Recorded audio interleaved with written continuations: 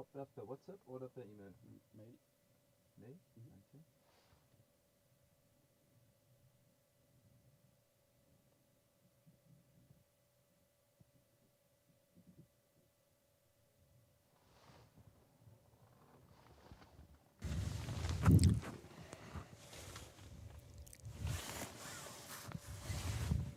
Englisch, gell?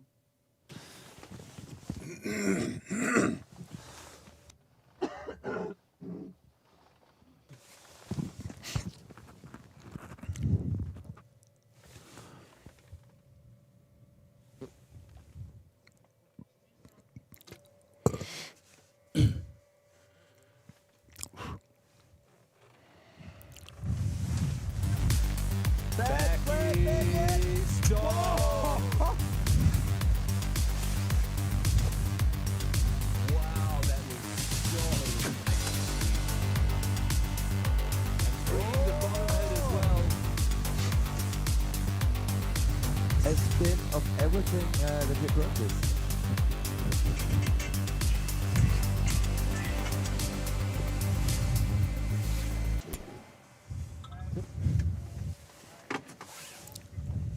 Welcome and happy Sunday here from Austria, Montafon for the Open Faces Freeride World Tour Qualifier 4-star event here from the Zermatt-Spitze in Vorarlberg. We are looking forward here with beautiful weather today in Vorarlberg to the 4-star qualifier event here for the Freeride World Tour. And hello to my counterpart, to my expert, Flo Ole. Welcome back. I'm looking forward to, see some good riding together with you to talk about the great riders who are here today at Montafon. We have a special face, a pretty new face, not new face, but for most of the riders it will be a new face. The Zermatt-Spitze with the start above 2,387 meters above sea level. 2 weeks ago there was already the junior contest on the same face. And Flo, we see some nice drone footage from the face right now. What can we expect today from the riders with this face? Yeah, first of all, also a very warm welcome from my side. Hello, Andy Tonehauser. Thanks for having me. We're looking forward to a great event for the qualifiers. You know, this is where it gets to crunch time, towards the qualification of the second season challenges, and we have an epic setup today. It's bluebird sunshine, and we have about 30 to 40 centimeters of fresh snow in the Zermatt-Spitze venue, so a total reset from the last competition. And the riders are super excited because they're going to get 2 runs today, at least half of them. Yeah, you said it. We're gonna have one run for everybody, and then there will be a cut in the half of the guys. So we have 11 ski men for that's we have the.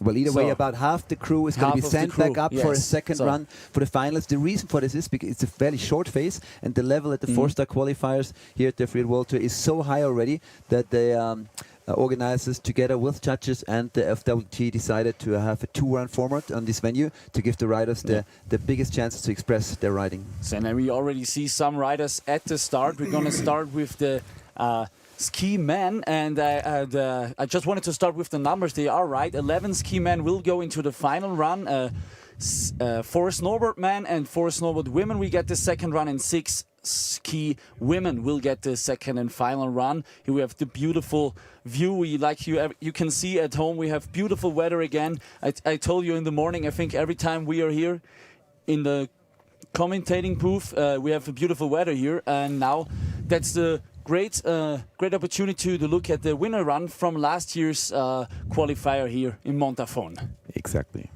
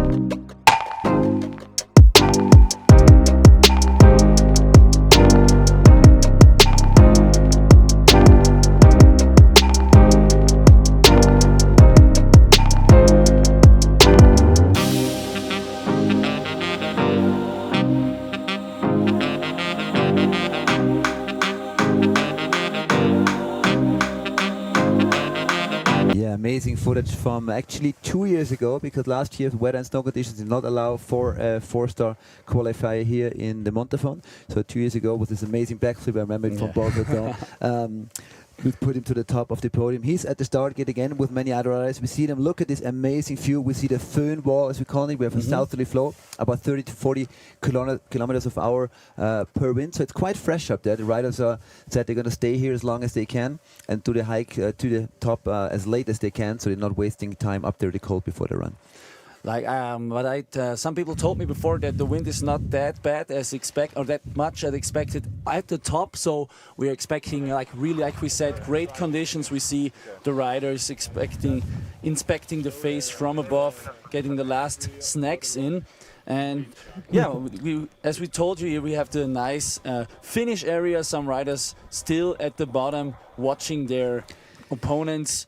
And like we said, we're gonna start to talk about the starting list, and we're gonna start with the ski man.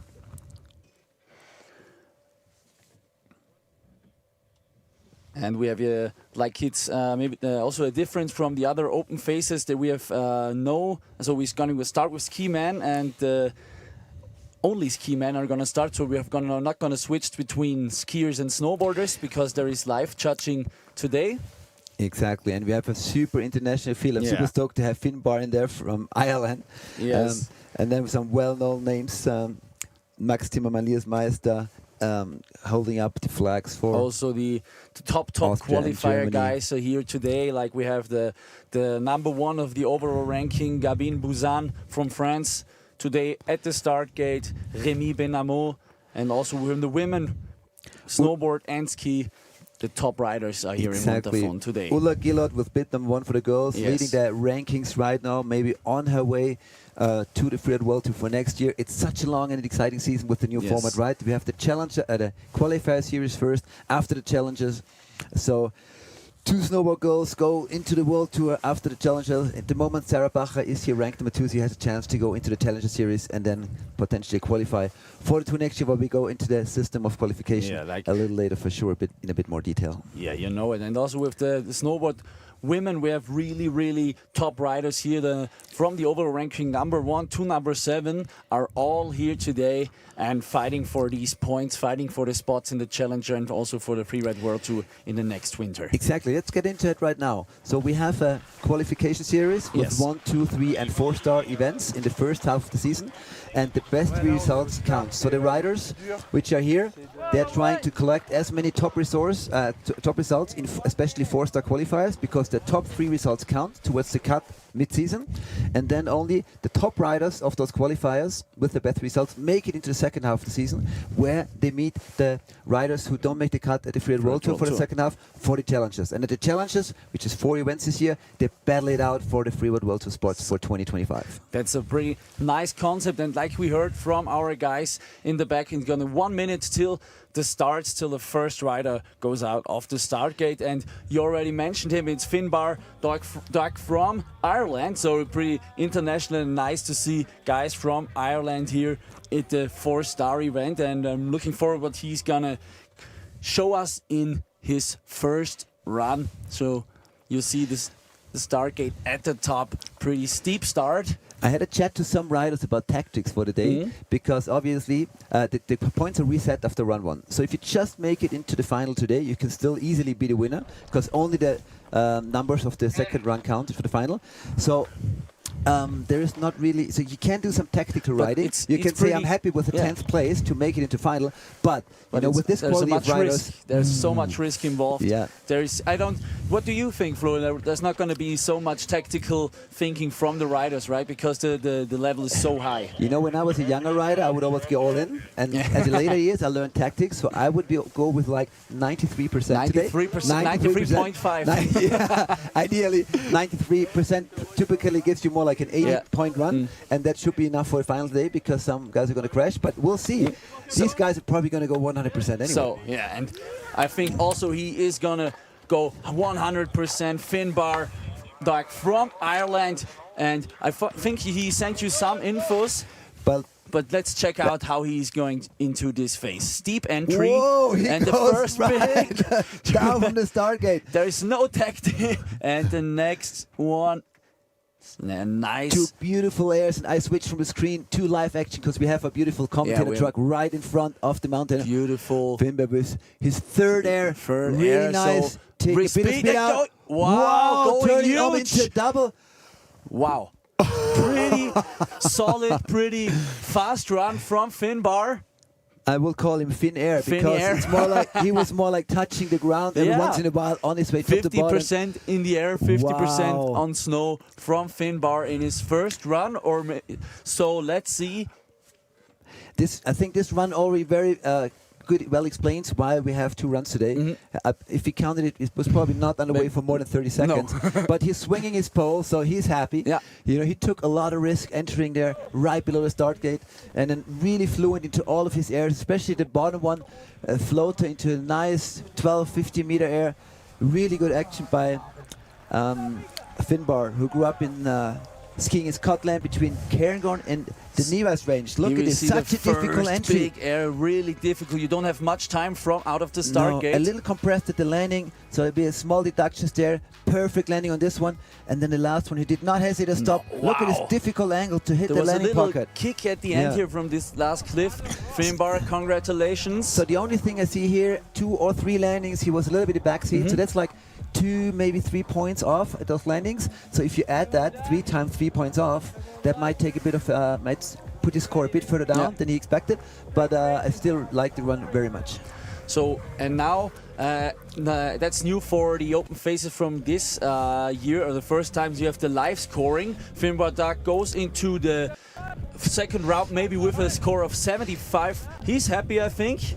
This will be pretty much the limit to make it to the final or not. Yeah. And as we saw, he thought he would have scored a bit better, and I'm sure it was because his landings to him felt nice, but we saw that he was a bit backseated. That's where the deductions came from. So after the first rider, do you think what is about the freestyle elements? What's possible here on this phase? Oh, everything's possible. You know, it's not easy in the takeoffs because the fresh snow covers some rocks which were still unhidden 2 days ago. Simeon Pavlov from Bulgaria chooses the same entry into the phase as Finbar, and also nice 360. Oh!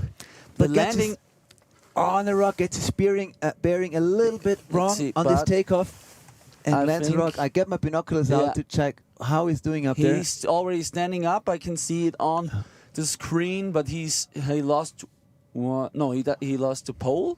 His pole. He has both skis on, but I think you saw it right. He landed on a little bit on the rock there on this little one on the left from our view on the left side, right? If you look at that Mangspitze, you see it really well on this video. There's those ridges, which go through the face diagonal. So those takeoffs are very, very blind. So I'm sure the riders spend a lot of time to get their takeoff angles right, because a lot of landings are right in between rocks in the couloirs. And a small mistake, you see, it's just like a 2-3 degrees takeoff too far to the rider's right, or it puts him.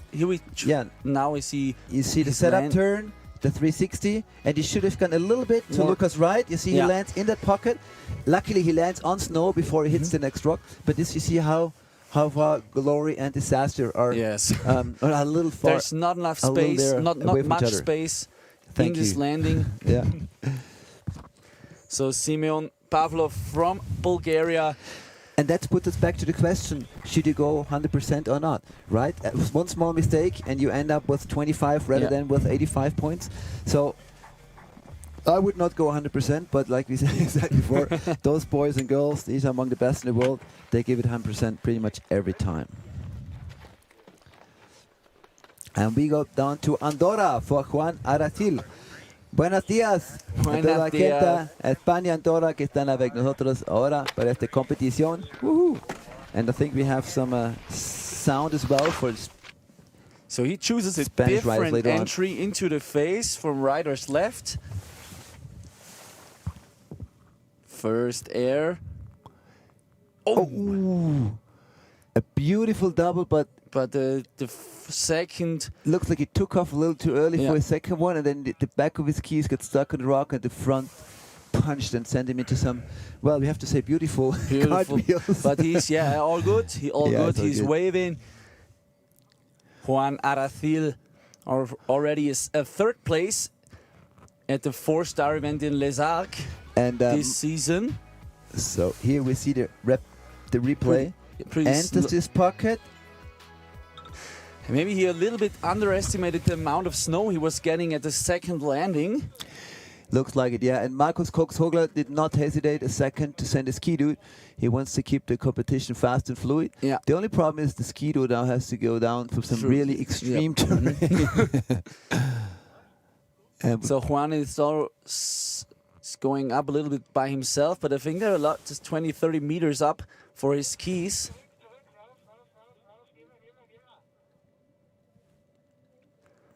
Yeah, the ski dude is on the left. He has to go a little bit up right now to get to the skis of Juan.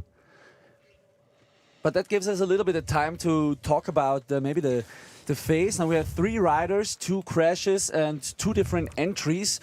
There is not much time to adapt into the phase with this start section here at Zamangspitz.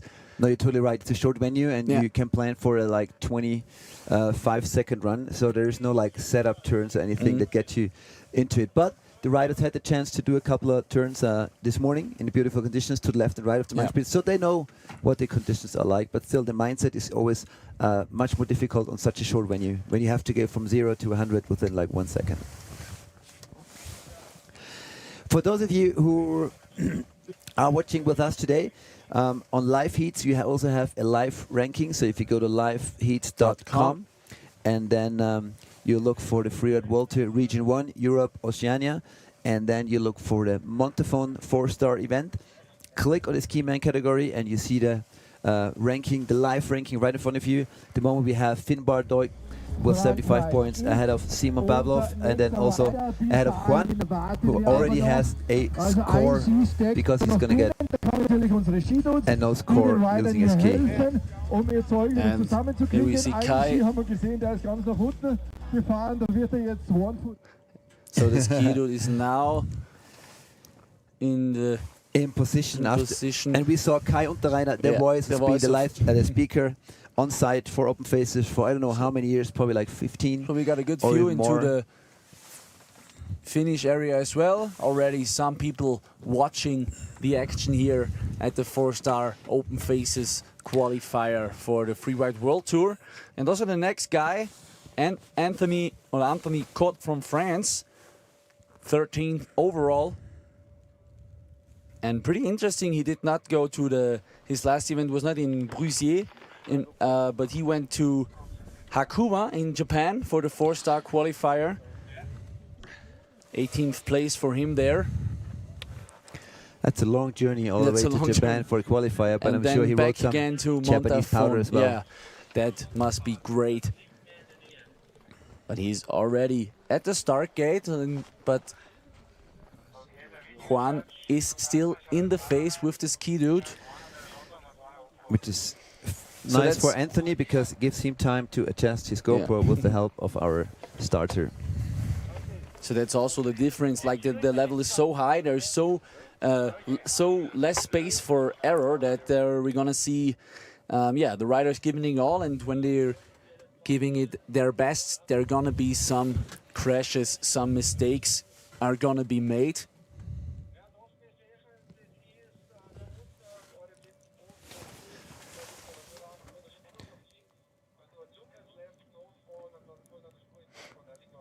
We're listening into the radio of the safety crew. Markus Cox-Hogler, master of disaster there, head guide, master of safety, also of the Freeride World in Verbund, not just here on the qualifiers, and he's guiding his ski dudes to the right places. That's so nice to know for the riders to have a guy in charge of safety with all that experience. The whole Open Faces crew has been doing a great job organizing qualifiers for like a decade and a half, and Cox has been master of safety for probably hundreds of Freeride events, and he knows how to position his riders. He has a great safety crew up there. It's a really good feeling for the riders, so they know they can go all in and they're good hands in case anything goes wrong with their runs. Yeah. So now, I think now he has his poles and his skis back. Juan and Anthony is already at the start. It's also with when we are looking at the points in the overall, there is not much space between the riders when we are looking from position 5 or position 6 to position 10.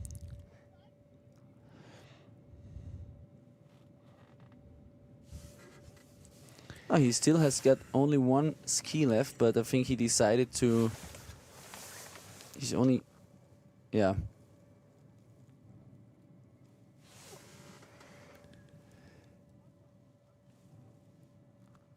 I think he decided to go out of the phase right now. He's down in the middle, in the lower part in the middle. I think they did not find his second ski. No, I see it in binoculars now. Juan found his ski now. It went actually went 100 meters further down. Okay. And the skier told him where to find it, so he went down by himself. Okay. And he's just about to put it on. So we get ready for our next rider. Yeah, sorry for Juan, Caught. who was sitting in, I think, 17th, 18th place in the overall rankings. Yeah, until 18th today. rank, yes. Yeah, it's probably not gonna, but it's definitely not gonna improve with this one. No. But maybe Anthony Cott is. And I'm pretty excited what the riders will show us with this small phase. What is possible, which different lines they're gonna show us, what they have thought about in the last 1 or 2 days. Anthony. Alors, vive la France, Vive la Anthony France. Cott. Let's Bonne see. chance. Well, yeah, bonne chance. Okay, allez les gars. Allez les bleus, they say, I think, in France. It And looks he is ready, and he is ready to drop in. dropping into the rider's left side, staying on the ridge for a little bit. Really going, left? Going past really the safety crew. And now aiming for his entry. Okay, Wow. nice.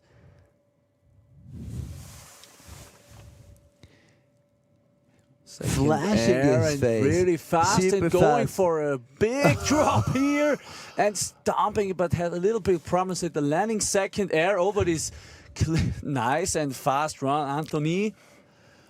Wow, Wow, flashing the face. And look at the landing of his very first air. Yeah. Maybe we can have the cameras point up to the landing more. He was so close to the rocks right behind him. But very smart the way he kind of zigzag slalom through those rocks, keeping his fluidity high. Here we see again the first double. Beautiful. Going for the same air as Finn Doig. And the first one a little further, being punished with a bit of a wobble at the landing. So now we're gonna have the first real comparison with the exactly the scoring. Exactly. So it'll be interesting to see how the judges reward this run compared to Finn Doig's run. They're definitely going to be not too far from each other. So here we see the judges. Yeah, Birgit Löffler on the right hand side, in charge of all the ditches, open faces. So any figure you see on live heats and number a score, she's the one putting the scores into the computer and taking good care of the riders during accreditation, riders meetings, etc. Head judge Dodo Konrad, Kim Stufers and Suwan Chef Chalice is the 3 judges. Video judge Flo Gassner. So they have a video judge today here. That also speaks for the quality of this 4-star event. The video judge can revise the landing. So looking at, for example, the landing of Anthony here, his last landing, which was a bit wobbly, he's gonna replay to that, show the judges the replay, so they can decide, okay, was that like a big mistake and we have to deduct a big number of points, or was it just a big cloud of snow and maybe a hand in the snow, so they deduct only a few points, and this really enhances the quality of the judging. Yeah, it's really great here from the Open Faces crew. So he's still waiting for his points.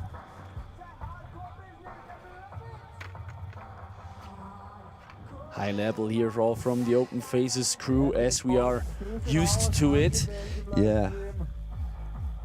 Alors, salutations à Les Arcs, to the Les Arcs free ski crew that which has produced a lot of amazing freeriders. That's true. Over the years. They came here with a big bus this morning.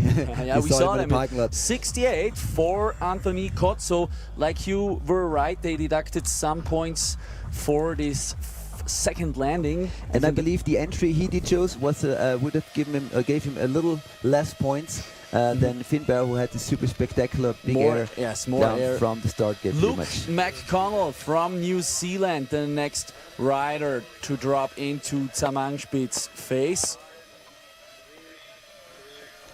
It's hard to believe, but he's the only Kiwi in the male skiing category in the start gate today. Crazy. Typically, so really fast entry, Luke. Aiming for the same area as the competitor right before him. Choosing a different variation. Line, first air. Oh, getting hung up on a rock. Something not here. a mistake. Unfortunately, still costing him a lot in fluidity, but not something he could have done better. Big air. And that was too huge big. Air. Luke McConnell sending it big. Sending it big with the same air that Finn and Antti are taking. Still riding. Still riding. Still has his skis on. Let's wait for the replay. It looked a little bit like he was aiming exactly for the last, for the same landing as Anthony right ahead of him. So that would have obviously been very difficult to land if you go for the bump hole of the rider. So now we see the flag here. It's getting more and more windy.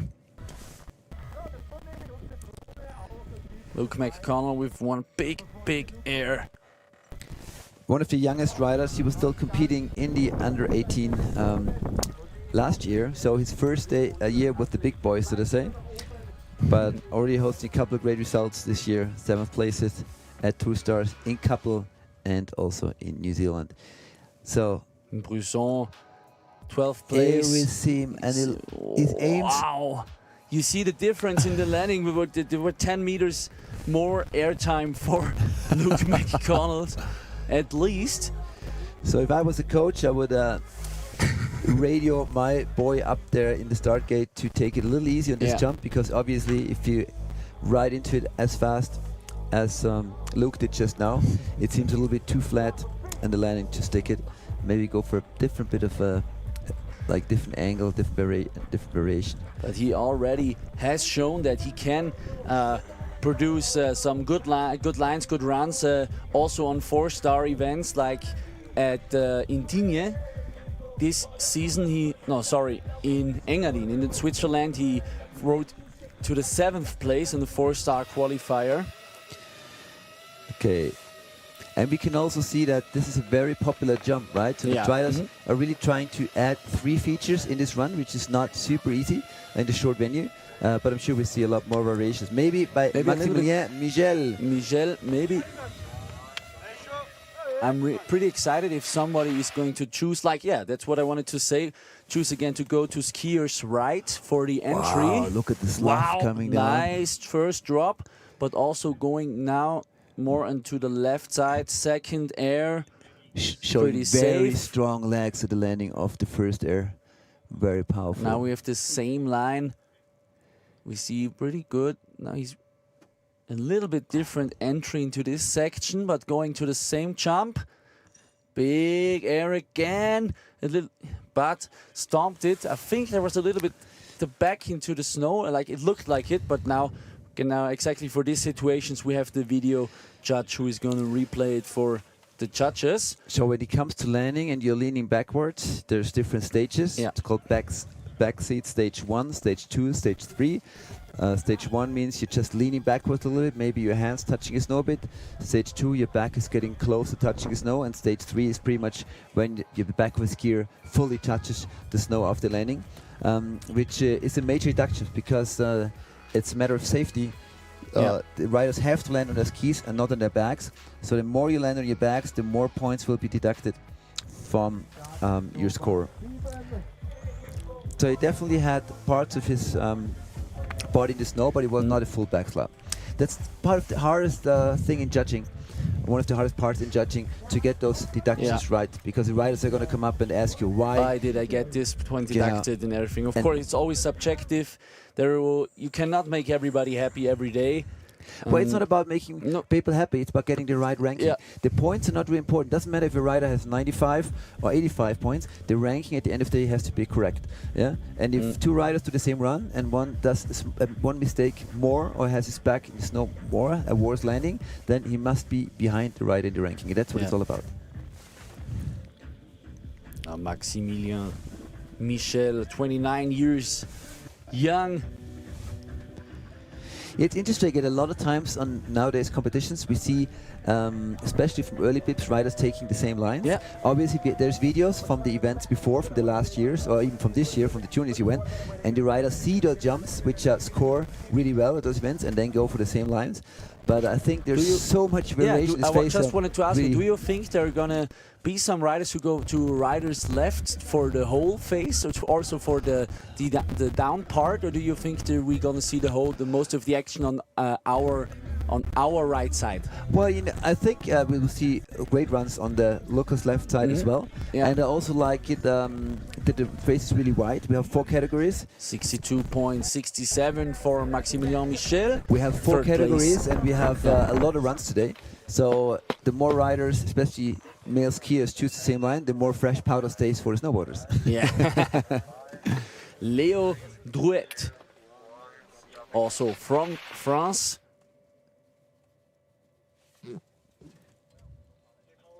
Big first air.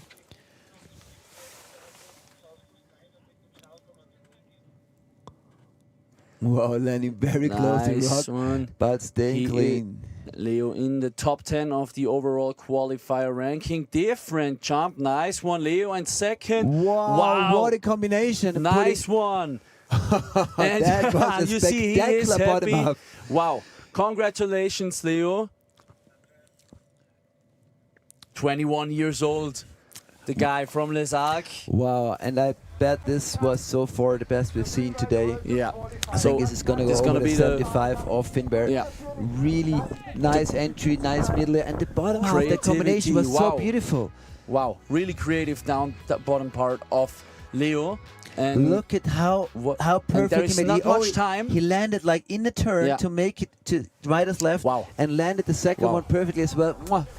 Très bien Bon, fait. très bien, Léo. I think we have. Congratulations. Yeah, félicitations, and I think we'll give him the Marseillaise for that, huh? What do you reckon? Sure, he earned it.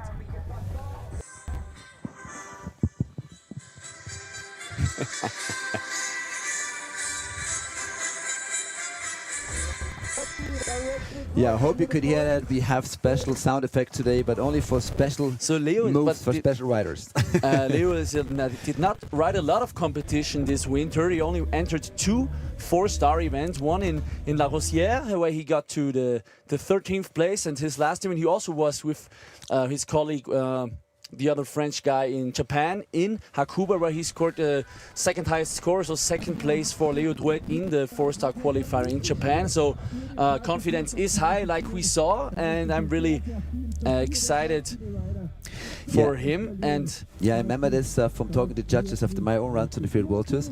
They know exactly how you feel on a certain day. Your body language, especially for the judges who know the riders, the body language speaks out sometimes more than the moves you do. They know from your first turn you have a good day, you have a bad day, and he was really loose in his body language, like confident, loose. Yeah. I think he just had found a perfect mindset for his run today. And he is also waiting patiently for his points. As we have a look down from the drone from the start gate, and there you see how short it is, right? So you could almost straight line the whole phase. 79.67, and he is happy.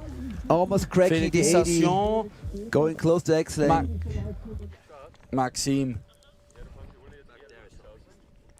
Great, and I'm pretty sure this is a ticket for today's final for him.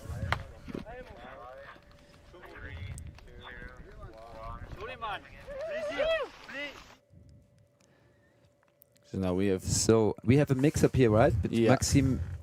Maxime Michel was not at the start, or Maxime MSC changed start order. Maybe So we're not gonna get to the bottom. Exactly. of We're not this, sure but which rider is on course right now, being chased by a tiny little slough avalanche, but no problem for him because he's so fast. So fast, good skiing. Backflip! First backflip of the yes. day. Whoa! Stop! Stay on your feet. Stay on your skis. Wow! Wow. Congratulations! That gives a round of applause, not just from us, but I see the people down Yeah. in the spectators public area. Just everyone clapping hands and cheering. Nice one, but Just that we don't know whom they cheer is for. it, yeah, but is it Gabin? It like in our start order, it has to be Gabin. You're Kai. There is no tactical from him. And this was Leo. Leo do it right now. I thought so. This Yeah. was the Leo Drouet run, exactly. Yeah. Oh, Was there someone not at the start? looks like. Look at this back. How and laid out. and he's really fighting for it. Wow, this is where the summer training pays off. You know, flying head over heels more than 50 meters and then putting down to his feet. Hello, he says hello to Les Arcs, to his crew of the free ski compartment there, and he has a smile on his face. Maybe we get the first score over 80 today, right now.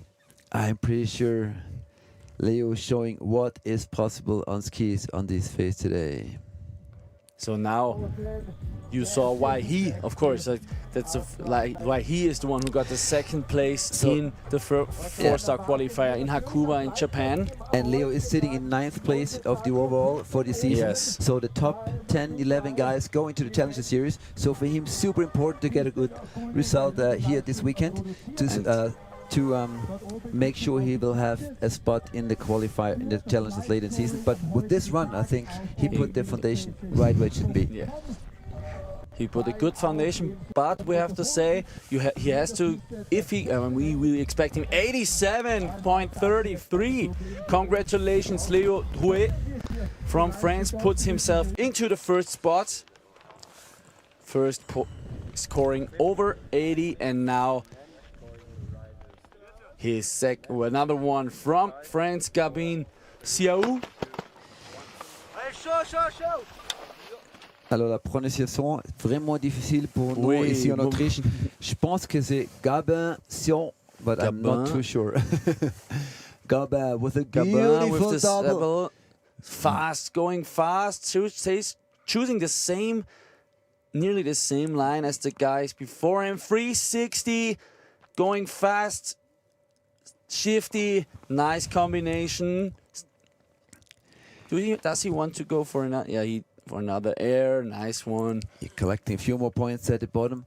Wow, also very fast, Solid. very beautiful with the left hand 3. Yeah, we have not seen a lot of tricks today. Yeah. But that's probably also due to the fact that with the fresh snow, which is hiding a lot of rocks at the takeoffs, it is fairly tricky today to go for a 3.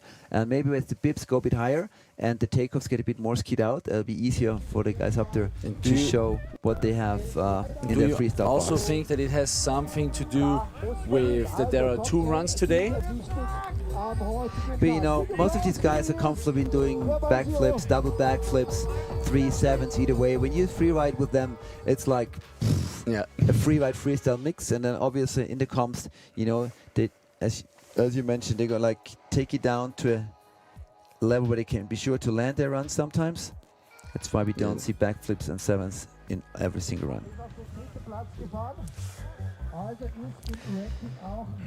So the French is not only coming here with the biggest field of starters. I think among 24 skiers we have, let's count them.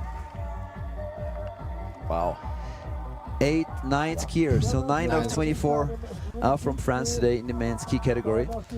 Well, obviously the training in the French ski and freeride centers and schools is working very well. Yeah, freeride training has a way longer tradition in France than it has in any other country in the Alps. Us in Austria, we're just getting there with 3 freestyle hotspots of 4, Kitzbühel, the Montafon here, Also St. with your Anton at Innsbruck. academy. We're in the Freeride Academy in Innsbruck. We now have 75 kids in our second year, Yeah. but we only have one small competition group, so we're not focusing on you know to push them towards the competition. If they want, yes, but it's up to them. But we have a lot of kids out in the wild. So whereas to get to Stefan know- Heusel, for example, at the Ski Club Alberg Freeride Academy, they have only pretty much coached the kids for competition. Yeah.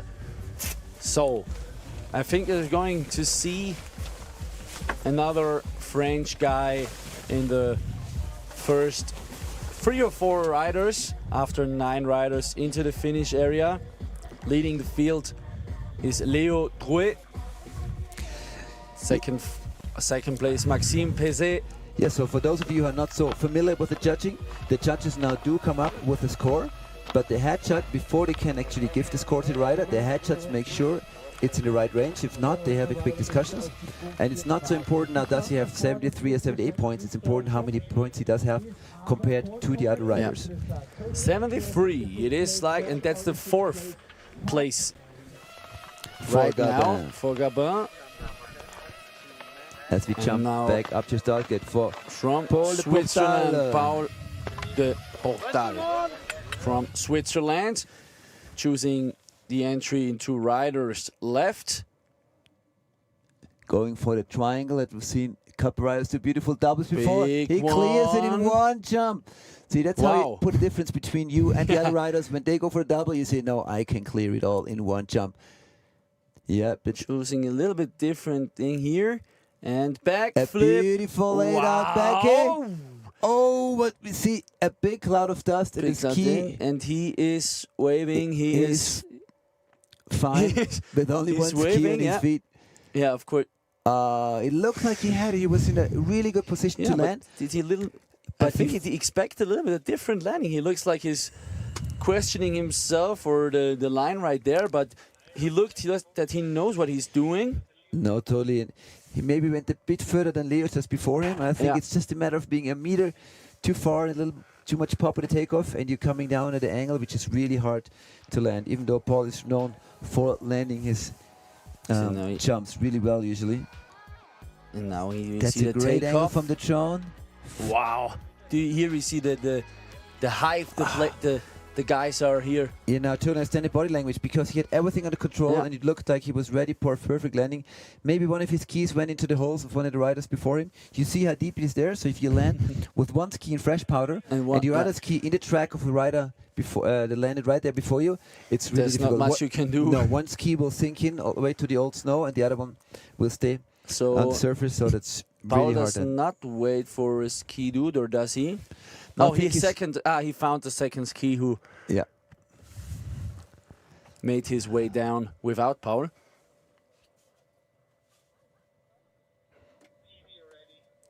And also the next guy from France, we can expect a lot of, I think a good run, Nemo Plange, or Plange.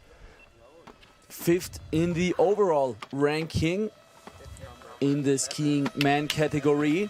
Nemo Plange, or the Plagne, pardon, pour la prononciation. Nemo Plange, so...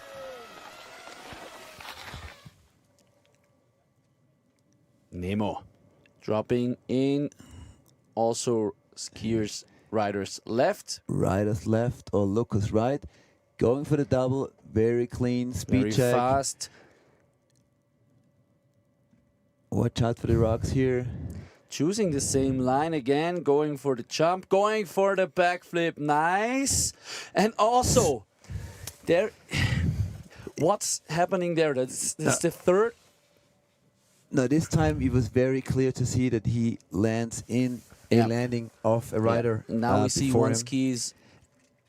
Yeah, and over there, 5, 6 meters, 10 meters. And I'm really surprised. I mean, all these guys, most of these guys the same team also have coach and friends. And as a coach, like I said, I would tell him to go for a bit of a variation on the angle. Go a bit further left and right.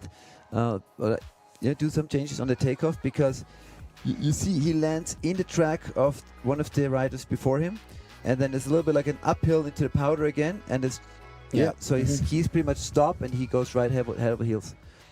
So either do this jump a little smaller or maybe find a variation cross hill like we saw one rider do before. Not sure if it was Leo or Maxime who went a bit from but one of the two French guys. Yeah, I think it was Maxime going left to right. So at least that's the good thing is we can now see if they got if the coach is speaking right now to the riders up, because it's the next one is also from France, Hugo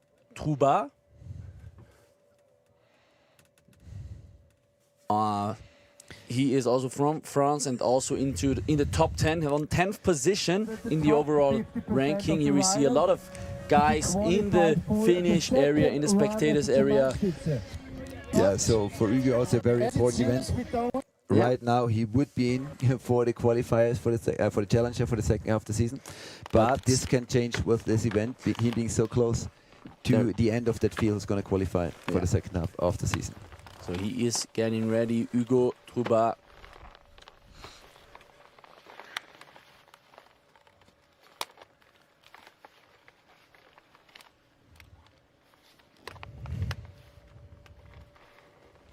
He also went to Japan for the 4-star qualifier this season, this year, 14th place for him.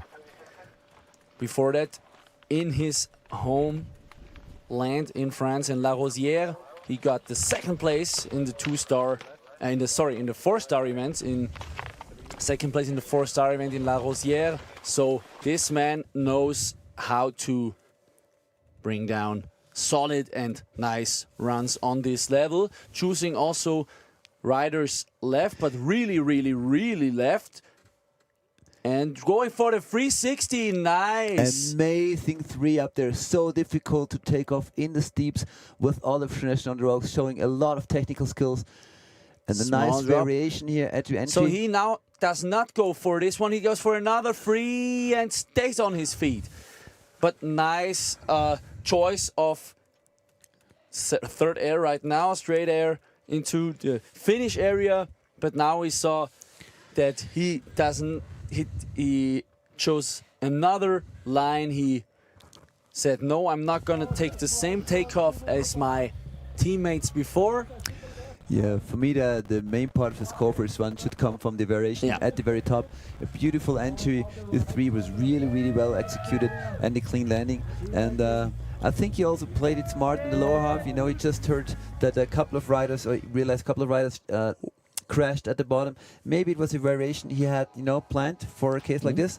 Because the 3, which we see here at the bottom, with pretty hard takeoffs. Yeah, difficult takeoffs. Really like high technical difficulty.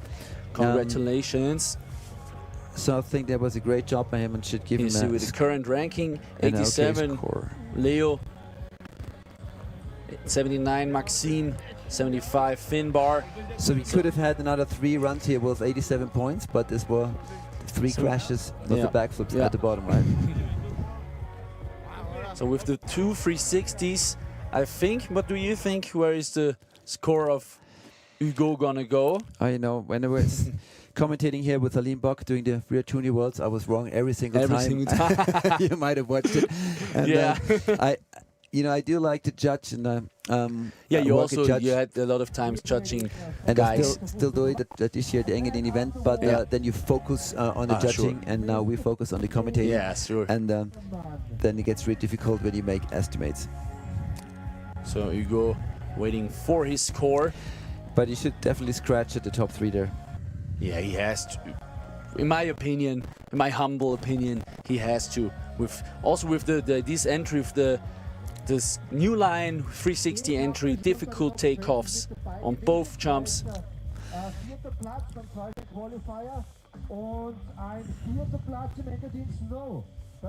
Hugo. So do you think there is something they have to discuss about more right now, the judges?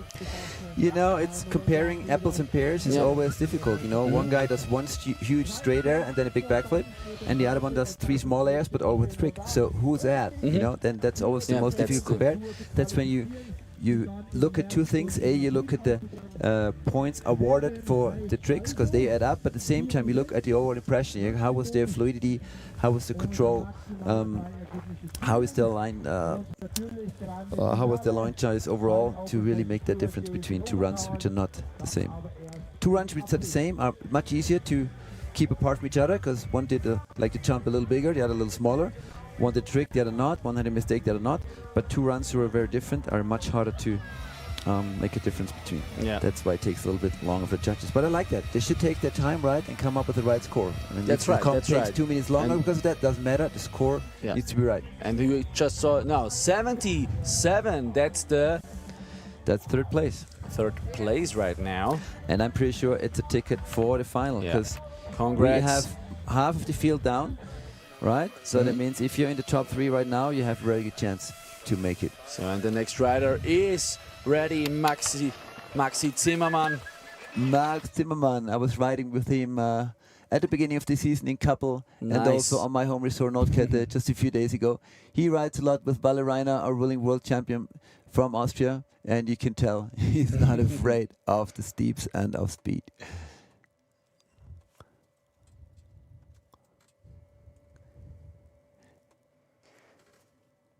Going for a big air, but straight, staying on his skis, looking for another air. Max Zimmermann, a 26-year-old, scoring his best result this season in Engadin with a 4th place at the 4-star qualifier. Yeah, solid run by Max. I definitely had a feeling He's he was not really happy, shaking his head. No, and I do not think he went 100% on this run. Yeah. He had a little wobble before the takeoff at his last air. Maybe he was aiming for the big backflips, like many of the other boys, and then changed his. Here he had a little bit of a sideways move. It looked like he was thinking about doing something else there, rather than going straight. We'll ask him later on. Yeah.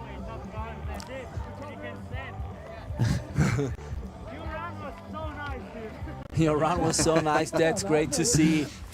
That's what we all like about freeriding. Yeah. You're not competing against the other riders. You are competing against the challenge you set yourself. You choose your line. If you do it in perfection, well, you're going to end up at the podium or maybe at the top anyway. But you're always happy with the performance of the other riders because you know how hard it is to put down a solid run. So, like you said, he was in Kappel, got a 4th place at the 2-star event. Got the 4th place at the 4-star event in Engadin, and then in the last weeks he was in Bruzon in France, but there he got unfortunately a no score. So that's not gonna happen today with a solid and safe run. Let's call it that. I think that's solid and safe. Solid exactly, and safe. That's the way to put it. Yeah. Yeah. I'm still surprised we have not seen a single skier going over to that's what the I'm central thinking, or skier's left yeah. part of the face, because there are great features. I mean, if you look at the face right here, we can take the same entry down from the main start gate, but then in the middle there's 3, 4 cliffs and rollers where you can do backies, freeze, either way. Big airs. Yeah, at the bottom you can do a huge float over this hill, so yeah, maybe we're gonna see some snowboarders also, or 100%. Yeah, going there, because for them it's also pretty much easier if there are not too much guys who are riding in front of them. Like I said before, for skier it can sometimes be actually nicer to ride if you have a couple of tracks. Especially for takers, snowboarders are always looking for fresh air. That's what snowboarding was made for, to ride powder and not to ride tracked out slopes. Max Zimmermann still waiting for his score.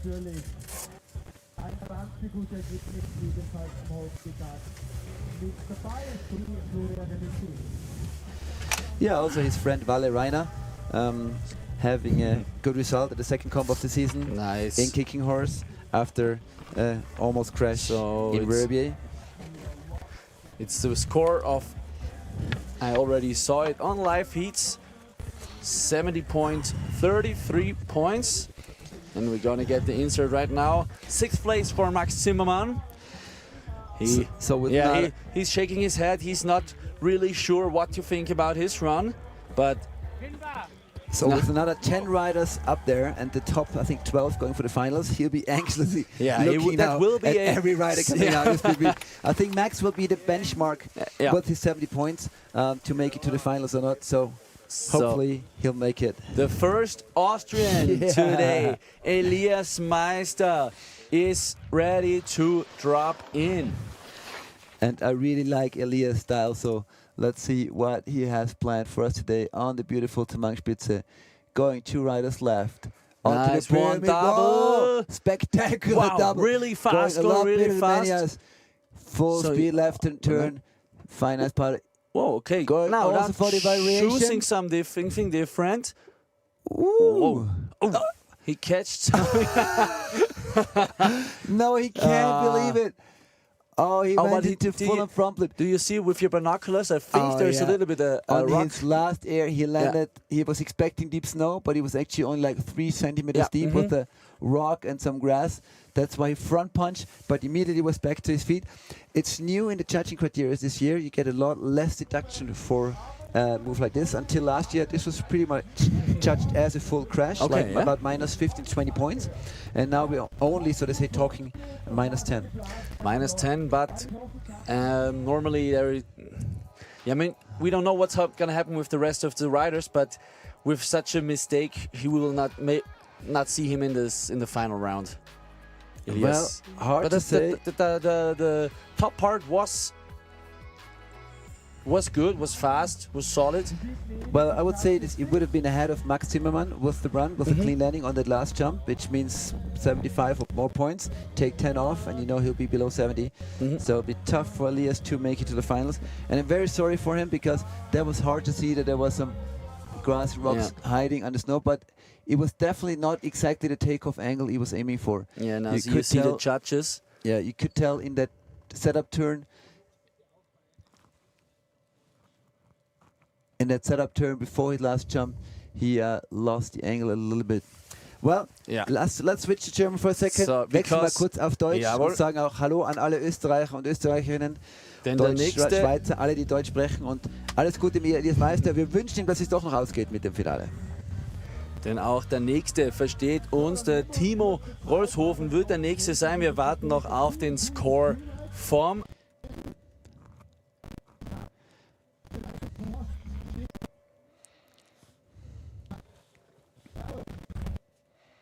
und Elias wartet immer noch auf seinen Score und dass er ganz vorne reinfahren kann oder auch in die Top 10 fahren kann, hat er im Engadin beim 4-Stern-Qualifier heuer schon bewiesen mit dem 9. Platz.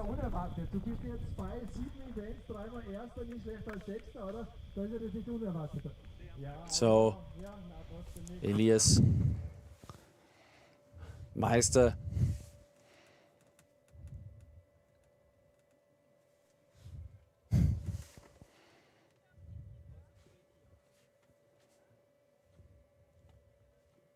ist immer noch am Warten. Die Judges sind noch am Diskutieren. We see steam coming up from the judges area. The hats are smoking, trying to make the difference between the riders. So 60 points. That's the 9th place for Elias. Now we have the result for him. Und Timo Rolshofen ist am Start. Und schauen wir mal, was der Timo uns zeigt. Und da stimmt das Selbstvertrauen definitiv. Timo, Achtung! Was war da jetzt los? Er ist noch... Well, definitely getting hung up on one of the rocks in his teapot with one ski. I was just going to say, Timo, one of the riders with the strongest legs on tour and very distinct with his black fingernails. Going for the backflip. But now the second crash. Timo. That is pretty amazing. Typically, when a rider has a crash, like here at the top, you know, the focus is gone and you ride out. What does Timo do? But he goes for another backflip. Macht noch einen Backflip. Ja, er steht noch da. Hat er beide Ski noch an? Wir sehen es nicht. Ja. Aber eben, ich wollte gerade sagen, dass das Selbstvertrauen da ist, hat man gesehen. Und das ist eh klar, wenn man gerade vor ein paar Tagen noch den 3-Stern-Qualifier in Brisson in Frankreich gewinnt. Auch im 4-Stern in Les Arcs in Frankreich mit dabei gewesen. Die sind etwas schief beim... Ja, dann eigentlich bei der Landung alles ganz gut ausgesehen. Yeah, in this pocket where he landed, it seems there's a lot of variation in the snowpack. If I take my binoculars and I look to those landings, I see in at least 3 landings I can see grass and rocks. So we had a great season in the Eastern Alps until about early January. A lot of snow early on, thicker than usual snowpack. But then the winter kind of stopped. Then there were 6 weeks without a lot of snowfall, 6 Wochen fast ohne Schneefall. And then there was this snowfall just 2 days ago. and on many places just fell on grass and on rocks, and that's what I think was the reason for the journey to the Heartbreak Hotel for some of the riders today. Keydude ist unterwegs zum Timo.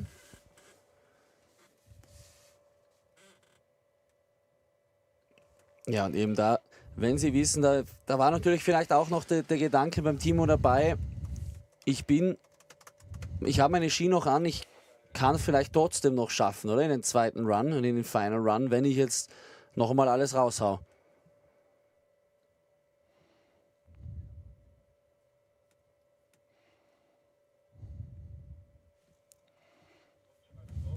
So, aber die sind immer noch dabei, die Ski zu suchen, und währenddessen macht sich der Victor Halle Woods aus der Schweiz, Verbier, sein Heim-Resort. Well, Victor Halewoods, a well-known name. His dad, Nicolas, was the founder with two friends of the Verbier Extreme, which then turned later into the whole Freeride World Tour, which is why we have Freeride World Qualifier here. Yeah. And I really like his profile picture on the Freeride World Tour Qualifier riders page. I just open it up with he brushes his teeth, we can see it, that's always good to know. So if you want to see a great picture, nice shades on. Victor is known for amazing moves. He did one of the most crazy 360s ever at the Challenger competition 2 years ago in Obergurgl, over like 25 meters of rock. Didn't stick it, but it was definitely move of the day. And found a new spot to do a backflip last year in Fieberbrunn. Nice. At the Qualifier event on the Wilte Loader phase. So he's always and that's only up for something 21 years young. Alors, bonjour aujourd'hui, Victor. Bonne chance et salutations à papa qui est sur l'écran, bien sûr, aussi maintenant.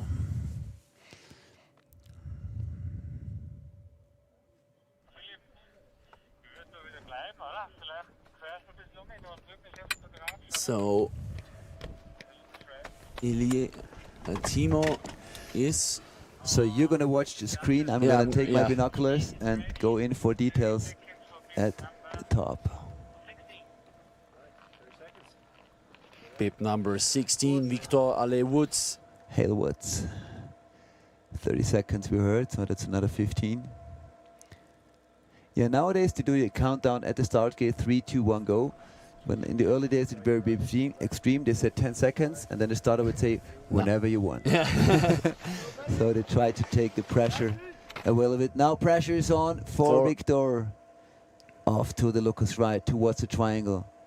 We've seen great moves, we've also seen crashes there already. Yeah, so some turns. Big air, I think nice that's the way to do it. Victor. Just clear it all in one jump. Entry over the second ledge. Small air, Speed looking check, for that's smart. Whoa, yeah, but nice. Whoa. Third one, big also. Going big, going straight. Not as spectacular as we saw it with the backflip, some of the other guys, but very smart. We saw him taking away a lot of speed before the takeoff, so by now the information has definitely arrived at the start gate that you can overshoot the landing after 3 or 4 crashes in a row. But he really landed very close to those rocks at the Lucas left. It did enable him to go for another roller air at the bottom, but it was very close to the rocks landing for Victor. It's not, results-wise, not that good of a season for the young Swiss guy. He actually has 3 events, and 3 times he was on the 27th place. Well, that means he did crash, because if Victor finishes run, he's usually close up to the top. As we can see, Wolce Valerainer and Max Hitzig, leader of the World Tour, the two buddies from Austria. Ja, unsere österreichischen Freeride-Champs sind auch natürlich heute hier. Reden gerade mit dem Herrn Marco, dem Boss vom Skigebiet, having a chat with the CEO of the Montafon ski area, as we are waiting for Victor Halle-Woods runs. And I dare to say, with the body language he had from the start and the top air, he was definitely playing tactics today. Yeah. This was definitely, let's say, 85% run only from Victor's route, because he can do much better. But we know the results he had this year, and he wants to be in that final. So it's going to be close for him as well. It's going to be close for him, because the bottom part was not as clean as he wished. The setup turn for his last cliff jump was not perfect, but at least he managed to take away enough speed to then have a steep enough landing, didn't overshoot the landing. So it might just pay off. I just go on around the with Max, similar run as Max Zimmermann, maybe. Yeah, definitely. Yeah. In an area, so playing around the 70. I really like the entry. That was really spectacular, overshooting the whole. Yeah, big entry.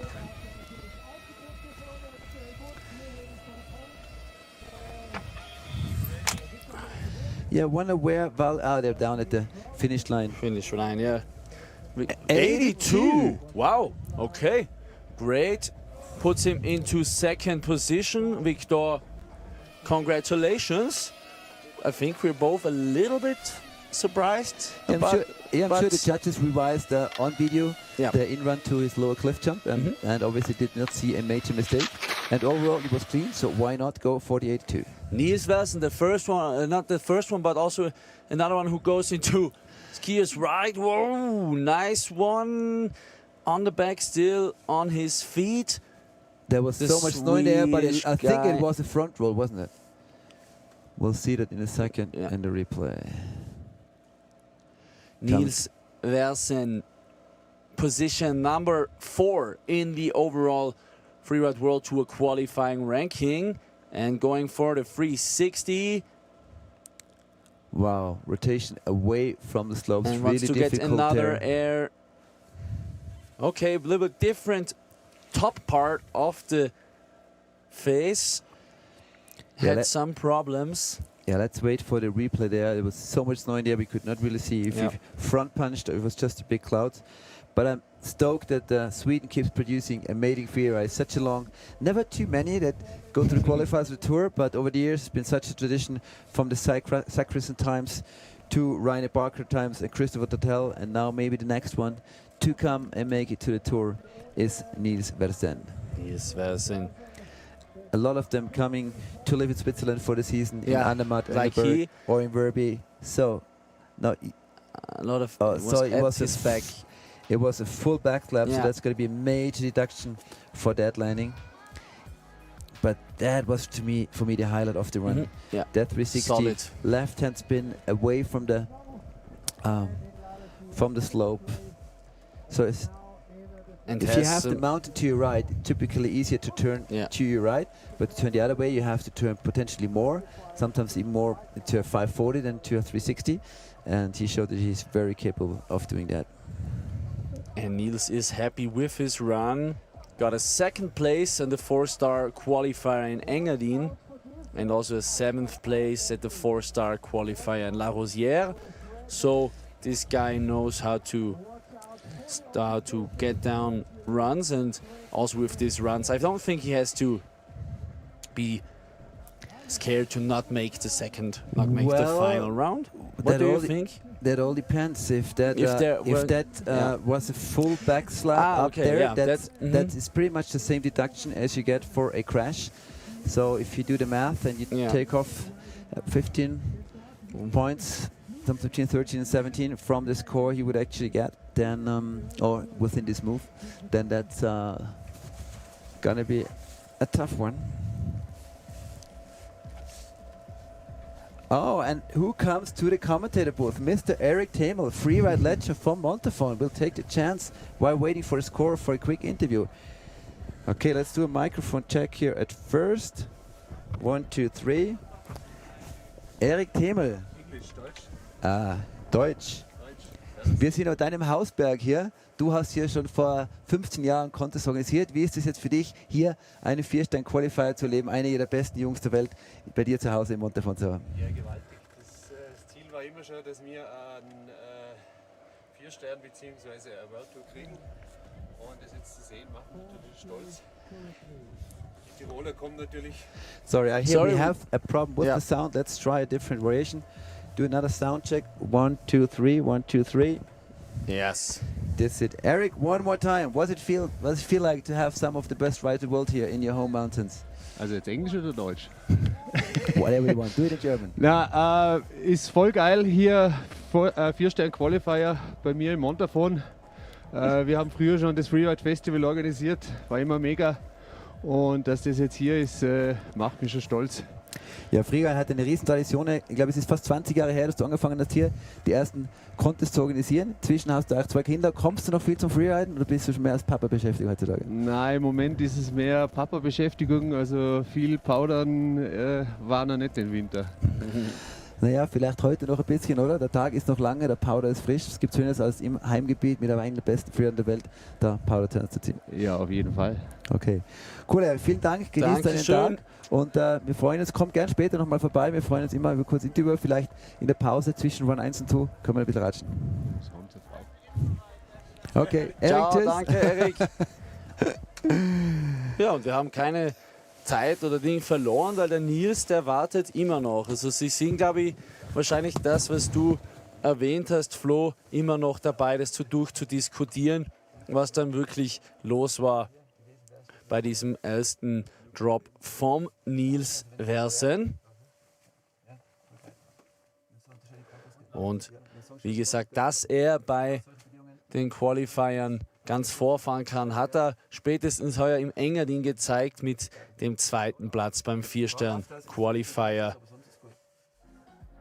Und Nils Versen bekommt 63,33 Punkte. Das ist der 9. Platz für ihn. Also er hat dann doch einiges abgezogen bekommen für diesen Backstep. Ja, weiß auch, dass das sehr, sehr, sehr knapp wird. Das ist der 9. Platz für den Nils. Und der nächste Rider ist schon auf. Und davon droppt schon in das Fails. Und das ist der Rudi Collet aus Frankreich. Rudi Collet, finally a rider going to the far Lucas left, entering with a nice double. That was a good variation. A little grab there. And now choosing something different. I think we're going to see a double into that bottom part. Yeah, with a little speed check. Going further down than he thought. Yeah, having to that's a wave big his drop. arms a little bit. From this perspective, it does not seem that huge, but it is a pretty steep and big drop right there. Solid run from Rudi Collet. And it's going to get tougher and tougher for the judges because we do see quite a few similar runs today. And if I look at 4th to 8th place, 79, 77, 75, 73, 70, 68. It's going to be really very small tough. margins. So that's why the judging is now starting to take a little longer. Yeah. We have few outstanding runs today. Obviously, we have few crashes, but we have in the middle a thick pack of riders who have similar runs. And I think overall these are the riders who doing well because they're all going not 100%. They're not crashing. Yeah, that's why the scores are also not going up to the 80s a lot. Only 2 scores above 80 from 17 riders. That's not very typical for a Freeride World Tour Qualifier 4-star event. So they're giving the judges a hard time today to pick the right top half for the finals run today. Und erwähnt. But on the other hand, 12th place at the moment is Luke McConnells with only 36 points. And then we have Elias Meister with 60. So right now, there's still a lot of room and the top half of the field for the second run. So after Rudi, there are going to be 6 skiers men left. And vielleicht während wir jetzt noch einmal während der Rudi auf seine Punkte warten und wir auf seine Punkte warten, kann man das Ganze ja noch einmal auf Deutsch wiederholen, was du schon gesagt hast, eben ganz schwierig auch für die Judges heute, weil wir eben ganz viel gleiche Runs sehen, oder? Wie hast du es gemeint? Genau, also man sieht schon, dass ja viele Rider heute mit einem taktischen Approach, einer taktischen Herangehensweise unterwegs sind. Nur 2 Scores über 80 Punkte, dann ein paar Crashes, ein paar Stürze und sehr viele Rider in der Mitte. Da camper jetzt hier halt mit 80 bis 90% ihrer maximalen Leistungsfähigkeit fahren und dadurch zwischen 70 und 80 Punkte dich da hineinquetschen. Und wir haben ja Live-Judging, das heißt, die Judges müssen nach jedem Run einen Score geben und dann kann erst der nächste Fahrer ins Start gehen. Und die müssen sich manchmal ein Replay anschauen, eine Wiederholung oder einfach noch einmal drüber sprechen, damit es zum Schluss wirklich stimmt, weil hier geht es um sehr viel. Es ist Zeit, sich für die Challenger Series, die zweite Saisonhälfte zu qualifizieren und da geht es um Freeride World Tour, da muss es alles stimmen vom Judging her. Genau. So ist es. Und ja, eben, man sieht, dass sie eben einfach ein bisschen länger brauchen, aber genau um das geht's und genau das soll ja auch so sein, damit das auch wirklich auch alles zusammenpasst. Und es gibt halt auch immer wieder, je enger die Leute beieinander sind, mehr Sachen zum Diskutieren, vielleicht auch zum Replay noch einmal anschauen. Genau, Rudi Collet mit seinen 29 schon einer der Älteren eigentlich. Also das Felder wird immer jünger. Ich habe meine letzte World Tour Saison gemacht mit 42. Jetzt sind manche schon mit 18 auf der World Tour. Wow. Also da ist schon ein großer Gap. 76 Punkte für Rudi Collet, also das. Und der ist kann sich für schon ihn- sicher fühlen. Es ist Ja, der fünfte Platz. Wir und haben 6 noch kommen 6 noch. Rider. Also Also er das geht bleibt sich aus. in den Top 12. Ja. Haben wir gut ausgerechnet. Ja, unsere ganzen Mathematikkünste Und haben wir jetzt gebraucht für Nico diese Rechnung. Patel. Ja, mehr ist mathematisch auch nicht drin. Aber jetzt schauen wir auf Nico Patel.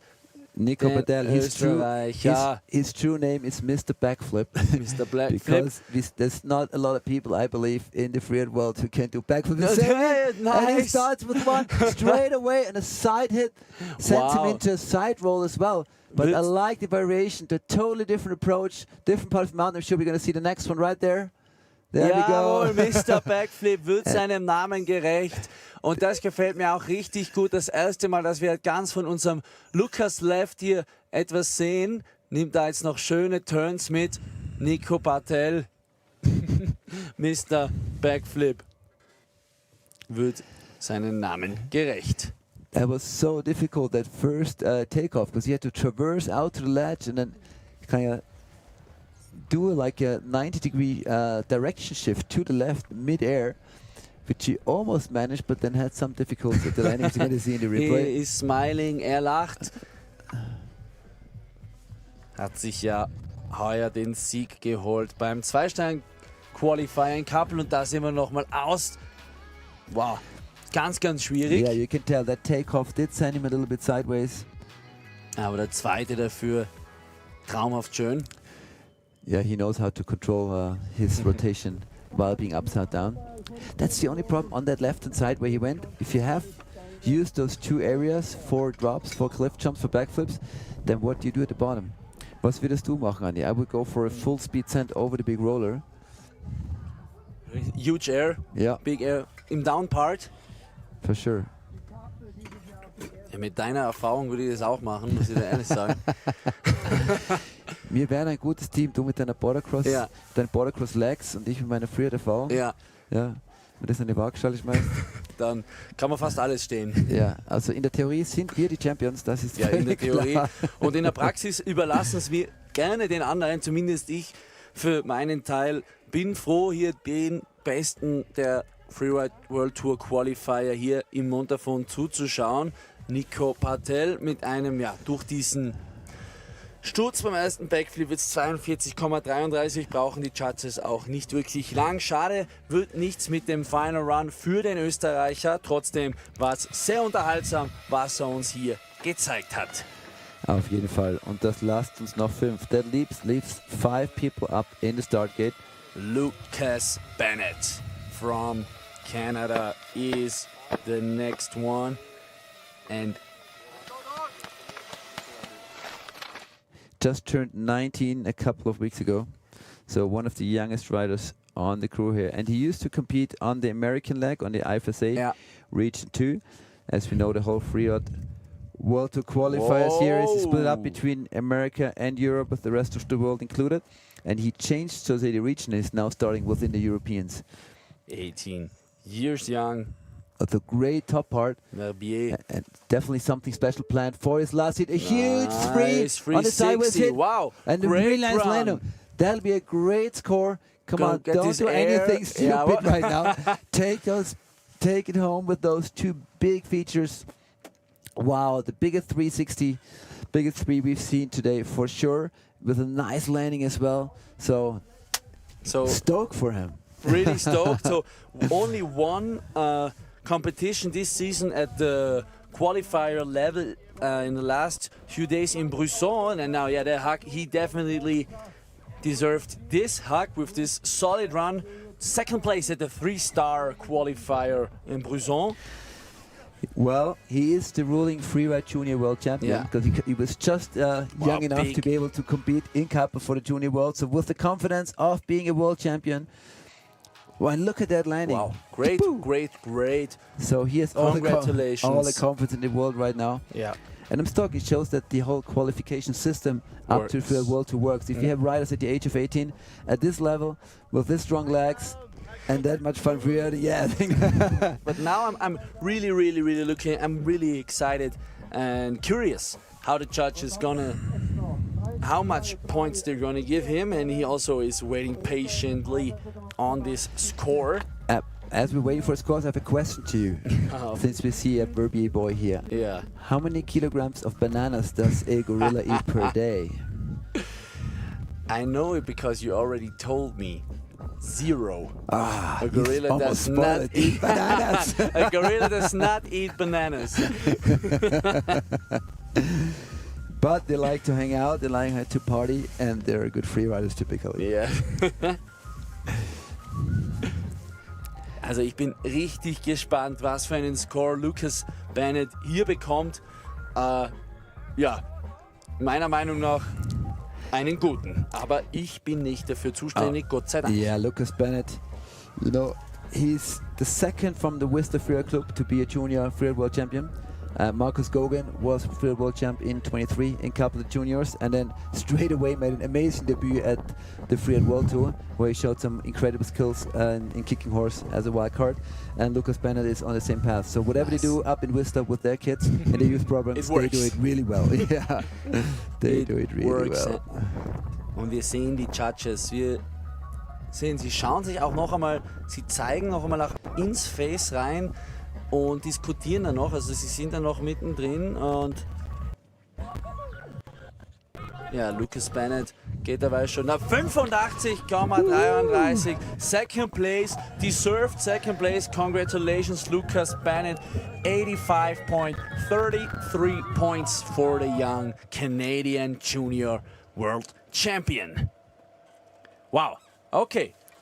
We're getting up there. Und Jonas Monin, der nächste aus der Schweiz. 4 sind noch oben und schauen wir mal zu Max Zimmermann, der sitzt am 9. Platz. Das wird ganz knapp für den Max. Ganz knapp.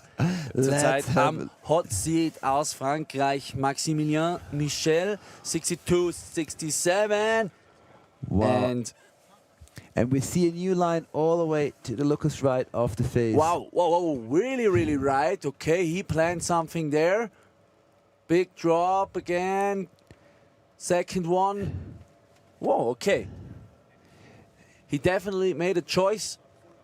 Jonas Monin, or Mona, depending on which part of Switzerland he comes.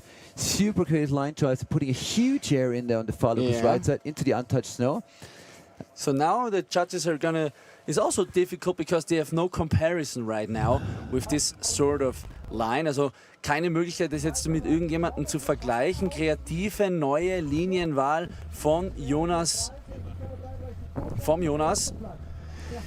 Ja. Aber solide Air, ich bin mir sicher, dass sich im oberen Drittel hier vom Ranking einführt. I'm sure he'll be in the upper third of the riders because he was very clean. The boy. To speak about the line, the variation was great, and those two cliff trips were solid, with the smaller one at the bottom. Experienced rider, sehr erfahrener Mann hier, 36 Jahre alt, schon seit 2019 auf der Qualifier Tour unterwegs, heuer auch nach Japan rübergefahren, der junge Mann. Der junge Mann. Wenn der jung ist, dann zählen wir auch noch als jung. Ja, also ich mach mal da. Also Grimen Sinal being Jonas Monins home resort. Home resort and sponsor here on the skis. Und hat sich in Japan auch einen 11. Platz beim 4-Stern-Event geholt. Die Judges, die Köpfe der Judges rauchen schon wieder natürlich.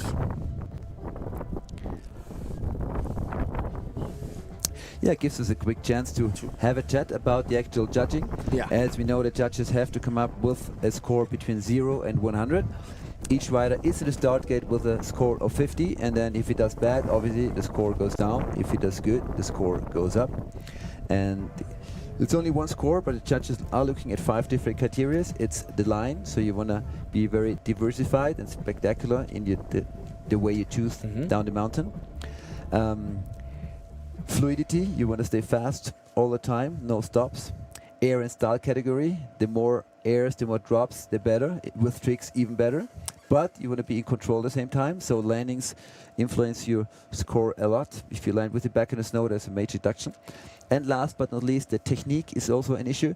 As a snowboarder, especially if you are seen side slipping down half the mountain, your score will definitely not go up.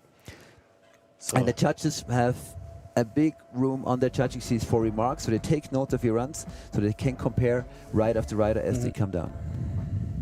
It's also pretty good to know, because that's also makes it a little bit easier to understand why it takes sometimes a little bit longer to come to the points for the riders. Also gibt eben diese ganzen Kriterien, Flo, die wir jetzt gerade auf Englisch besprochen haben, und das ist auch eben der Grund, warum das manchmal noch eben länger dauert. Wir reden hier von Sicherheit, wir reden von Kontrolle, Sicherheit, Flüssigkeit des Runs, Technik, Airtime, Tricks natürlich auch, Kreativität, und das alles fließt eben in die Bewertung rein.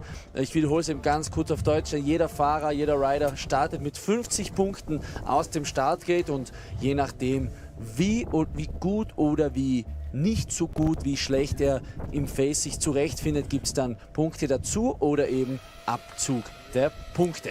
Wir sehen derweil schon den nächsten Rider im Startgate, der was jetzt auch reindroppt. Haben jetzt die Punkte des Insert nicht bekommen, aber wir schauen einfach auf Paul Danton, Paul Danton from France, and he is a former winner here in the Montafon. 2 years ago, when the event was happening last time, he won with one of the biggest backflips ever, and you can tell why this man has legs of steel if you saw this landing of the big triangle. Different approach than most people took, going for the transfer. I'm sure we see a trick there. His trademark backflip, skis crossed in the back. Nice. Big cloud. Looking at the track, it seems he was not in the snow with his back, so that's going to be a massive score for Paul, I think. Very clean, very typical run for him. No fussing around, just go for the 2 biggest drops in the face, stick them, and take the score home.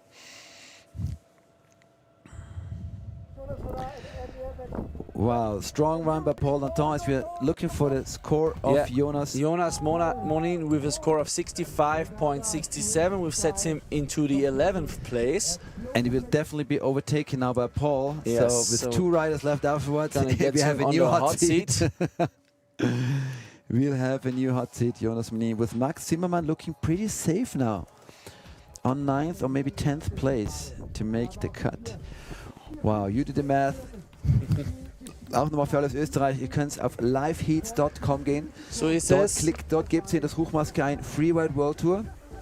Dann seht ihr 2 Ergebnisse. Klickt auf Freeride World Tour Europe, Ozeanien, und dann kommen diverse Events. Dort sucht sie nach Datum, den heutigen Event, 4-Stern-Qualifier Montafon, und dann seht ihr im heutigen Event 4 Kategorien. Jetzt ist gerade die Ski-Man-Kategorie, der erste Lauf live, und wenn ihr da draufklickt, dann seht ihr den heutigen Score, und ihr klickt einfach immer auf die Kategorie, die gerade live ist, und seht immer die aktuellsten Scores und könnt so wie mir mitschauen, wer gerade in Führung ist. Und ich glaube, der Paul Danton, der gerade gefahren ist, matcht sich jetzt mit Leo Drouet, Lucas Bennett und Victor Hayward um das Podium. Weil das Podium, so schaut's aus. Mit Sicherheit einer der spektakulärsten und gleichzeitig die cleansten Runs des Tages. Und das Ding ist halt, die was oben sein, die können auch noch was. Also ja. Florian Michelini ist noch oben. Aus der Freeride-Schule Skiclub Arlberg vom Stefan Häusl. Und Virgile Didier, der drittplatzierte Franzose, drittplatziert im Overall-Ranking in den Freeride World Tour Qualifier zurzeit. Wir sehen die Judges, was sich alles ganz genau anschauen.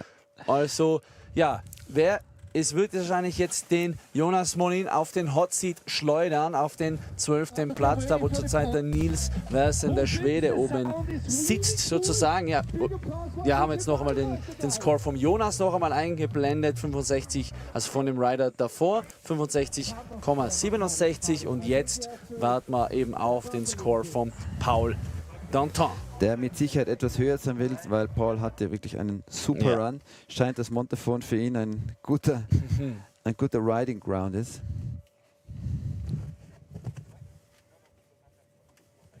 Eben. Paul bis jetzt eben hat er eben in dem 4-Sterne-Event heuer in La Rosière hat er sich einen 8. Platz geholt, sein bestes Ergebnis, der meisten Punkte mitgenommen. Was die Gesamtwertung betrifft, hat er heuer ja nichts mehr mitzureden vorne mit dem 41. Platz. Aber da hat er jetzt sicher mal ein Wörtchen mitzureden hier im ersten Run.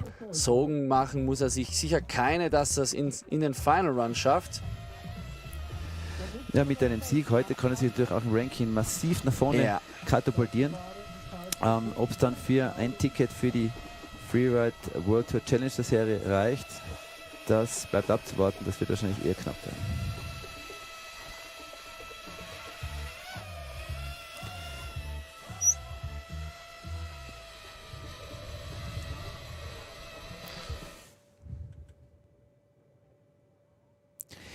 Ja, Siobhan Challis aus dem Salzburger Land mit irischen Wurzeln, unser Freeride World Tour Advisor und Head Judge heute.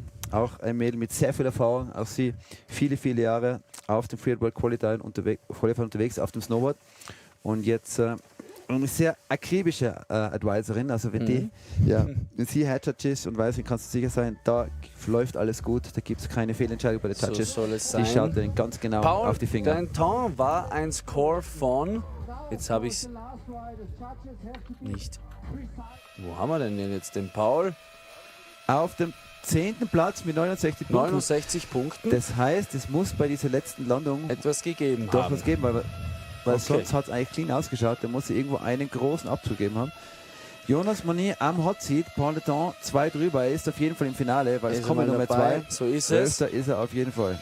Und der Max Zimmermann kann sich freuen, auch er schafft es mit seinem nicht perfekten Run ins Finale.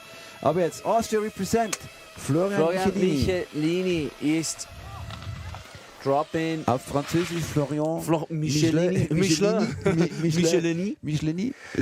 Aber wir bleiben besser bei Deutsch. Für den Flo schaut auch ganz von Riders Left. Sucht er jetzt eine neue Linie. Gefällt mir gut. Schöner Drop. Wow. Den hat er nämlich schön in die Falllinie gesetzt, über den zweiten Felsen drüber. Sehr anspruchsvoll. Ja, in Skitechnik ist den Jungs vom Stefan Heuss natürlich nichts vorzumachen. Und auch Blind Choice ist sicher der Steff dabei. Den hat er ganz witzig angefahren. Ja, guter Run. Ja, solider. Großer R noch einmal zum Schluss. Schneller, solider, sicherer Run vom Flo. Wo ist der Cut für die Top 12? Der liegt bei 65, 67 vom Jonas Manin.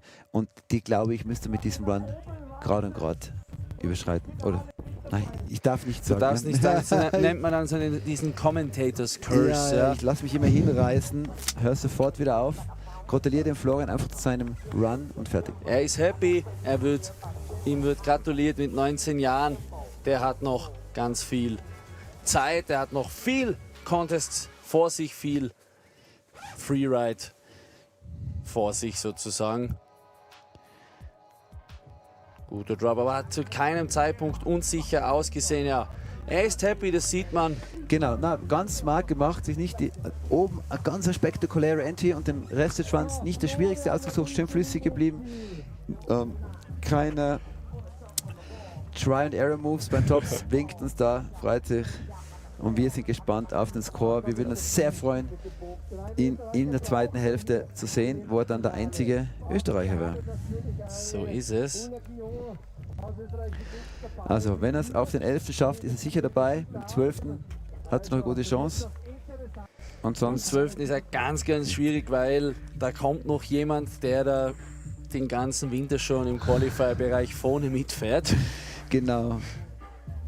Aber wir schauen uns das jetzt einfach mal an. Wir warten drauf, was der Flo hier für einen Score bekommt. Bevor dann mit Starten 24 Virgil Didier Genau. ins Rennen geht, in den Contest, der drittbester ist zurzeit in den Qualifiern.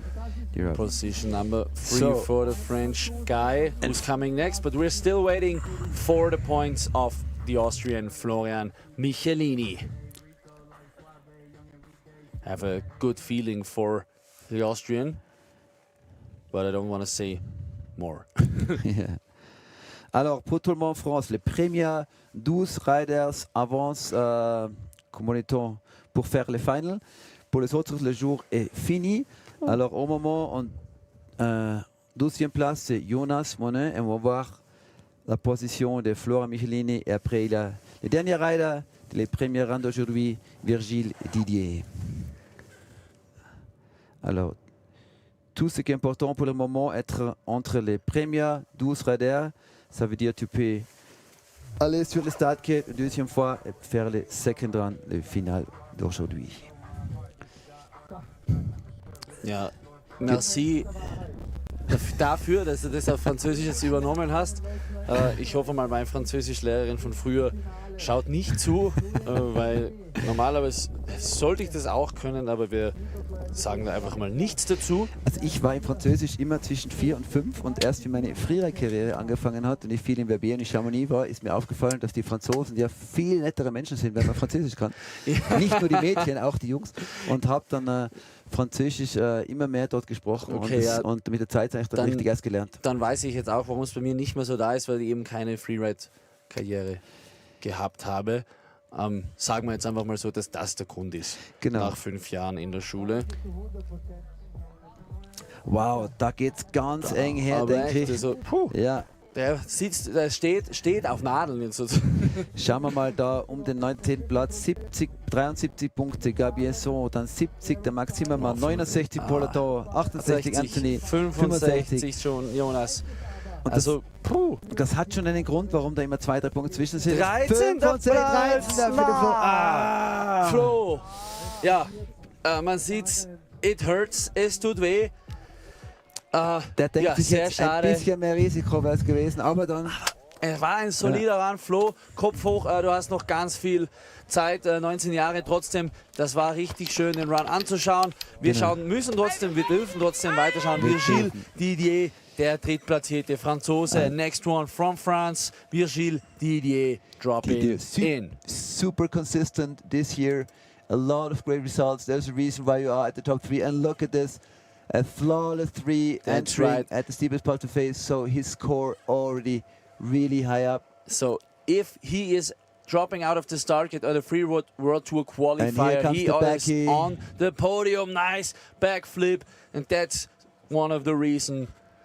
First place in Les Arcs and third place in La Rosière. Two 4-star events, 2 podiums, 1 victory, 1 third place. And it was a very similar run to Florian Michelini, but he put in a 3 at the top and a backflip at the bottom. So that shows. There we see the difference to the top riders. 23-year-old French man from Chamonix is his home resort, and he knows what he just put down there.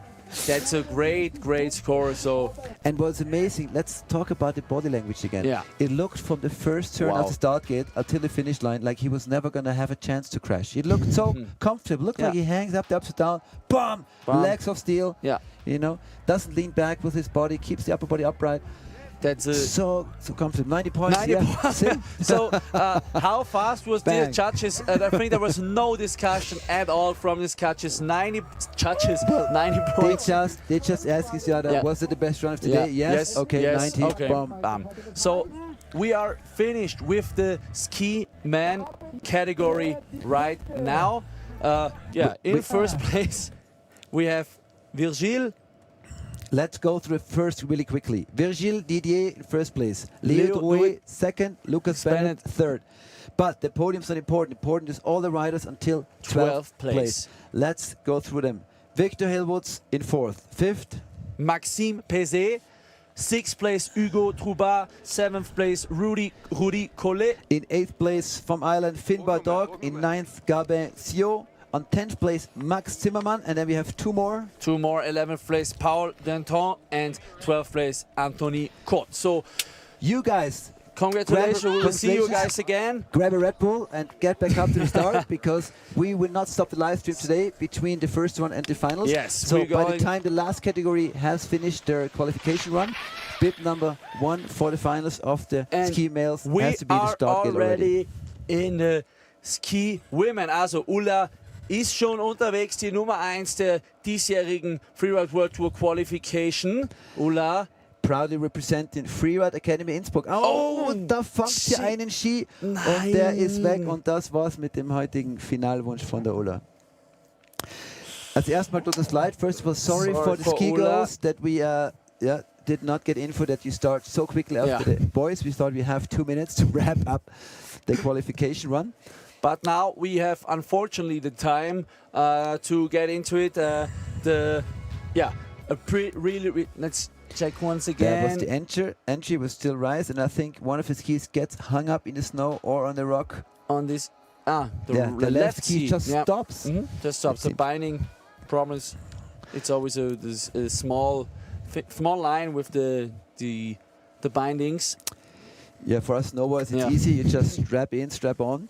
But for skiers, right, if you close those bindings too tight and your knee goes twist to left and your ski to right, it's really, really dangerous. Exactly. So you want to keep a safety margin there, and then something like this can simply happen. Ja, also Ulla heute. Hier sehen wir noch einmal die Results des Skimen. Also Virgile Didier, Leo Drouet. Wir sehen einmal Frankreich. Ja, 1, 2, 3, 4, 5, 6. 6 Franzosen in den Top 10. Unglaublich. But really important, this ranking does not matter anymore for the finals. So all those points are being set back to 0. Every rider starts with 0, and then only the result of the final run counts. Nur nochmal dazu gesagt, 12. Platz auch noch einmal ein Franzose. Also 7 von 12 Leuten, die wir jetzt heute noch einmal sehen, kommen aus Frankreich. Unterschreibt noch einmal das Ganze. Da kommt sehr viel Freeride Zukunft nach. And Florian Michelini just missing the finals by 3 points. Maybe riding a little bit too conservative, vielleicht ein bisschen zu vorsichtig, aber das weiß man immer nachher besser. So ist es. Fast hätte es gereicht. Aber man hat auch den Unterschied gesehen zum Winning Run von Vigil, gleicher Run, aber oben ein Dreier und ein Backflip. Das kann der Florian, aber er hat gesagt, na, das reicht. Safe Run. Hat er was gelernt das nächste Mal. So ein paar Prozent noch oben drauflegen. Genau.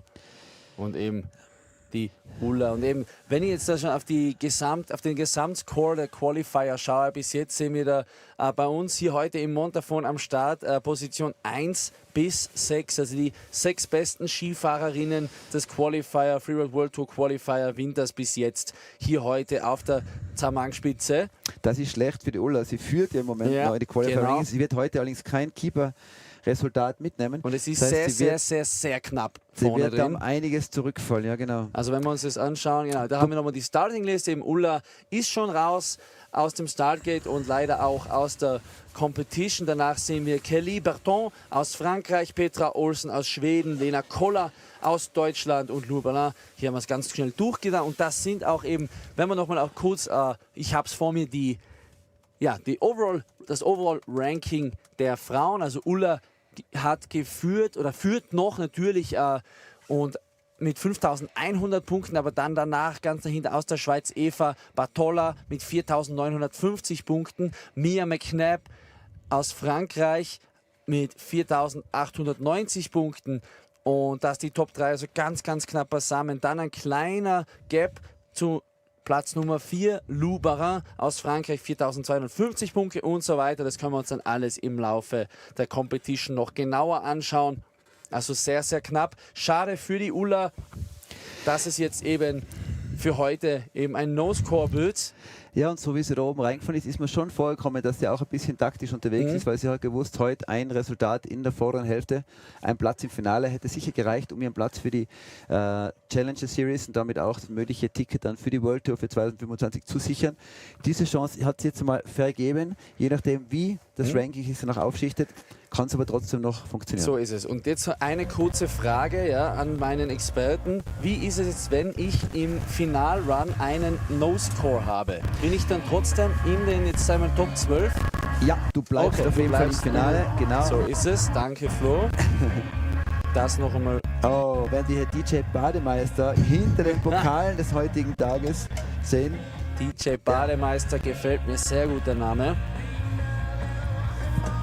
Ja, auch er ein fixer und unsichtbarer Bestandteil der Open Faces Crew. Hier sehen wir Max Zimmermann, der muss sich auf den Weg machen. Der ist dabei im Finale. Die werden jetzt natürlich gebrieft, wie lange es dauern wird, bis sie wieder oben am Berg stehen müssen. Wow, eine Kategorie herunten. So, das war schon mal ziemlich spannend. So sehr spannend und vielleicht können wir jetzt einmal drüber reden. Was ist los von Skiers Ride? Warum haben wir da bis jetzt genau eine Line gesehen?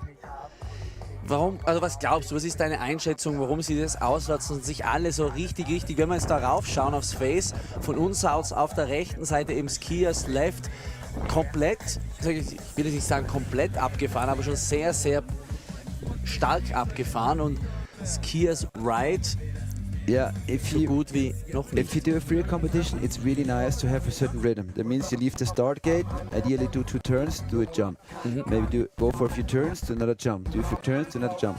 And the line that the riders, most of the riders did take today, that's like the obvious line with the best rhythm on the face. So it's the easiest line with that rhythm to do a good show. If you go to the left, we saw Nico Patel try to go there. It's a lot more difficult. You're staying on the ridge, which you can jump down from, but then you have to go back up for another jump. And then also at the bottom, you're kind of running out of features. So while Okay, at the yeah. right side, it's easy to add 2, maybe 3 features. It's a lot more difficult on the left side. But looking at the runs the boys did now, like the top 2, top 3, like Virgile, they only did 2 features. They had a big 3 at the top and then a backflip at the bottom. And I'm very sure you can do the same at the left side, but you just have to get creative. And I think it's a great chance for the second part of the day for the skiers to do that. As we look to Tom Löffler, also one of the founders of the Open Faces Freeride crew. He does, his job is also always in the morning to set everything up, and then he can chill, which he does, as you can see, and then he'll be back starting to work when we go down for a beer at the end of the day. So now I think Ulla is on her way down. Yeah. Came here with a fresh victory from Engadine Snow, goes home with a nose core and a couple of powder turns. But that's the competition live. One day it's- competition live, and yeah. I'll be with her together on Nordkette, our home mountain above Innsbruck, where we coach kids from the local schools, safety technique and avalanche know-how. So it's really cool that she also gets involved aside her pro career in teaching the next generation safety work on the mountain. Kelly Berton, then next one from France. What do we have on Kelly? 8th position in the overall ranking. No, 7th position. On the same with the same score as Colleen Pernette from Ireland, who is not here today. So Kelly Berton is ready to drop into the face, and she is doing it right now, going onto the skier's left. What does she show us for the entry for the upper section? First drop here. Very nice. Going all the way to Lucas right, where we saw one of the skier boys going. Yeah. I truly believe she is aiming for that same cliff. Look at it, sticks out very nicely. Wow, Does a little speed big check. drop, and there she big flies. drop. Wow. Nice Very one. nice. And going. Now she's in the track part where we saw a lot of skiers go before. It's still part of the venue though. And a great chance to that's go a double. at a double. Nice. Adding some extra points. So really going for that really skiers left. First line Very we clean saw run, there. and I particularly like that she, after that main rock feature in the middle of her run, she did not just do a big turn and come to finish line. No, she did go for another one, added nice double, added some points, and should be happy with that run as she makes her way to the finish.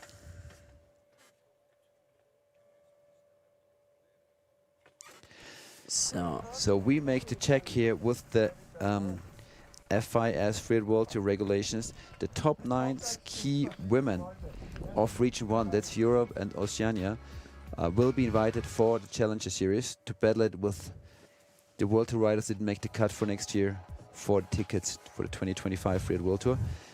Top 9, that means with Ulla being in lead right now, she still has a good chance to be in there. Yeah. And Colleen also has a good chance with this run, not going to the finals and improving her 7th overall. So she looks happy, smiling in the finish area. Kelly Berton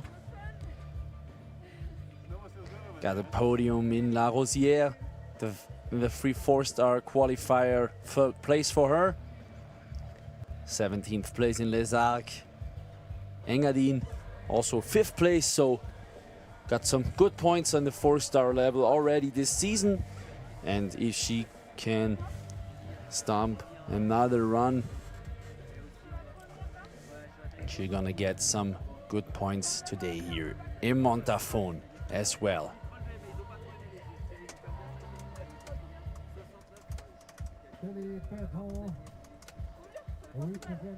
Six schemers, 78 points for Kelly Berton. She's smiling, she's happy. Congratulations, Kelly. So the best 6 ski women will go into the final run. And the next one is Petra Olsson from Sweden.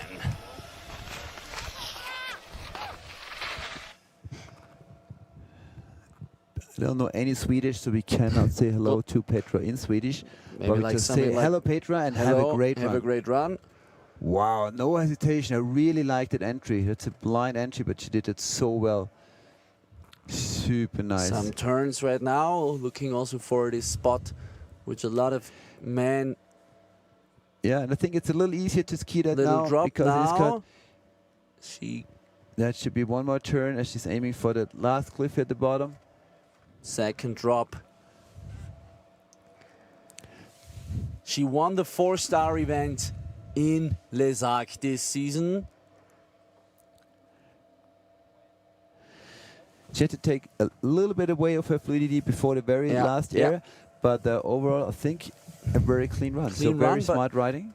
Smart riding, but I think the fluidity is the point that will get her a little bit of deduction maybe.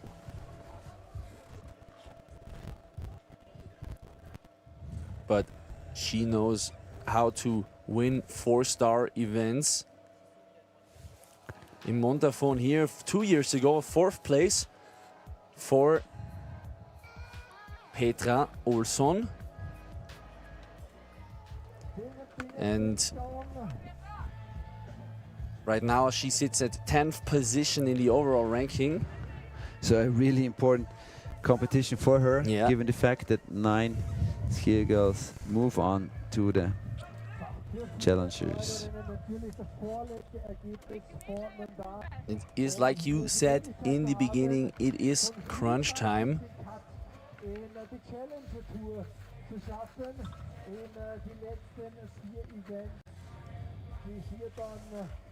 So 78 points for Kelly Berton. Petra Olsson waiting for her score.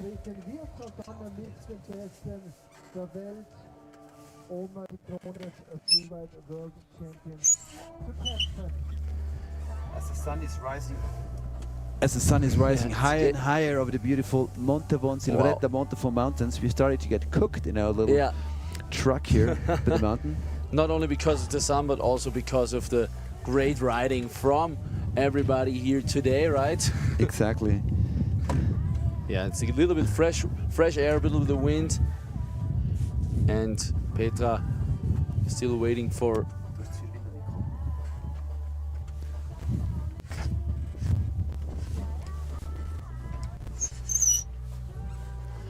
Perfect. As we are adjusting the air conditioning, the climate control in the Husky. It's always funny. We arrive at the mountain sometimes at minus 20 degrees. It's freezing, and then 2 hours later we sit in the same truck and it's like plus 30. Sweating.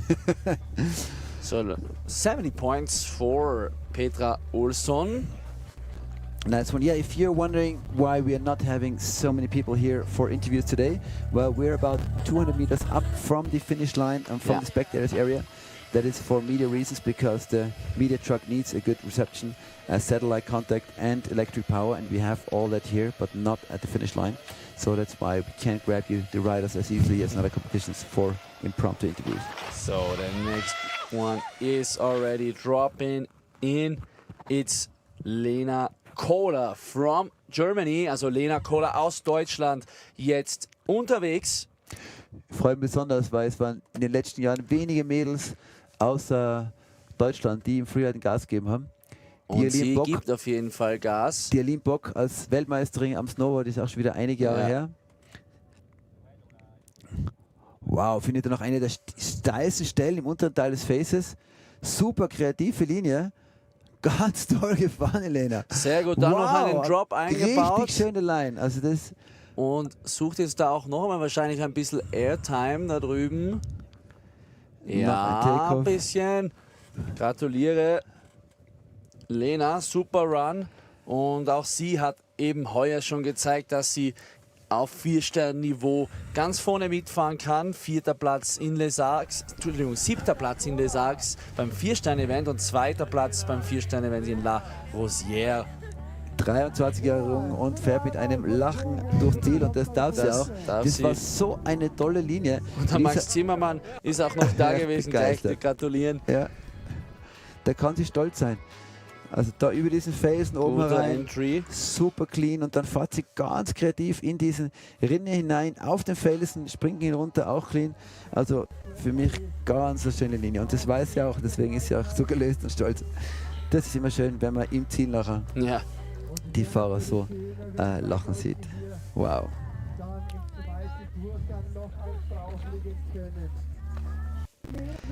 Jena Kohler, schauen wir mal, wie sie im Overall-Ranking positioniert ist. Am 9. Platz. Also wenn sie heute Nachmittag noch einmal so fährt, dann wird sie sich da ganz sicher verbessern. So ist sie auf dem Hot Seat. Weil der 7. Platz ist 20 Punkte weg. Ja, der 6. Platz ist 130 Punkte weg. Der 5. Platz, also es ist alles so knapp da in die Top 5 rauf. Da kann noch einiges passieren.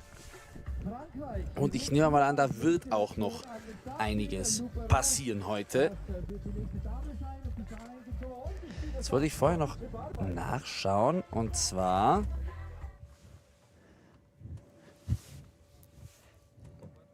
Es ist ja, wie du gesagt hast, eben Crunch-Time. Ein 4-Sterne-Event haben wir danach noch, in der Region, in unserer Region Europa, und zwar in Nendon in der Schweiz.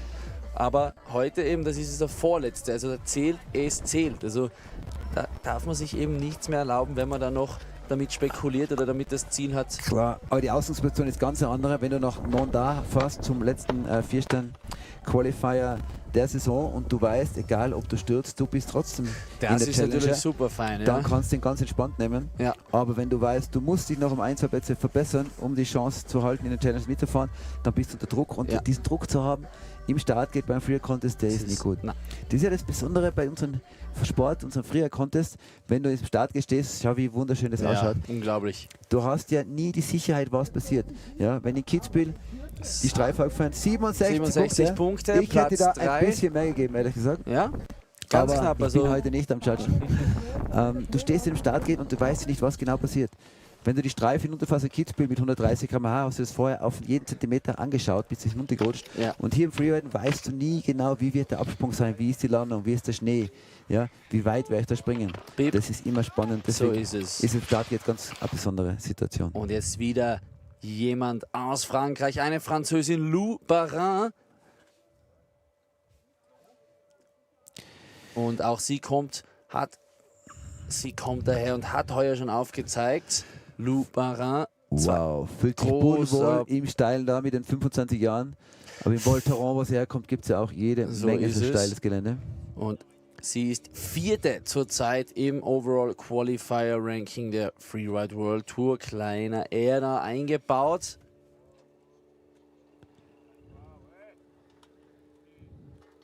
Wow, weiter Satz bei ihrem letzten Felsen. Sehr schön.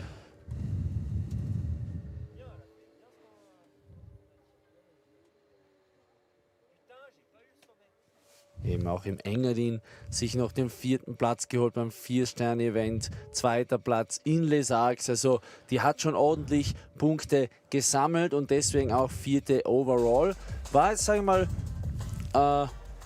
würde ich jetzt das Wort wieder taktieren ein bisschen in den Mund nehmen. Vielleicht zu Unrecht, aber das war solide, es war safe von der Französin, von der Lou. Bin gespannt, wo es punktetechnisch hingeht.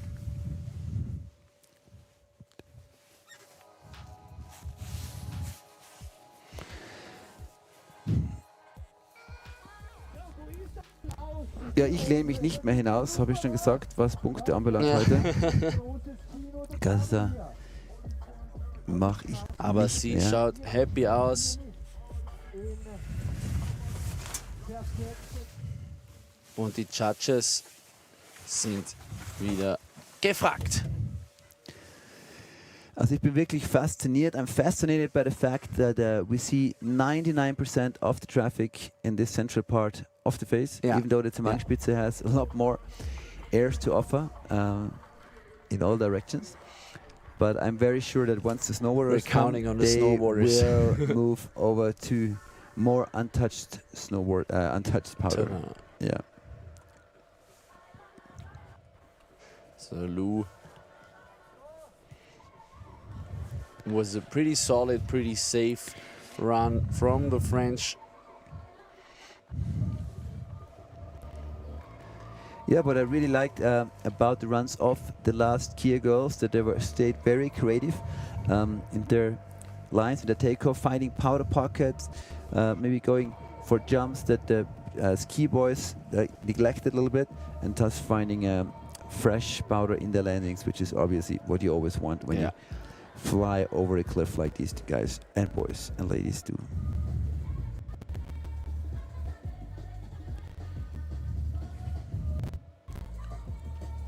So have was riding junior in 2016. Lou, so a lot of experience in this young age.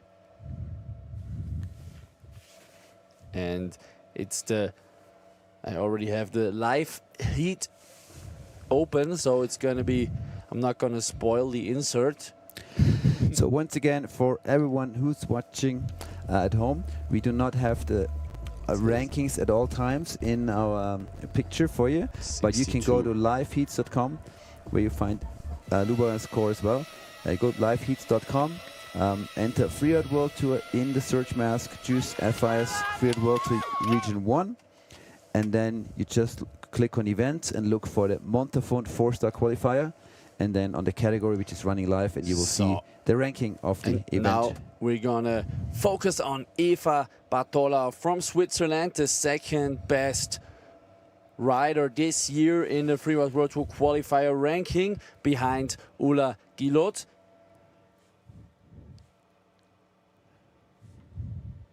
Solid run so far, not so fluent right there in this part.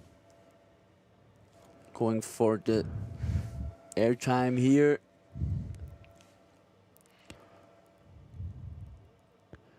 And the last jump, and straight out to the finish. Just she is on second positions with 4,950 points.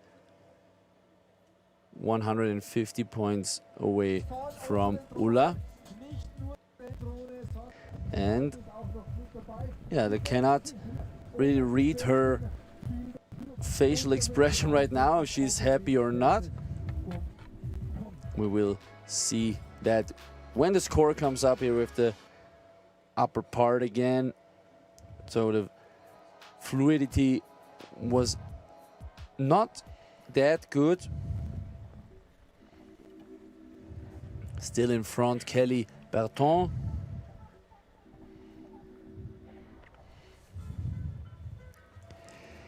Eva already spent time here on the podium 5 years ago in the 2019 Open Faces Silvretta-Montafon. Well, we wish that it works out again today for a podium.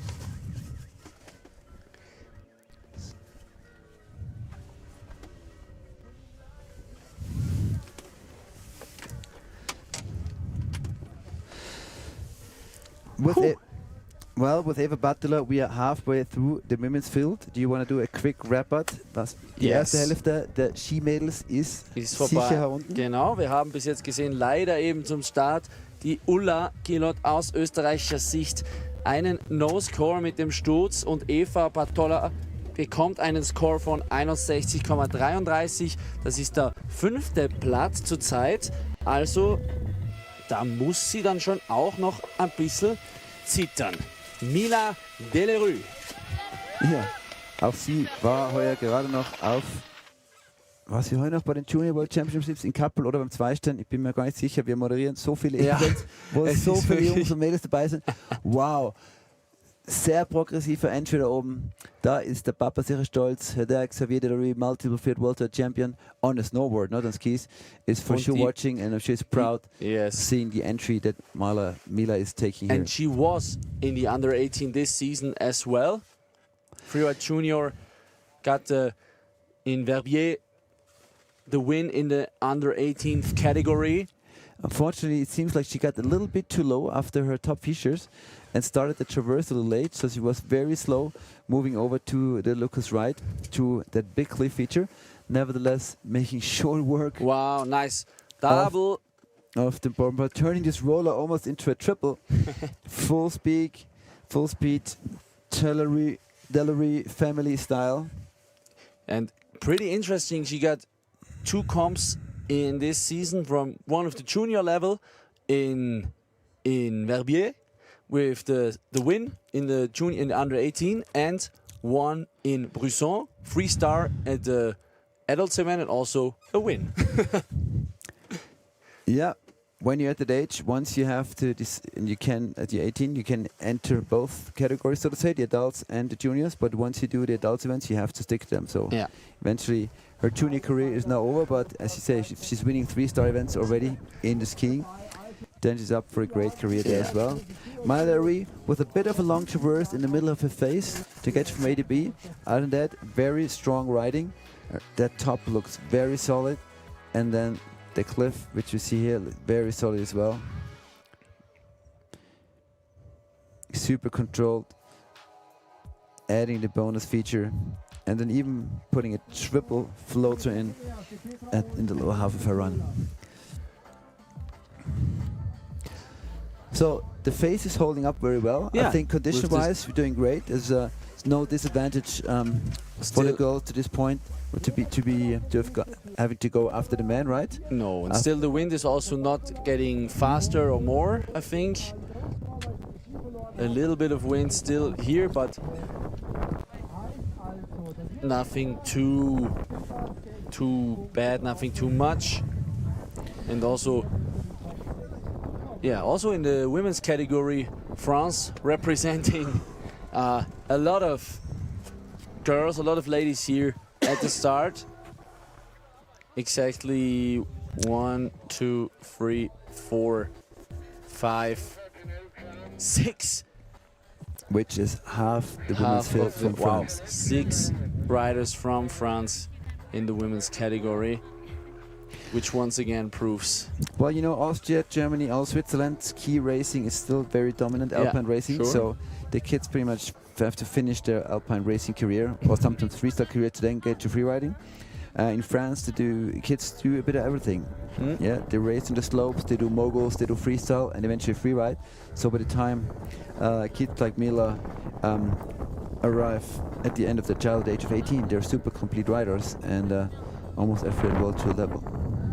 That's also a great way to get these 75.33, great score for Mila, which puts her in second position right now behind Kelly Berton, who is still leading with 78 points, and Léa Chapuis is the next woman from France, the next rider who is dropping into the face. Léa Chapuis aus Frankreich ist die nächste Riderin, die hier ins Face droppt beim 4-Stern-Qualifier Open Faces im Montafon. Und leider der Crash.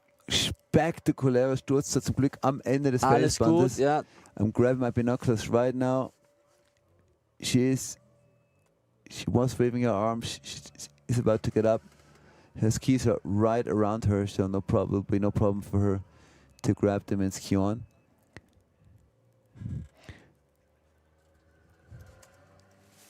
It was hard to see for us against the sun if her ski got stuck on the rock or whatever the problem was that sent her in this tumbling. Unfortunate for her, as I'm sure she was on her way to a great run.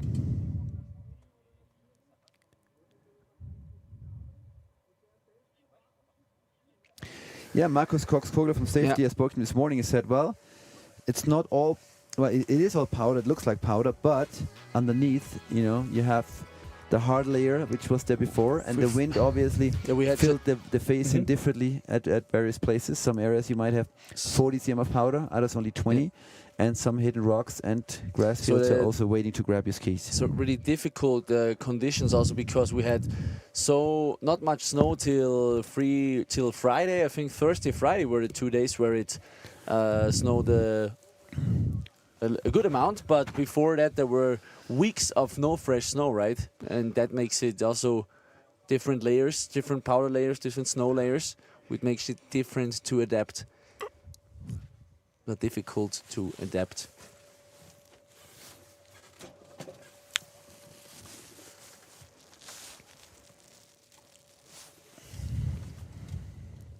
So we're gonna check.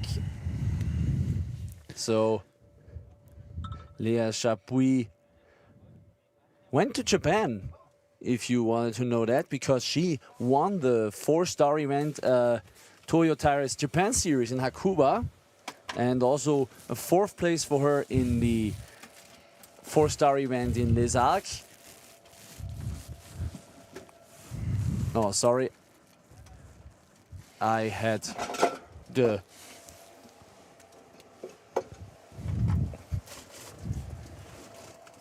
wrong sheet in front of me. Lea Chapuis has some podiums as well this season in Tignes with the 3-star event, 3rd place, and now she found her 2nd ski and is on the way down right now. And we are looking forward to the next rider from Switzerland. Schweiz, Switzerland represent Jenna Keller. Verbier, ihr Heimresort. And she already has some podiums this season in Hakuba in Japan, 3rd place in the 4-star competition.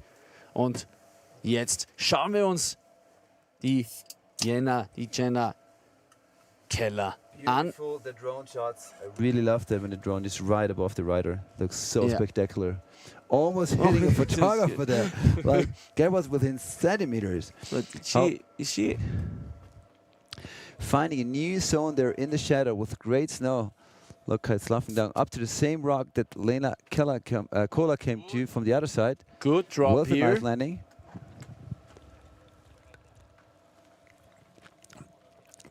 Yeah, it feels like a short when you do it. Not is it when only it feels like it, right? Yeah. Sometimes you see riders and you get a feeling, okay, now they're getting warmed up, do a great hit, and then I was a little bit confused right now if the photographer, if it was a little bit brought her out of her concept, maybe, but maybe that's just my my opinion. I just had this feeling, but I can be totally wrong, of course. No, she definitely did her top feature, and then she was on her way to the shady area, and the photographer was in the way. I mean, it's a wide open field, so but she could easily go around. Celebrating together. Pip number 33, Jenna Keller. So now we have the replay again. Maybe we. This was, I really like that drop. Solid. Yeah. Let's take a look at the live heats. Standing 9 ladies are already in the finish area right now.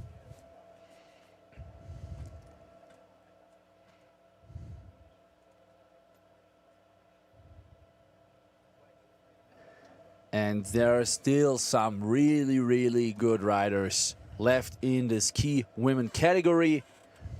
Jenna Keller zurzeit auf Platz 11, also auch für sie ganz wichtig hier noch zu punkten. 2750 Punkte für die Schweizerin. Und das kann natürlich auch heute noch weiter nach vorne gehen. Es kommen noch richtig gute Riderinnen hier jetzt danach noch. Also Clémence Philippard aus Frankreich, Ellie Olsen aus Schweden und Mia McNabb aus Frankreich. Und die alle 3 sind in den Top 6. Also Mia McNabb auf Platz 3, Ellie Olsen auf Platz 5 und Clémence Philippard auf Platz 6. Also da kommen noch richtig gute Fahrerinnen jetzt noch in der Ski Women Category, während wir das Ergebnis von der Jenna Keller haben. 72,76 Punkte, das ist der 3. Platz. Und da ist sie natürlich happy damit, ist einmal der Final Run natürlich. Und Clémence Philippard ist schon unterwegs. Already dropping in. Clémence Philippard de France. Tout à droite de la face. Wow, bien exposé là-bas. Joli saut. Bien grand, bien grand. Wow. Beaucoup de vitesse maintenant. Super fast to the middle part of the face. Wow. Staying on her skis. Spectacular run so far. Not slowing down for the rollover. Lining up for the last cliff.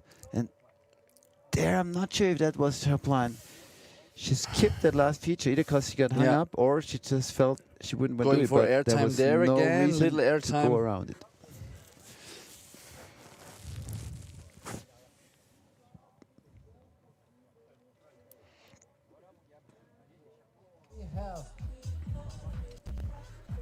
She does not seem that happy. Her facial expression, waving, everything good. Let's see her entry, the upper part of the face of her run. Good first drop.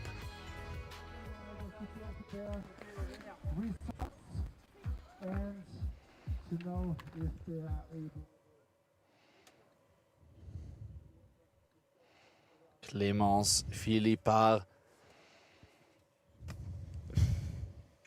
So the best 6 riders are going into the final run. And now, jetzt haben wir einen guten Blick einmal von der Drohne auf unseren Platz hier. Ein bisschen ober der Finish Area, da sehen wir uns hier. Die Drohne jetzt fliegt da bei uns vorbei. Die komplette Regie hinten drinnen, vorne drin der Flo und ich mit dem besten Blick auf das Face. Und hinten drin die ganzen Jungs von der Regie, die eben verantwortlich sind. Vorne natürlich die 2 Kameras. Hier sehen wir noch einmal guten Blick auf die Jungs von der Regie. Und die eben verantwortlich sind für diese super Bilder, für diese super Aufnahmen, für diese super Produktion hier im Montafon. Und da sehen wir jetzt eben den View, den wir auf dieses super Face haben, auf die Zermagenspitze haben. Und währenddessen ist die Clémence Philippard, hier sehen wir noch einmal die Judges, die sich schon dafür entschieden haben, der Clémence Philippard 58,33 Punkte zu geben. Und das ist jetzt auch sehr interessant, Flo. Und zwar kommen ja die 6 besten Frauen in den Final Run. Und die Eva Batola, Zweitplatzierte hinter der Ulla, hat es auch nicht geschafft. Ist schon auf Platz Nummer 7. Also vorne kann jetzt jemand aufholen, der noch oben steht. Genau, 2 Mädels haben wir noch. 2 Mädels haben wir noch. Ellie Olsen on Course und dann die Mia McNabb. Im 6. Platz im Augenblick die Lou Barre mit 62 Punkten. Ja. Da ist im Augenblick der Cut. Genau. Den gilt es zu schlagen für die Ellie, wenn sie ins Finale Eben, will. Um eben die Wow, Ellie. spektakulär da oben durch den Sehr Steilhang. Entscheidet sich da nicht an den großen Air zu nehmen, aber dafür superflüssig zwischen den Felsen durchzufahren. Und das bringt sie genau in dieses Mittelfeld, wo auch die Lena Kohler war, zu dieser schönen Windlip. Das heißt, die zweite erst, die da hineinfährt. Ja, folgt da quasi die Spur von der Lena auf die Holt auch wieder Felsnase. diesen Drop, macht sie schön. Und entscheidet sich jetzt da mal ganz, ja, solid run, bin gespannt. Sie wäre jemand, der jetzt da wirklich davon profitieren kann, dass eben sowohl Ulla Gilot als auch Elfa Batola nicht im Final Run dabei sind, kann der Boden gut machen. Wenn sie jetzt da nämlich noch vor der Lou reinkommt, dann ist auch die Lou weg vom Final Run und die ist diejenige, was einen Platz vor ihr ist. Also da kann viel passieren heute bei der Skikategorie der Frauen. Genau, aber gerade in dem Bereich, wo sie sich jetzt punktemäßig bewegen wird, ist ganz knapp da. Ja. 61, 62, 67. Spannend. Sehen wir nochmal das Replay-Codes von unserer vorletzten Skidame heute, Ellie Olsen. Und eine steht eben noch oben und das ist Mia McNabb.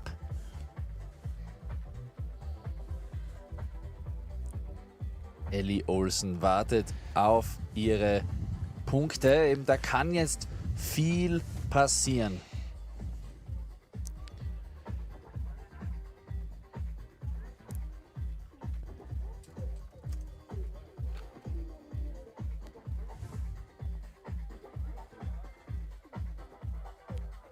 hat sich ja den 3. Platz geholt im Engadin beim 4-Sterne-Event. Und auch zum Start der Saison in Neuseeland beim 4-Sterne-Event richtig gut gepunktet mit dem 5. Platz. Ja, das wird immer populärer bei den Freeride-Jungs und Mädels, im August nach Neuseeland zu fahren. Dort Surfen, Lifestyle und Skifahren zu verbinden. Würdest du da nicht und sich nachsagen, schon oder? Punkte holen. Ja, ich war auch 2 Mal schön. dort im Winter. Sehr cool. Da haben wir einen großen Event gewonnen, die Rip Curl World Heli Challenge. Das war richtig toll, mit dem Hubschrauber auf den Bergen rumfliegen. Ist heute wahrscheinlich ökologisch nicht mehr so vertretbar, wie es vor 25 Jahren noch war. Aber Spaß hat es trotzdem. Und Spaß haben auch alle, die heute hier beim Open Faces 4-Stern Qualifier für die Freeride World Tour mit dabei sein. Das sieht man auf jeden Fall immer, wenn sie ins Ziel kommen, wie du sagst, wie du so schön erwähnt hast, mit einem Lächeln eben. Der Spirit beim Freeriden eben ganz wichtig, ganz cool. Und die Aussage von dir eben, man fährt nicht gegeneinander, sondern man fährt eben für sich. Ja, das ist richtig schön, diese Community vor, während und nach dem Contest. Man geht zusammen Freeriden, man ist mit anderen Athleten in einem gleichen Sponsorteam, fährt dann mit denen wieder auf einem Filmtrip oder reist im Auto zum nächsten Contest dann. Und man ist einfach eine große Familie. Und Ellie Olson bekommt 59,67 Punkte. Das ist zu wenig für den Final Run. Ja, das im Nachhinein darf man sich natürlich auch sagen, das war dieser Entry. Es war, I think it was her entry that did cost the points, but she did not go for a proper big drop like many of the others. Skied fast, but skied around some of the potential airs, and obviously that did not give her the line choice she was hoping for. Jetzt ist es noch Mia McNabb, die Mia McNabb from the Les Arcs free ski team, and she does not hesitate at That all. was a very bigger jump than we've seen of quite a few of the men. Okay, new And with a lot of speed and a lot of line creativity. choice. No, that's the crash. With almost the crash. Fighting till the very last moment to stay on their feet, which she managed until now. Until now, but there is all good. Okay, hands up, all good. Yeah, but that's Mia McNabb with a spectacular run, showing why she is in 3rd place overall in the qualifier ranking. That entry was truly amazing. Très bien fait. Très bien. Très extraordinaire. L'entrée dans les faces et la vitesse après aussi. But then it was hard to understand what she was trying to do. I think she was going to go for a double, which would have been one of the most amazing moves of the day. And if she had kept it in the fall line, but gets hung up after the first jump. And then tries as an alternative to go over the small rock. I hope she's fine. She is looking for her right ski. Yeah. But looking at her body language, it seems like there's no injury, no problems with her knees or whatever. She just lost the ski. Yeah. No skido on the way yet. That means Marcus Cox-Kodler must have seen her ski really close by. I'll grab my binoculars as well and have a look. She is still looking. Ja, und das gibt uns natürlich mir die Möglichkeit, kurz jetzt auf das Gesamtklassement zu schauen. Ganz spannend. Die ersten 3 vom Overall Ranking. Ulla Gillot aus Österreich, Eva Batola aus der Schweiz und Mia McNabb eben aus Frankreich nicht dabei. Hier sehen wir jetzt die Results der Ski-Woman. Kelly Berton führt nach dem ersten Run. Mila Delarue und Jenna Keller komplettieren die ersten 3. Petra Olson mit dabei, Lena Koller mit dabei im Final Run und Lou Barin noch die letzte, die es geschafft hat, oder auch an 6. Die Punkte jetzt, der Flo hat es schon einmal erwähnt, egal, der zweite Run zählt erneut, also es zählt nicht der bessere, sondern eben der zweite Run. Aber eben ganz spannend, wenn wir aufs Overall Ranking schauen, die besten 3 von dieser Saison bis jetzt nicht mit dabei, und es geht direkt weiter, wenn wir rausschauen auf Startgate. Ich wollte gerade sagen, diesmal sind wir vorbereitet für die Snowboard-Mädels in dem Fall, weil no time to waste. So ist Louis es. Ruiz opens the Snowboard Girls category on the Silvretta-Montafon Freeride World Tour 4-Star Qualifier 2024. Und auch da kurz zu erwähnen, was wir hier für ein Niveau haben bei diesem 4-Star Qualifier. Die ersten 7 der Overall Rankings sind alle hier dabei von den 8 Fahrerinnen, die mit dabei sind heute. Wow, we've seen more than 30 riders in the face, but still the slough comes down as the snowboard girls are entering the steeps. Louis Ruiz, first snowboard girl, with a nice racing line. As we said before, these guys and these girls are not going to take Big advantage. drop. Wow, take advantage of the fact that the skiers were mostly sticking to that standard line. Going And look to at it, beautiful drops, beautiful powder. These pictures are going to go around the world. Wow, I big like turns. It. And room for a last jump. Oh, clipping a rocket on the landing. I'm happy she did put her board, you know, did not put her board sideways, but kept it in the fall line.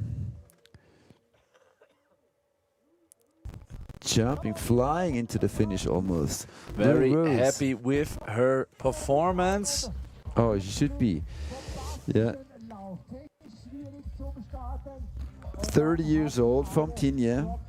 Definitely one of the senior riders in the girls' field. I think her and Michaela sharing that title.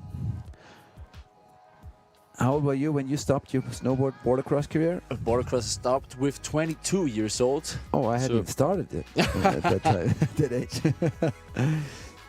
That's how different careers can be. That's what she slides over one rock at the very end. And now anxious waiting. Look at that beautiful board. No, really nice board from. Wow, with a long powder nose. Yeah. Big boards, big smile. Riding goofy. Help me out. What's the story about putting the GoPro at the 90-degree angle on your helmet? Is that so? Is it better for Instagram? Yeah, I just wanted to say, if the first thing I can think about is it for the Instagram reels. So you film it, so it's formatted for a mobile phone screen. Yeah, that's the. But to be honest, since I'm not riding anymore, I'm not into the GoPro game and the producing a riding content game. I leave that to the pros.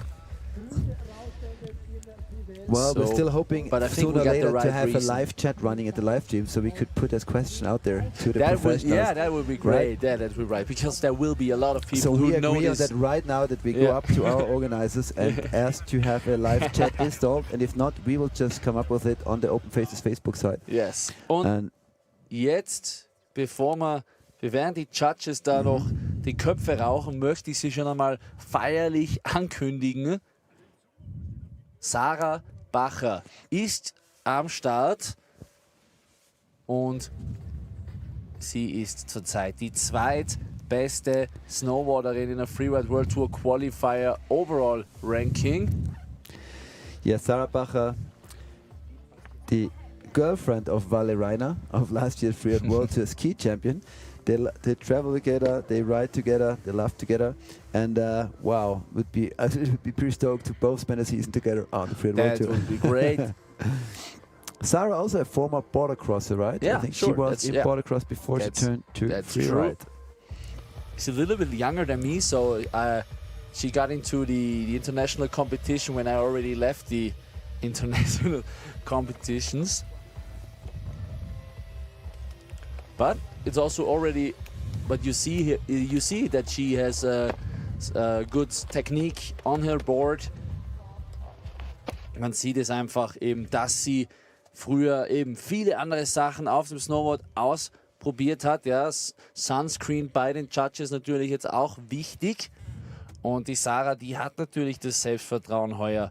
Die hat schon den 4-Stern-Contest in Les Arcs gewonnen, 3. Platz beim 2-Stern-Contest in Verbier. In Japan war sie auch drüben beim 4-Stern-Contest in Hakuba. Da hat er 4. Platz gewonnen und eben jetzt letztens noch beim No Limits in Brisson. Beim 3-Stern-Contest gibt es noch den 5. Platz für die Sarah, während wir immer noch auf die Points von der Lou warten.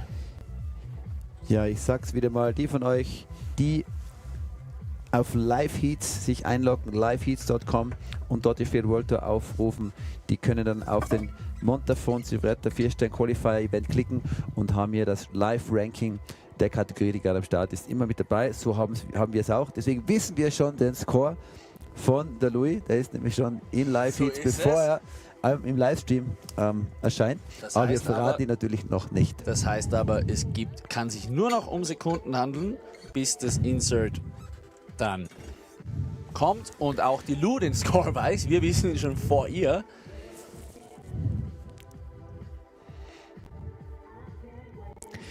Ich freue mich jetzt richtig auf mehr Runs auf der Lucas Left. Ich glaube, das ist jetzt gerade perfekt für die Snowboarder. Ja, Das ist die ganze linke Hälfte des Berges ist unverspurt. Da ist jetzt die Spur von der Louis drin und eine vom Bergführer und die von Nico Bartel, also 3 Spuren.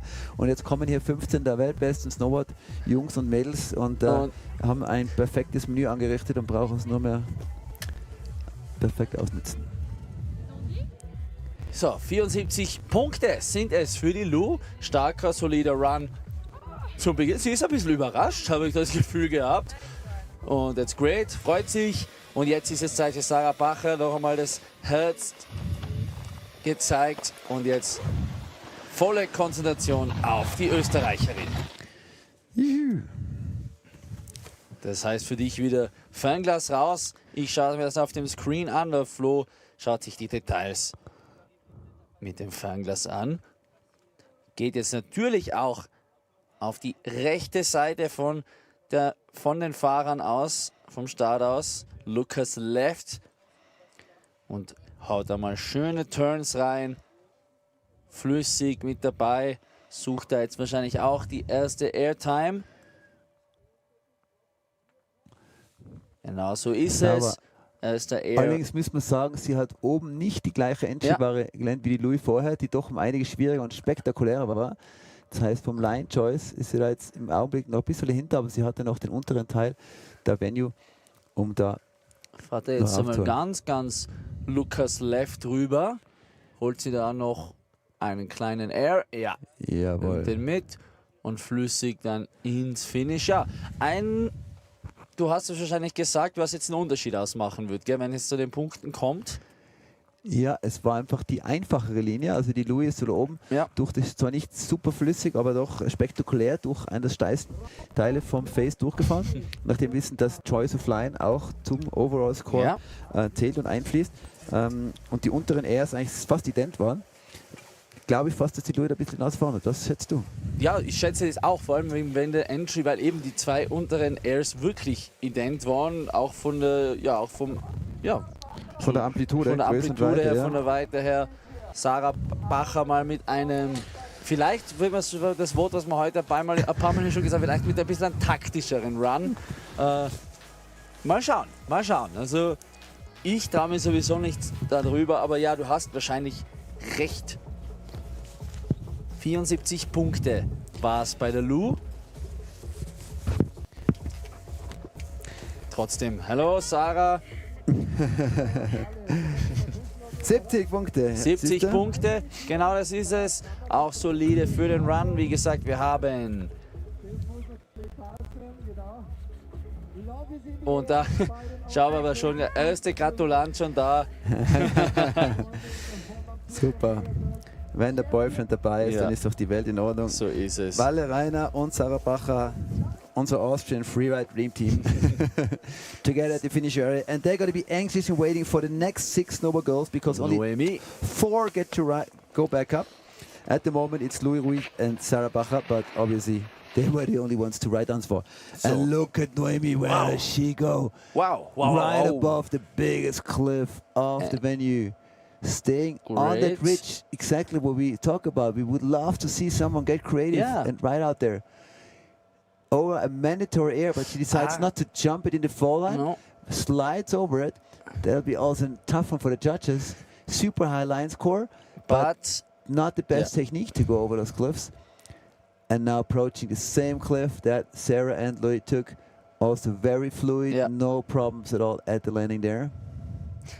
Also das wird jetzt ganz schwierig für die Judges, vor allem beim Einstieg in das Face. Wow, that's a nice indie grab in there. Eben weil, wie es der Flo schon auf Englisch gesagt hat, schwieriger Einstieg, aber eben technisch nicht ganz sauber von der Noemi. Therefore she's aiming for some more airtime on the very bottom of the Lucas Left's face. Nice last air. Yeah. That's something that Sarah probably could have added as well. At the end, I think she tried, but a little bit. She was a little bit too. Yes. So similar bottom half of the run. Very spectacular top entry from Naomi. I really liked it when she went in there. I just wish she would have like pointed it out of out of the gully. That would have added some more spectacular. Really, that would have been really spectacular. I'm really excited if someone. Look at it, so exposed up there in between rocks. But she has to put a hand and slide through. So we'll leave it to the judges to see if that was better. That's the first air. Than the more clean run of Sarah. In the grab. I liked her airs. They were all quite solid. I'd say maybe a little bit further than the two of the other girls. So a good amplitude for the cliff drops in the middle part of the run. And I think it's really unfair to Snowboard have to walk up to the finish line. We know the struggle. Skiers will laugh at us. but we will fight back. Yeah. No, we talked about the free community before. It doesn't matter if you're a skier, a snowboarder, or a monoski rider, like our beloved friend Christoph Schöffiger was, who died in the Netherlands last year. He actually once skipped the chance to become a Austrian freeride champion and started with his monoski. 61.33. 61 points. So that's a. So there were a lot of points deduction for her. For the entry from the judges, right? Yeah, exactly. Oh, and now we have Claire CMG, also called the crazy chick, Claire McGregor. About 5 years ago, she started to the Lucas ride, like she did right now in Obergurgl, and she hurt herself on the ridge, clipping a rock. This is long past. She's back at full strength, and she typically goes all or nothing, as you can tell. At the first air, Claire McGregor with one of the most spectacular falls of the day. Going huge right under the ridge, wow, but also going into huge triple front flip tumble. But doesn't keep her from going for the next air and putting it to her feet. She truly is a hot chick. All or nothing on every run she does. Look at those beautiful airs. I wish she would have stuck that at the top. Wow. And another one. Go big or go home. It was Ethan's. Well, she's still here, but probably not going to be on the podium with that tumble. But I really like that. Yeah. I really liked. Wow, what a crash! That entry. What a crash from Claire McGregor. I talked to her about the last event. Say, Claire, why don't you literally don't go like 90% or 85 once, and you probably win most comps? And she said that would be boring.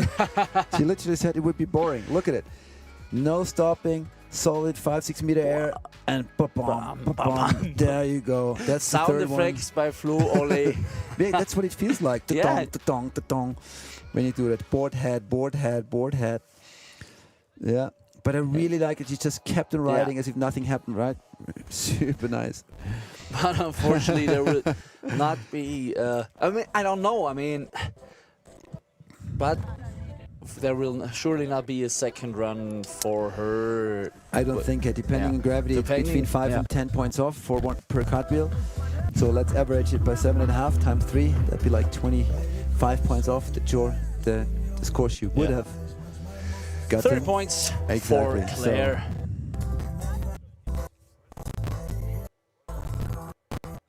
So that's 75 minus 3 times 15. So we already are at half of the snowboard girls right now, and the next one is Briony Johnson from Australia. I love to have Australia in the field. We've seen a lot of Kiwis in the last years, but not so many Australians. Brian also going in at skiers left. Wow. Score at the Lucas left, of course it is. Made a big result at Japan in the 4-star event in Hakuba. Same zone. Second place for her, same zone, but also technical difficulties for her. Yeah, but controlling her speed and managing to put a bonus cliff jump in, which gives her one cliff jump more than the others arriving in this area. At least of the ones who made it clean to this point. Will she go for the and grab it here, stomping it. Solid airs by the snowboard girl. So now we see after 4 riders, we see a favorite line, but different approach over this cliff. Nice one. and she also wants to get this third air in. I think, yeah. Seems a bit harder to get over there than we see. And the snow really changed. Look at it. She hardly leaves the track there. So probably some snow lacking in the speed of the venue, which must have went down during the snowfall as a slide. But now after 4 riders, we see where the snowboarders want to go. Like you predicted. Pretty also at the bottom part, the same lines from all 5 women right now. So of course she also rode in New Zealand at the beginning of the season. 4-star qualifier, 4th place for her. Brioni Johnson. She should make it into the top 3 because she had a bonus air at the top, and the way she entered was 54. I have to stop talking about touching it all. It's crazy. 4th Every time place. I say something, Hot seat for Brioni Johnson right now. Okay. Yeah, maybe the judges are really hard on the top part, right? Because already, like before Exactly. For us, it's a bit hard to see that against the sun, so maybe it was not as fluid as it did look from here, or not as clean. Still Lou Ruiz in front, and now Michaela Holstein. She has probably more experience than all the other riders in the Snowboard Girls category combined. So many years for her on the qualifiers.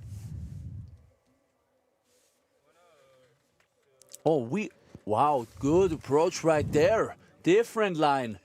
Really coming in right under the start going gate. Smooth, no problems. Okay. New approach, new line, going for this. Wow, great, solid, safe upper section, right? Andy is stoked, and so am I. I was just unfocused for a moment, trying to look up Michaela's age, just to show you how much experience on those Freeride World Tour qualifiers she brings along with her.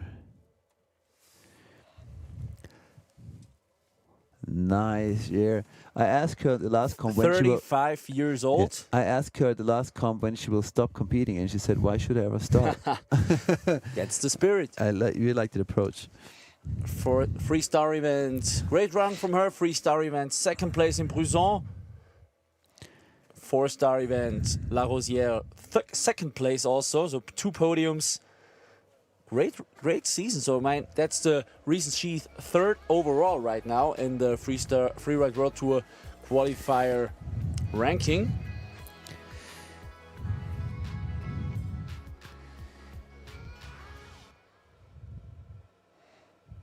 Nice. So beautiful. The race so I'm really going with the rider down the face.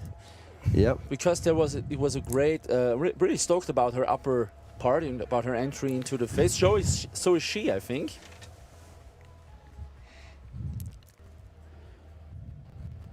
She can be. So with 2 more riders to come, she has to be in the top 2 to secure a place in the final right away. For those who have not been with us until now, we have a 2-run format this year at the Silvretta-Montafon Freeride World Tour 4-star qualifier at the Tamang-Spitze. Because it's a rather short venue compared to the other phases which we love to ride here for the Freeride World qualifiers. The riders have 2 runs, but not all of them. Only the top 50% each category get to hike up again to the start and do a final run that only the results of that final run will eventually count. So 62-33. That's the 3rd place right now for Michaela Holsten. And we are stoked. You know what that means? With Sarah Bacher being in 2nd place now and 2 more girls to come, we'll have an Austrian rider in the female category in the final.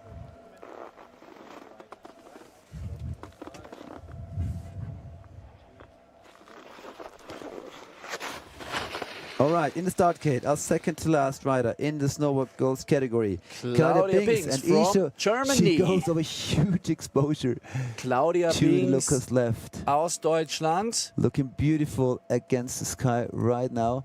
Wow, ganz da draußen, da war noch niemand. Und sie fährt es jetzt sehr flüssig durch ihr eigenes sehr Lauf. schön. Das war richtig schön gemacht. Claudia mit ganz viel Erfahrung natürlich auch. Die hat sich das super angeschaut da oben. Gut erkennbar mit den leuchtenden Farben, gelber Rucksack, großer Helm. Mir gefällt das immer. Oh, ein Tomahawk Front Wheel oder Front Punch, wir sagen. Bei der Landung etwas zu viel Gewicht am vorderen Fuß. Dann macht sie eine Rolle vorwärts, aber fährt sofort weiter. Was wichtig ist, weil dann verliert sie nur wenige Punkte und kann immer noch einen Topscore hinsetzen, wenn sie den unteren Teil ihres Runs gut abbringt. War ein Run, wo alles drinnen war. Super gnarly im Top-Part, schöne Sprünge, super speedy im unteren Teil, aber eben auch eine Rolle vorwärts. Da gibt es natürlich Abzüge. Wie gesagt, haben wir heute schon besprochen. Das Judging hat sich da ein bisschen geändert. Man hat gesagt, warum sollte man die Snowboarder bei diesem fast schon natürlichen Move, den man auch als Snowboarder im Privatleben sozusagen beim Spaßfreeriden immer wieder hat, dass halt die Nase unter den Schnee kommt und man eine Rolle vorwärts macht. Das passiert einfach mal. Deswegen gibt es da heuer weniger Abzüge. Und man sieht, sie ist auch sofort weitergefahren. Nicht mal Schnee auf der Brille und der Rest des Runs wirklich schön gestanden. Also Abzüge gibt es, aber wie viele, das sagen uns die Judges. Und im Live-Heat ist der Score bereits drinnen.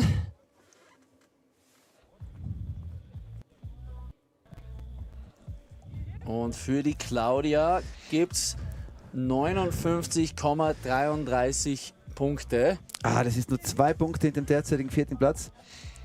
Da wäre sie ganz vorn mit dabei gewesen, glaube ich, mit, ohne diese Rolle. Aber sie ist einmal fix dabei. Und jetzt geht's im Battle. Nein, gar nicht, sorry. Nein, sie ist nicht fix dabei. Es tut mir leid. Fix dabei sind jetzt entweder Noemi Eki oder Ioma Fuga. Eine von beiden, die matchen sich jetzt für den 4. Platz. The battle is on for the last place in the finals for the girls snowboarding category. Only one of the two can make it. On 4th place right now, Noemi Eki, but Ioma Fuga on course with a pretty spectacular entry. Storms. In the steeper parts of the face. Wow, putting her line score up really high as she approaches the same line that most other girls took today. There's got to be a reason for it. These jumps really work well. Going a little smaller, a little more sideways than the others. So stacking up some points, but not as much as the rest of the pack. Did gain here, also slowing down a little bit before her second air. So definitely be some reduction. It's funny, she went to the gnarliest part of the face at the top part, but then slowed down a bit in the lower part. Most people would do it the other way around. Nevertheless, beautiful powder turns all the way to the finish. Wow, so score to beat for Ioma to make it to final is 61-33. And we'll know in a minute which of the two girls is going to be the final. I like that entry. Yeah. You see in the replay. Tiny bit of a back seat, we call it, right there. I think what might cause her not to beat that 61, or if anything does, then speed, right? Yeah, you could tell. The confidence must be here, while it is here with Ioma, with her win at the 3-star event in Brisson and also a 3rd place at the 4-star event in Engadin. So let's see if she gets into the final 4.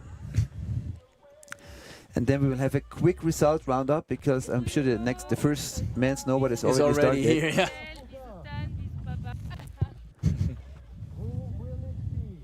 Ioma, she's all smiles. Well, she had a great powder run. Sends lots of love to her beloved ones right there. while our video judge Florian Gassner is trying to warm up or to get some blood circulation going. 57-67 is not enough for the final 4. So we're gonna do a quick roundup. Amazing show by the snowboard girls. We have the top 4 which go up for the finals. In first position, Louis Ruiz, Austrian Sarah Bacher in second followed by Michaela Holstein and Noemi Eki. So this is the cut. Those 4 we will see again for the second run. And don't forget, scores are not being added.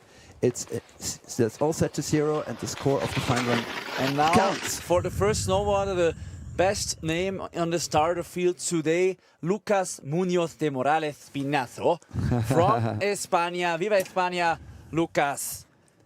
Vamos. And going full send here on the upper part. Great speed from the Spanish guy.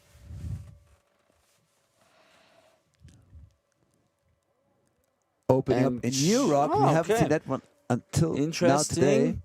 Interesting But with choice. some control issues there at the landing. Big drop with Beautiful. a grab. Nice one from the Spanish.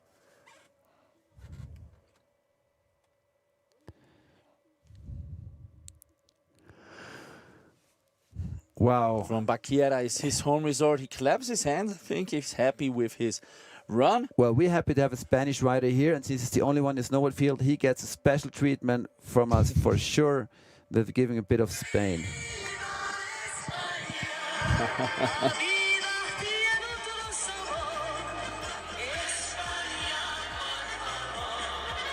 España, mi amor, España, por favor. Interesting choice Viva here, slowing España. down over the cliff. Ja. Ja, es war nicht so ein Run aus einem Guss, sagen wir mal so, Ja. oder? Yeah, but he looks happy. I cannot see his smile, but like he, of course, sponsor representing. Now he's smiling. Yes, waving into the camera. Lucas Munoz de Morales Pinazo. Amazing. And it's Amazing. so Baquiera, great resort in Spain. Yeah, Ordino, Arcalis, Baquera, Spain and Andorra has produced a lot of great riders. You really see that there's a freeride community there. The Freeride World Tour typically has to stop spare when the snow conditions permit it. And there's a lot of really good riders in the footsteps of Ayman Navarro, Abemoga and others which are following up. So great to see more and more riders from the southwest of Europe competing in the qualifiers and on the Freeride World Tour. So, es geht nach So, Österreich. das wollte ich gerade sagen. Switchen wir wieder auf Deutsch, denn der Florian Handschuh ist der nächste Rider, der aus dem Start gedroppt wird. Wir schauen noch einmal auf die Punkte vom Lukas. Oder wir warten noch auf die Punkte vom Lukas, sagen wir so. Genau.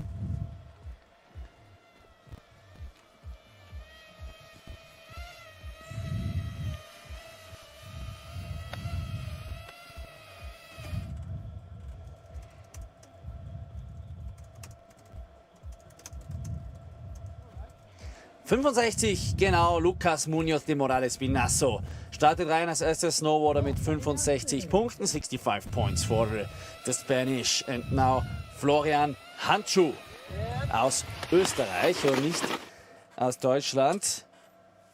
Ja, der Flo hat eine ganz eine interessante Karriere hinter sich. Er war ja einer der besten Freestyler im deutschsprachigen Raum, hat eine tolle Freestyle-Karriere hinter sich, hat dann eine große Firma gegründet, die Bau- und Arbeitsmaschinen verleiht.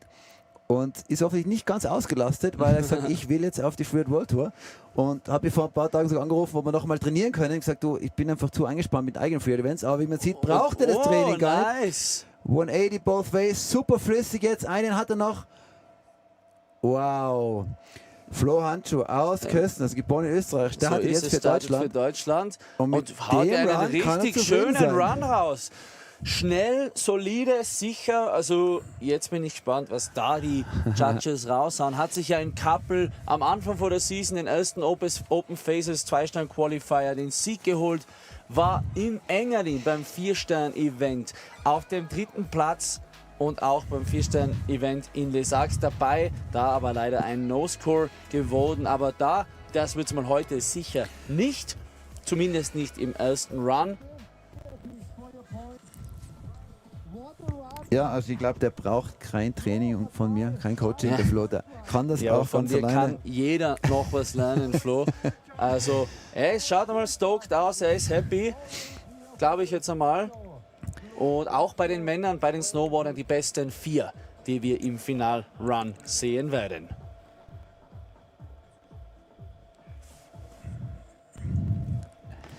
So, jetzt haben wir eine Frage gestellt bekommen vom Aus den Zuschauern. Backstage. Und das ist, glaube ich, an dich gerichtet, Flo. Genau, die Frage ist, darf man mit dem AirPods in den Ohren fahren? Und die Antwort ist ja, Kopfhörer sind erlaubt. Die Fahrer können mit Musik fahren. Es darf aber keine Funkverbindung oder Handyverbindung nach außen bestehen, weil sonst könnte der Coach dem Fahrer ja irgendwas ansagen und das würde in dem Fall unter Cheating oder Schwindel fallen. Okay, oh, genau, das wollte ich auch erfahren. Wer kontrolliert es dann? Gibt es da oder ist das so ein Gentleman's Agreement oder Gentleman's Agreement? Also Weil grundsätzlich heutzutage mit den AirPods kann ich dir ja alles erzählen. Du, im Augenblick ist das auf Ehre und Gewissen. Ich fände es schade, wenn man verbieten müsste, dass Fahrer mit Musik fahren dürfen, weil ich habe es selber nie gemacht. Ich bin lieber in Tune mit dem Berg. Ich höre das Rauschen des Schnees, wenn ich einen Turn mache und das Kratzen meines Bretts auf den Steinen, wenn sie mal steil wird. Aber ganz viele fahren besser mit Musik. So, okay, Sie dürfen mit Musik fahren. Florian Handschuh, 80 Punkte ist happy. So schaut's aus, jawohl. In the surfing world, you would say an excellent score. Everything above 80 or 8 points it is in the World Surf League. Just having events in Hawaii and moving on to Australia next. Yes, 80 is an excellent heat. Excellent run. Mark Robert. What do you have on Mark Robert for us? As I grab my binoculars. Yes. Mark going over the triangle pyramid, lining up a big double. Wow! Speed, a lot of speed. Big jump from Mark. That was a great move. Now slowing down to find his way between those rocks, which have already taken down one or two riders. Smart idea to take it a little slower here. 36 years old.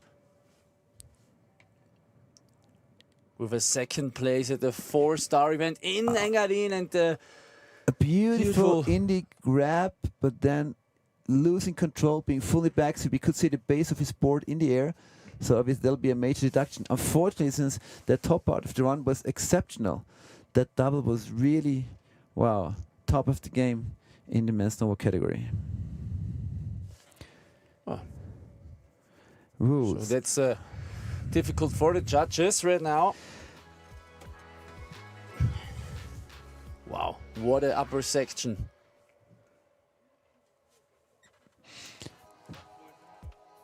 Mark Robert, he was born in Switzerland, but he mainly rides in the valleys.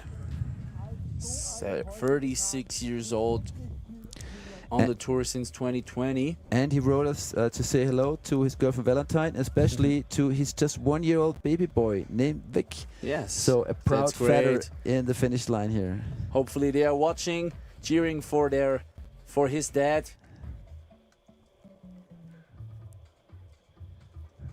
They saw a great run from Mark. Yeah, that's always tough when you have a rider doing a really nice run and there's this one big mistake. So it should officially only influence the score or the points you award for this feature, but it does, of course, always affect the whole impression of the run, the overall impression, to some extent as well. But he was super controlled in the air. Yeah, showed us a really nice grab and just then got into the backseat and had his board above his head for a second. He's happy. Yeah, I remember that when the live stream started during my career about 15 years ago. It was a big change when we were standing before in the middle of nowhere in Alaska on top of the Back to Ross, and you knew the beloved ones at home had no idea what you were doing, and then all of a sudden they were right there with you. That's great. By then we still had helicopters instead of drones above our heads. You would send greetings up to the helicopter, and you knew that wife, kids, and whoever watching at home would actually see you. 69 points. That's a second place for Mark Robert. 69. So I like that, right? The judges still awarded points for the whole of the run and just took off 10 plus points for that one mistake he did. Remy Benamo aus der Schweiz from Switzerland. Third overall in the Freeride World Tour qualifier. Freerider from Sinal, positioning himself above the triangle. Unfortunately having to put his back down for a second. And then going right into a front punch, so not the most lucky start of the run. There is still the lower section for the Swiss guy. Choosing now a different line. Yeah, beautiful backside slash turn. Oh, nice! 360. And even more beautiful exit 3 and another air. Wow. Totally making up for the mistakes in the upper part. Really strange. He almost seemed uncomfortable up there, and then started the 360. afterburner Nice. Wow. for the lower half of the run, just like you said. Also richtig starke untere Hälfte des Runs vom Schweizer Remy Benamo. Auch wieder schwierig für die Judges jetzt. Da sehen wir noch einmal den Front Punch und dann den schönen Dreier. Backside 3. And also the last clip was really nice, showing strong legs, so that not super steep landing. But 55 points for Remy Benamo. That puts him in 4th place right now. Doesn't look very good for the final run here for the Swiss guy. Gabin Buzan. He is the best snowboarder right now in the Freeride World Tour qualifier, in lead with 6,000 points. So, what hell of a season for the French. And this being only 19 years old, so that's a rising star on the Freeride. Wow, lining up a big cliff. Wow, what is... In the shadow of the face, no control issues at all. Not slowing down. First, so in his head, it's like, okay, been there, done that. Now let's go for the lower part. Very smart, taking it easier. Using the powder to slow down, lining up the last cliff. Wow, 360, nice. Going for the front 3, no problems and looking at all. for another air feature. Yeah, still shows another flow the air. Nice. Was a smart grab. Wow, he's so claiming with 1 and up. You don't see that too many times because you really do that as a rider when you're stoked and you know there was no mistake and there was none. And you see the confidence from look the 19-year-old. Wow. Because he jumps like into a tracked out field, so that was really amazing. He got a little grab in there as well. Wow. So showing it everything, the freestyle skills, the big mountain skills, the confidence. He can be stoked. Yeah. And I mean, 3 4-star events for him this year. 1 in Engadin 4-star event. He won in Les Arcs and is 6th place in La Rosière. So confidence is high. He is the best snowboarder on the Freeride World Tour qualifier at this moment. And I dare to say, with this run, he'll definitely be in the final. That means he already has another top 4 results, so he's not going to be pushed off that top spot of the ranking at all. So looking very good. So we're going on the live score. Gabin Buzan, 19 years young. Wow. Flo, your career started on the Freeride World Tour with?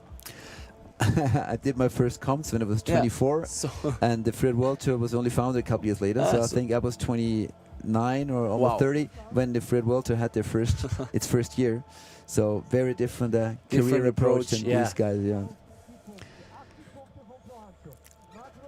But then I was still one of the longest serving in the scene. You know, I had a lot of riders come and go for 3 years. I think 10, 12 years seasons on the tour. Nice. You know, if you have the passion for it, it can go a long way. And you can really feel the passion from you when you're already. Also, from this point of view, I have to say, every time I have the honor to commentate here with you, you can really feel it, that you are in this. Oh, I feel so much for those boys. Yeah. The preparation work, the days before, the face check, the hike up in the morning. Sometimes you get up and it's still dark, and then you're arriving at the start gate. You look down, the tension rises and the countdown goes, and then you're super nervous. The adrenaline goes 82, 33. That's the first place. Woo! So congrats. Yeah. 3 riders left. And these are not any riders. This is Arvid Gustafsson from Sweden, number 6 overall. Christophe Charlet from France, number 4 overall. And James.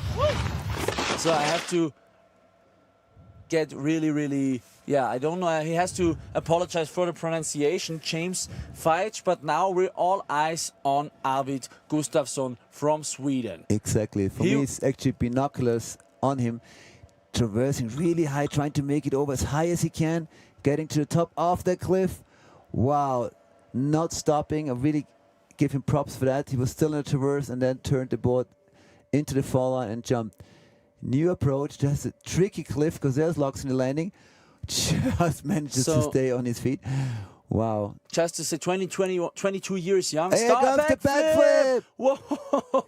Nice one. With a wild ride. I just wanted to say, he wrote us. He's told us he was started freeriding 2 years ago in St. Anton, where he did his first season and works as a truck driver in summer to afford the winter on the Freeride World Tour qualifier and for snowboarding. Spent the last season in Les Alpes and did the first competition 1 year ago, and now he's here at the 4-star event, 6th best snowboard on the qualifier tour, and now we see the backflip once again. Nice one, Arvid. And he had to put the rear hand out to stabilize for riding out the landing, and I'm sure Flo Gassner is not going to rewinding this on and on. But to me, that was far from a crash. It was just a hand out in the back to stabilize, and just a idea to do a backflip down there, where even some of the male skiers just went straight. I really love the snowboarders pushing it today. So shout out, we should give a shout out to me and my friend's YouTube channel, Steph, and my sponsor, Head Snowboard. Also my girlfriend, Luisa, who is here and is supporting me. I like the ranking there. Shout out to me. That's not us commentators, that's himself. Then the friend's YouTube channel, then the sponsor, and then comes the girlfriend. Maybe it's the channel from him and his friend. So, but the YouTube channel is... Yeah, okay, shout out. maybe we interpreted the wording right. So it's a shout out to the YouTube channel. But also his girlfriend Luisa is here and is supporting him. So Arvid Gustafsson with the first backflip for the snowboarders. And we're gonna go right ahead and put fingers up on that YouTube channel, because if you show backflips there like that, we're gonna be watching that in the future. Following right now. Judges are in the middle of their discussions, of course. Yeah. I can see Flo Gassner down at the judges' booth, sticking his head close to the screen. They have an extra big piece of cloth over that screen, so you can actually see it in the sun. And he's going to give feedback and tell him about the riding out of that landing. It's the 5th place for Arvid Gustafsson. 58 points, 0.67. That's hard. So, yeah, sorry for you, Arvid. Goodbye. Yeah, so they must have decided that there was a major extra. But if you take 10 points off, you know, he could have been 3rd without that issue at the landing, and they would have secured a spot in the final already. So, so close. Sorry for him. Christophe Charlet. And he's someone that I still competed with on the Freeride World Tour many years back. He's a Jamon who's been on the tour so many, on the qualifiers so many years, trying to make it to the tour. And competing on the tour as well. 33 years old, in 4th place in the overall qualifier ranking right now, with good points, good results this season. And he likes to go to the steep parts. Looking for his first podium on the qualifier this year. Wow, fighting to stay on his feet, but managing well. Keeping his hands and everything else away from the snow, and then working his way over all the way to that Lucas ride, adding this feature as the very first one of the day. Woo! Stacking up feature after feature, Christoph. Flo is stoked. Look at that. Only 2 or 3 riders on that part of the mountain today. Yeah, that's true. That's true. So looking for a lot of air. So as I said, looking for his first podium this season. 4-star event in La Rosière, 5th place. 4-star event in Les Arcs, 4th place, and 4-star event in Engadin, 7th place. So he knows how to ride. He's looking for his first podium. Still, let's see if he is going to be in the top 4. Well, if he wants to make it to the final, he has to. And he wants to secure a spot right away, he has to beat Mark Roberts, 69 points. Then he can be sure they will stay ahead, even if James Feich will have a great run at the end. And as we see the replay, where he was fighting to stay in control after the big cliff drop. And for anyone wondering if he gets a no score because he has taken his board off right now, no. Obviously, it's just a matter of the safety that the finish line is put a bit away from the face, so it could be set up a couple of days earlier, and there was still some potential avalanches at that time. So they wanted to have the art and everything a bit further away from the face. So if you do a creative liner, Christoph, and you ride all the way to the riders left, then coming back means a quick hike up to the finish line. but doesn't mean you get a no score. So, and just to tell you who is on the hot seat with the snowboarders right now from Spain, Lucas Munoz de Morales Pinazo.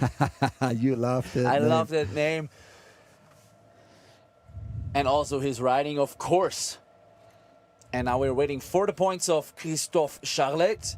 Wir warten auf die Punkte des Franzosen. Es ist alles sehr knapp beieinander, außer Gabin Buzan und Florian Handschuh. Über 80 Punkte. Dann auf Platz 3 Marc Robert mit 69 Punkten. Platz 4 Lucas Munoz de Morales Pinazo mit 65 Punkten. Und es ist jetzt Christophe Charlet, während er hier ins Ziel reinsteigt. Ich nehme es schon einmal vorweg. 66,67 Punkte für den Franzosen. Er ist jetzt auf dem Hot Seat. Also der Spanier ist draußen nicht im Finale dabei. Jetzt ist es der Franzose, der noch zittern muss, was der letzte Rider, nämlich James Veitch. Ich muss mir helfen, vielleicht ein bisschen mit der Aussprache. I'm sorry for everybody who's watching from England, Great Britain. James Veitch.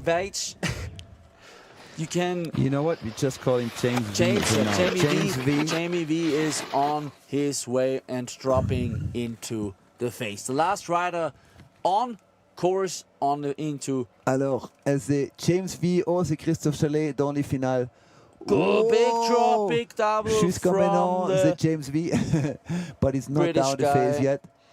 Yeah, we've also seen a great evolution of British riders, typically ski bumming somewhere in the Alps, in Berby, in St. Anton, and getting him better every year. Wow, such a great fluid run by James. Fluid run, James, in 19th position right now in the overall. Yeah, I'm stoked about the snowboarders' performance today. Yeah. Because there were some events this year already, 3-star, 4-stars, where the snow was difficult, and then it's very hard for the snowboarders to show, their potential to put a good show. But today, with the soft conditions, exactly, we can really be happy about the performance. I especially liked how the way he entered all the airs. We saw 2 or 3 guys today hesitate, not hesitate, but slow down and get in position for the next takeoff, and he did not. And that's such a big difference in quality. If a rider just uses that last turn as a setup turn and immediately goes for the takeoff, and he did that at every single jump he did. So to me, very outstanding performance by James V. I especially liked his upper performance. Exactly. 85 points! Wow! I just wanted to say he has to get a lot of points for this upper part. Congratulations, James. 85 points, secures the first spot for the final round. So, what? He cannot. Look at his expression right now. I think he didn't get it. Woo, He did now. That's great to see. Wow, and there we have the results for the first round. James is in front after the second one, Gabin Buzan, Florian Handschuh, and Marc Robert. That's the 4 guys who we'll see again, and we just got the information that they will start in the opposite. I'm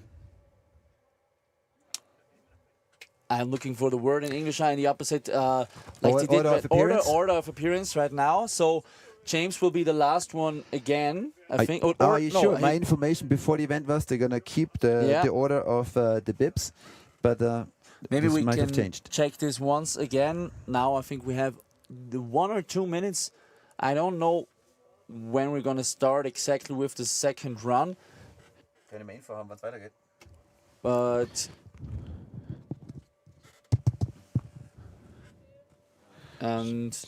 yeah. So let's recap the first run. Wow. Well, let's recap the snowboarders first. Yeah. I think great performance of the snowboarders. We saw super fluid runs. We saw backflips. We saw big 360s. Look at the scores, 85, 82, 88. That already shows a great zone performance. Then a big gap to those guys who did not manage clean runs, but I'm really stoked and proud of my and our snowboard brothers today. Ladies and gentlemen, if you're tuning in right now, we are at the Freeride World Tour 4-star qualifier Silvretta-Montafon 2024. And because we have a shorter venue than usual, the riders have 2 runs today, not all of them. They all have all 4 categories have a first run down, and now the top 50% each category are just about to walk up to the top again for a final run. And all the scores are set to 0, so everyone's in the final has the same chance to win this event than all the others. And so if anybody is tuning in and right now they're coming for the hot phase, it's getting hot, it's getting into the final round of the 4-Star Qualifier. Also für alle, die jetzt erst einschalten, jetzt erst dazugekommen sind, genau richtig, sie haben bis jetzt natürlich schon viel geile, richtig coole Freeride-Action verpasst, aber sie sind auch genau noch dann die Besten aus der Kategorie, aus der jeweiligen Kategorie, die besten 8 von den Skiherren, die besten, ja.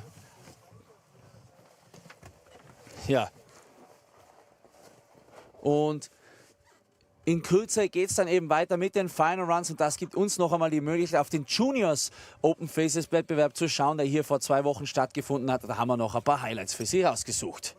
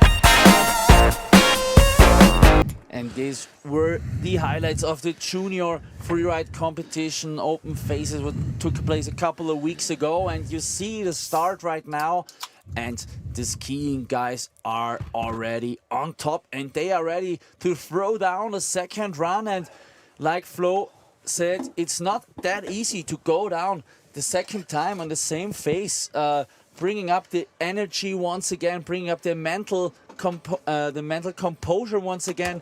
Flo, how do you, I mean, you were in this situation, I think you were in the situation sometimes. How do you handle this? Well, we actually, when the Freeride World Tour was still very young, we had, or before it was there, we had the very big extreme 2 runs. So going down, especially a mountain like the Bec de Ros, with 55 degrees steepness, 500 meters vertical drop, almost ridiculous. Like you will go down, you think, okay, that's all, and then you're in helicopter, then you, sorry guys, better now. So you did maybe one of the runs of your life, one of the most difficult competition phases in the world, and then they would say, okay, you go up in the helicopter finals, and 2 minutes later you would find yourself at the top again. Very, very hard to refocus. Then you start thinking, should I do the same run again, or should I do something else, go better? So just a lot more difficult than the first run. And then also, you know, it's getting tired. It's 1 o'clock now. These riders have been up since 5, 6 in the morning. Yeah. You know, you have to stay hydrated. You have to eat. But the mental focus is what it's all about. And let's look at that body language of the guys now as they leave the start gate. I'm sure you'll be able to tell some are all in and top of the game. Some may look a little tired. Some may go for the safety run now, which they didn't do before. So really interesting.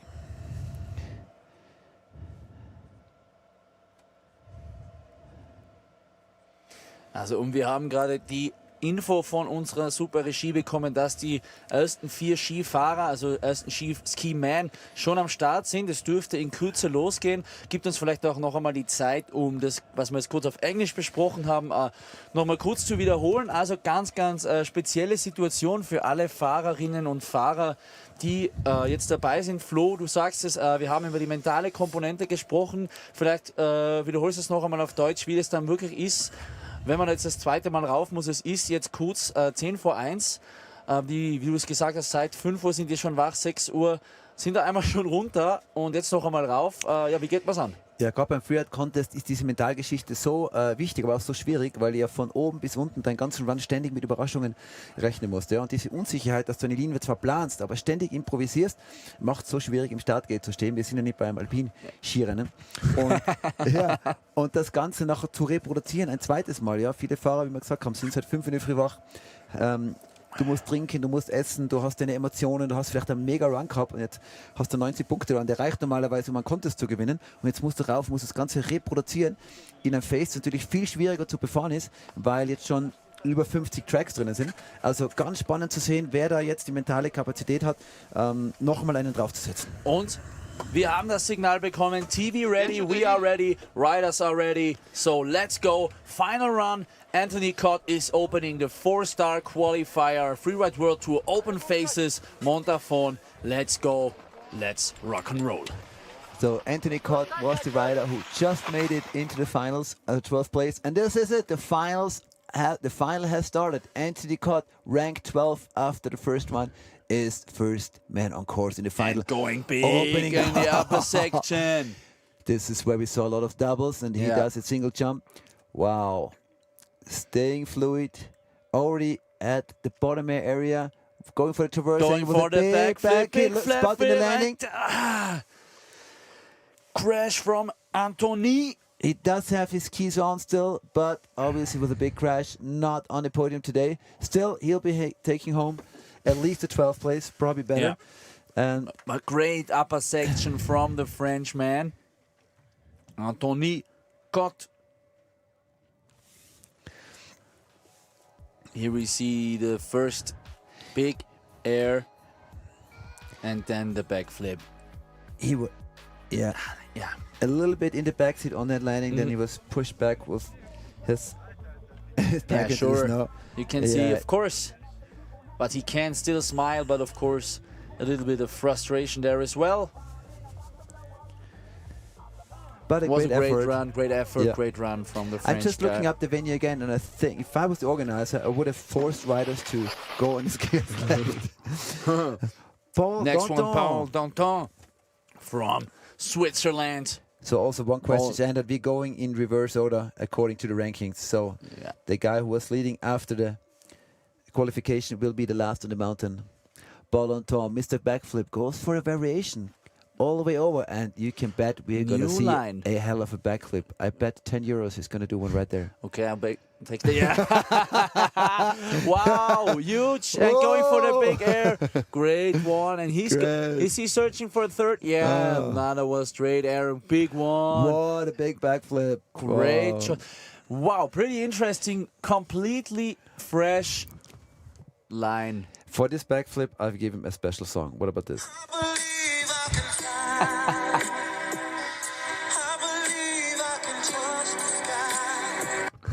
So ball on toe, touching this sky. So look at the backflip, and so hard to see. You can tell that with the clouds now covering the sun at some, the sun is some now areas. No especially. sun in the face right now. After the Snowboarders, it's not away. So what's the main difference? Machen wir vielleicht zuerst auf Deutsch. Flo, es ist keine Sonne mehr jetzt im Face. Umso brutaler wird es. Was für Auswirkungen hat es? Ja, es ist jetzt immer noch ein blauer Himmel, aber genau vor der Sonne einige Wolken, das heißt, es wechselt hin und her. Für die Fahrer ist es viel schwieriger, bei diesem flachen Licht an ihre Landung zu sehen. Offensichtlich kein Problem gewesen für den Paul Danton da in 18 Meter Höhe, Kopf über. Schwierig ist es vor allem dann, wenn du im Start noch Sonne hast. Viele Fahrer fahren ja auch mit einer sonnenreaktiven Scheibe in ihrer Brille und die ist dann relativ dunkel und dann droppst du hinan, machst die ersten 2 Turns und dann ist es plötzlich nicht mehr so hell und die Scheibe muss sich erst anpassen. Ich bin aus diesem Grund meistens mit Klarsichtscheiben dann gefahren, obwohl zum Freeriden die Reaktivscheiben eigentlich super sind, aber macht die Verhältnisse definitiv nicht einfacher. So in English as well, you saw the light change. We have some clouds covering the sun, not at all times, but most of the time. So much more difficult for the riders to spot their landings. Not a problem for a ball. Danton hanging upside down, 8-10 meters in the air, but you could see also when he was up there how he was looking for his landing very thoroughly. 82 points, going excellent, taking the lead. Taking the lead, that's a great score to score. beat. Yep. Yeah. If you look at the ranking of the first run, 82 would have been 4th place. Oh, nice. So, yeah, definitely Max. improving a lot from his 69 in the runs, but that doesn't count anymore anyway.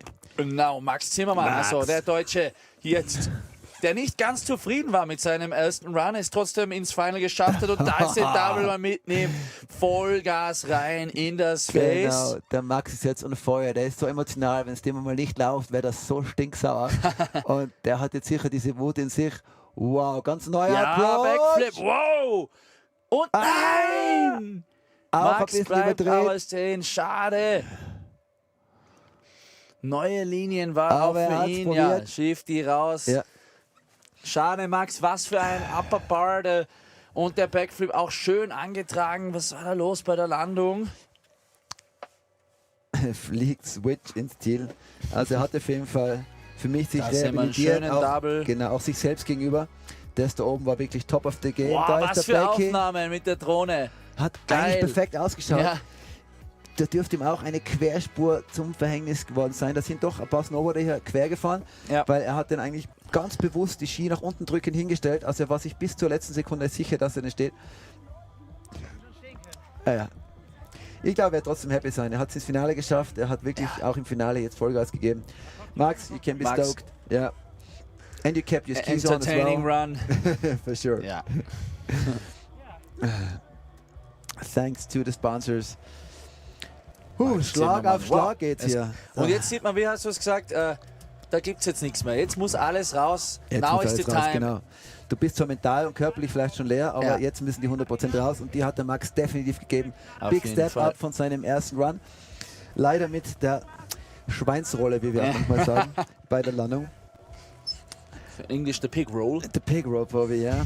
But he gave 100% and I'm sure now he will be much more satisfied even despite that hiccup Yeah. at the landing of his backflip. The run he planned out was, yeah. Of course, with this pig roll, with diese, mit der Rolle bei der Landung, kann es einfach, ja. Es sind die 69,33 Punkte. But that's 70 points with a full crash. Yeah, So he so- was right at there at the 80 as But well. that's also now he knew that what would have been possible if he stomped that Exactly. backflip. But we are moving on. Gabin Xiao, Gabin from France. Probably Gabin. Gabin You Xiao. watch the screen, I take the binoculars. Allez, les France. 7 guys Same area from as France. Max. Same double. Oh, Wow. luckily landing really close to an And exposed going rock there. fast there. Oh, catching. Almost catching as you see the Yeah. wind pushing on the snow. Wow, Whoa, what a double move. with the 360 and And he stopping nearly. Wow. That was French full guys. on entertainment. Wow. The second of 7 French guys in the final. Out of 12. Out of and 12. they're gonna battling it out. No hesitation, no holding back. Let's check the replay. I want to see especially the bottom part here. He must have thought, yeah, wow. This one, hopefully there I'm he not- catches, Look at yeah. it. Into the turn, right to the 360. That was one of the standout moves of Yeah, the day for great. me. Really, really spectacular. Technical, riding. really Yeah, great technique from the French guy. Yeah, Yeah. he is happy. Gabin. And I Xiao. have, he gets a special award for this turn into huge 360.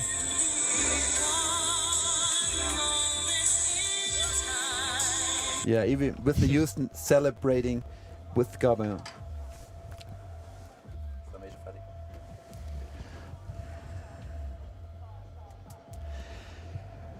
Wow.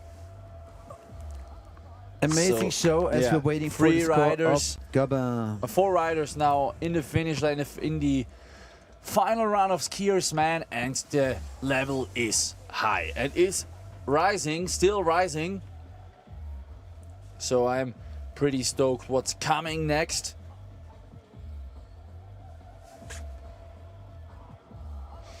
Which score will Gabin Xiao get from the judges? They are still So that discussing with the video judge. the bottom part was really amazing. The small air into left turn, right into a huge floating 360. And he had some issues at the landing, kind of rode it out on the inside ski. But I could not see the major backflip or crash right there. But Flo Gassner, our video judge, is for sure the one who saw it much better with his multiple repetitions. And if you want to say something, you have to talk about the landing after the 360 maybe. But with this double in this speed, it never looked not controlled. So it always, like to tell you positive, it always looked controlled. He had it under control the whole time, in my opinion. Let's see how the judges will rule. And that is typically something the judges look at very much. If a rider arrives at the landing, after whatever jump he did, and he looks like he's in full control, ready to put it down, and then has a mistake, that's a huge difference to a rider coming down, really wobbly, and then hoping for a nice landing. So 80 points, that's the second place. We have Gavin Zell with 80 points and second place.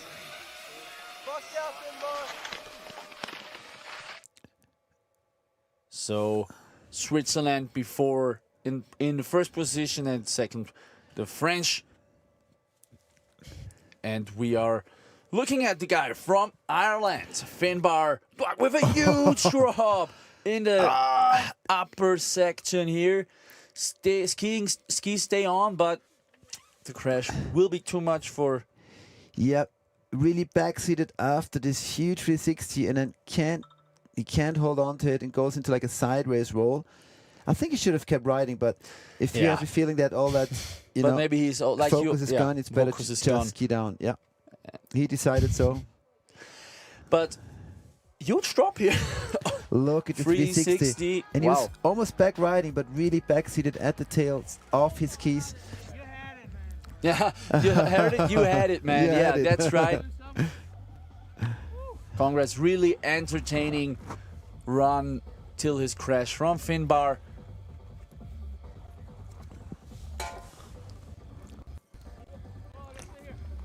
Stay for your point. Shout out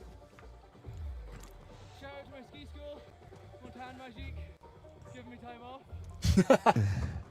Let me crack. Shout out to my ski school. Yeah, you have a lot of riders, they work in ski schools, instructors and guides, and they have to take like 4 or 5 days off for an event like this, so they don't earn money. They have the travel costs, accommodation costs, competition entry, so it's also a big financial effort to come here. So it's great if the ski school at least supports him by giving him time off for this. I think they should pay for the entry fees at least. Rudy Collette entering a little bit more into the middle right now. And a big drop. Whoa! Rudy Collette with a big drop we've never seen in this way before, and we hope that he is all right. Rudy is... Yeah, Rudy is definitely moving, but the angle he took at the takeoff to enter his turn was I think not he needs the assistance smartest. right now. Rudy is... But there are already guys on the way to him. Yeah, Rudy is moving. He tried to sit up, but he definitely did hit the rocks there coming from midair, and he's grabbing his right hip, which kind of makes sense because it looked like he was like knowing already in the air. He was. I don't know if he planned on landing right there.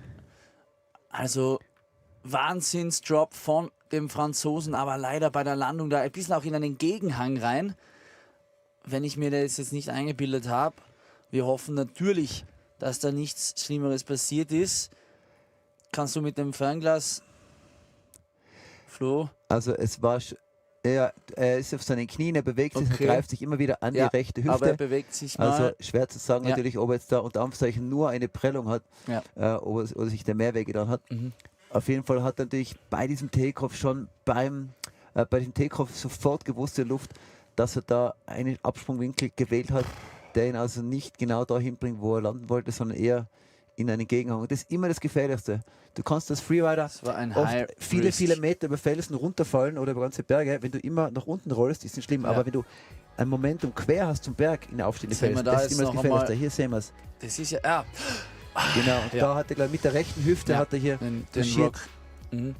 es war mir nur nicht ganz klar, was er eigentlich vorgehabt Ich hat. habe es auch, ich habe mich gefragt, weil er für diesen, er hätte, da, wir sehen ja da diese kleine Rinne und da hätte er aber in einen komplett anderen Winkel auch reinspringen. And I'm telling you one thing now, Yeah. this is exactly also the danger if you have two runs. Yeah. This is, if you're not at the same level with your mental fitness for the second run, if you're not as focused, then you say, hey, let's just But- go for it. You maybe lose that angle of Yeah. attack at a takeoff, and then things like that happen. To me, that's a very typical thing So- for a two-run competition. And if I'm not completely mistaken, we've not seen any jump in any sort of over this clip in the first run. If Well- I'm not not in this angle. Not at this angle, exactly, yeah. The most of the guys took it as maybe as a side hip a little bit, but with this huge No one attempt has- from Rudi. No one has used the takeoff before, Yeah. and that's for a reason, because Yeah. it hardly works.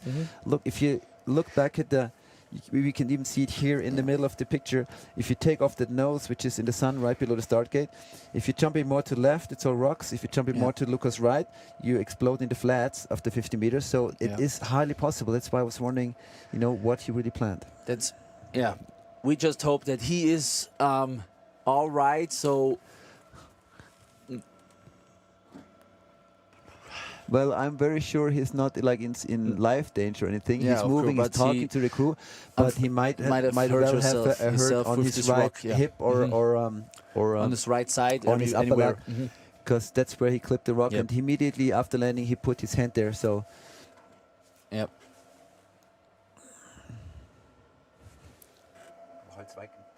Halt weit genug weg vom Ding. Eins oder zwei? Ich weiß es nicht. So, yeah.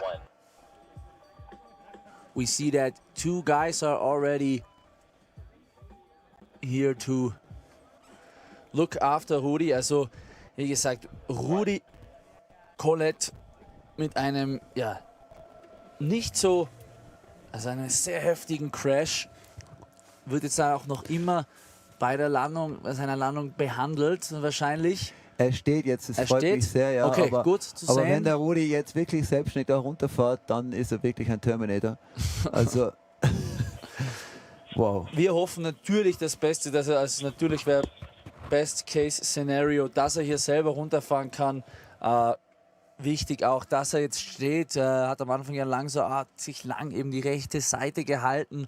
War ein riesiger Drop und hat da eben bei der Landung wahrscheinlich etwas Hartes, einen Cliff, einen Stein, einen Rock erwischt. Das Interessante ist ja, what's really interesting is typically the higher up in the freeride qualifier quality you go, from 1 to 3 to 4 stars, even to the World Tour, the less crazy moves or accidents you see, because the guys are just getting more professional and they know exactly what works and what not. And if you tune into the Freeride World Tour now and you see people doing backflips or sevens over 10-50 meter rocks, they always know they do this where they have an exit.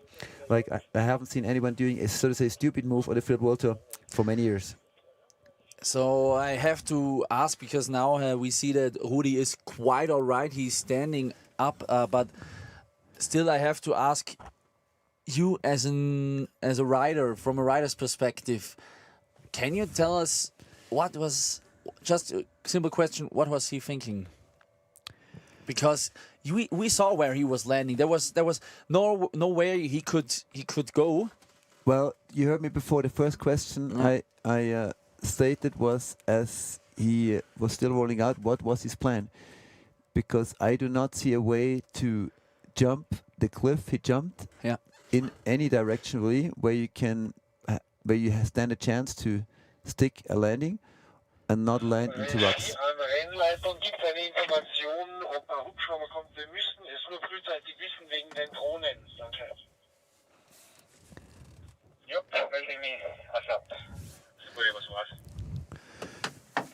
Okay, we just heard from the safety crew that they're still assessing the situation with Remy, discussing with him in person if he's okay to ride down, or potentially ski to the side, or if his injury is so severe that he has to be medevaced with a helicopter, which is of course on standby at all those events.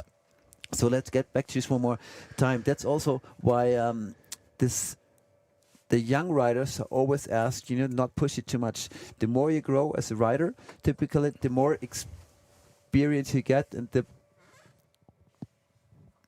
more safety you can put into choosing your lines.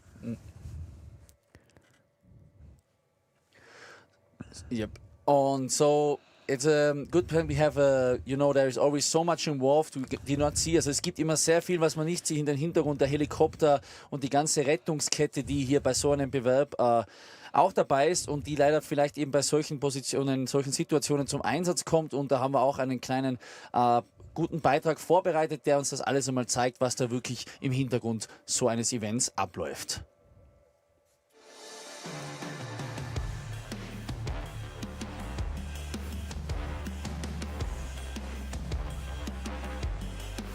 Die Rettungskette ist mal in vornherein für uns ganz wichtig. Wir haben da auch viel gelernt, die Faces kennengelernt und geschaut, wo sind neuralgische Punkte, wo passiert öfter mal was, wenn trotzdem ein Unfall passiert. Bei uns ist der Einsatzleiter der Bergrettung steht neben mir. Wir sehen, okay, der Sturz hat den und den Ausmaß, wir brauchen einen Bergretter.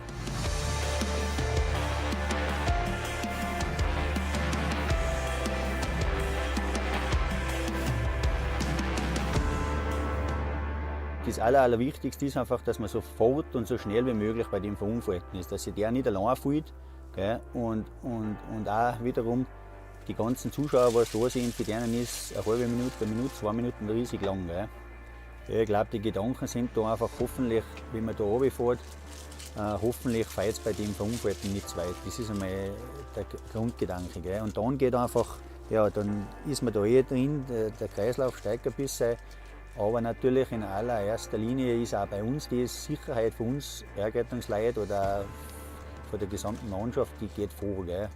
Wir werden natürlich uns bemühen, dass wir so schnell wie möglich da hinkommen, aber natürlich auf sicheren Wege. Gell? Also die Bergrettungsleute sind natürlich bei uns alles Top-Skifahrer. Gell? Das ist Grundvoraussetzung, dass man sich da in diesem Gelände auch sicher und schnell bewegen kann. Die Bergretter vor Ort sind mit meinem Bergretter, der an meiner Seite ist, mit Funk in Verbindung. Und die sagen dann ganz genau, zum Beispiel Verdacht auf Oberarmbruch, Verdacht auf Brustkorbverletzung, Verdacht auf Wirbelsäulenverletzung. Da sind sie perfekt geschult. Die österreichische Bergrettung hat da ganz ein hohes medizinisches Niveau. Die wissen ganz genau, was sie als Verdacht angeben. Und dann natürlich ist sofort für uns klar, das ist eine Notarztindikation, da muss jetzt der Notarzt hinfahren und muss die erste Maßnahme machen. Und natürlich wird dann parallel auch schon der Hubschrauber anfliegen.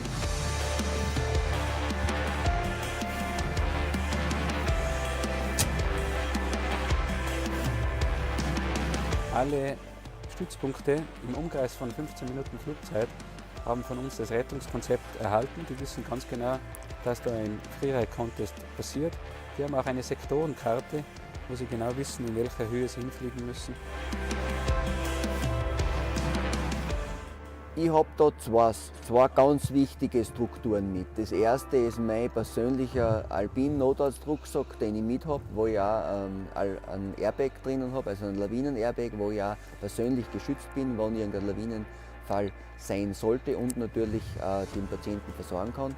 Und dann habe ich auch einen von mir konstruierten Alpin-Notarztrucksack, der von einem Bergretter irgendwo in der Gegend stationiert ist, wo man alles drinnen hat, wo man die Erstversorgung macht, die lebenserhaltenden Maßnahmen, die entsprechenden stabilisierenden Maßnahmen vom Patienten, wenn ein Unfall ist.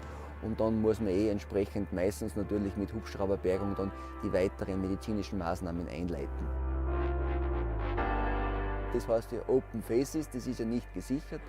Und von dem her ist natürlich die große Gefahr immer der Sturz. Sturz aus großer Höhe, die können durchaus bis zu 20 Meter irgendwo hinstürzen und nicht immer in den weichen Pulverschnee, sondern auch auf einem Felsen.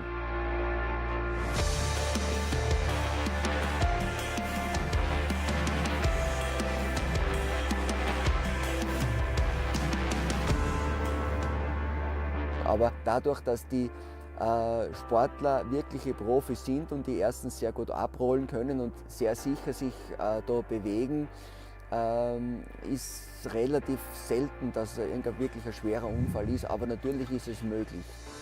Die oberste Prämisse ist das, dass wir das einfach vor Ort beurteilen und dass sich wirklich jeder darauf verlassen kann, dass Profis am Werk sind. Aber es ist wie vieles andere auch ein Risikosportart.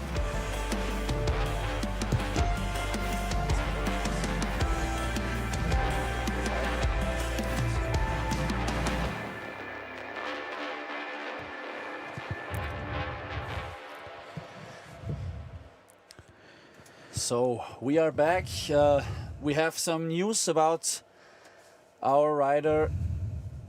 We have a hip injury, also eine Hüftverletzung hat es gegeben beim Franzosen, beim Rudi Collet, und es wird gerade beraten darüber, wie man ihn bergen wird. Es wird wahrscheinlich eine Heli-Bergung werden. Wir haben jetzt, we just got the information from the safety crew that Rudi will be evacuated with the helicopter. So he decided, being conscious with the rescue team together, that he's not in conditions to ski out of the face by himself.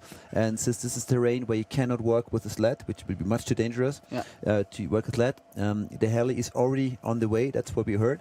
But we must be aware that it means at least a 20-25 minute break in the competition, because typically the helicopter has to land here in the area now. Then they prepare a high alpine sled.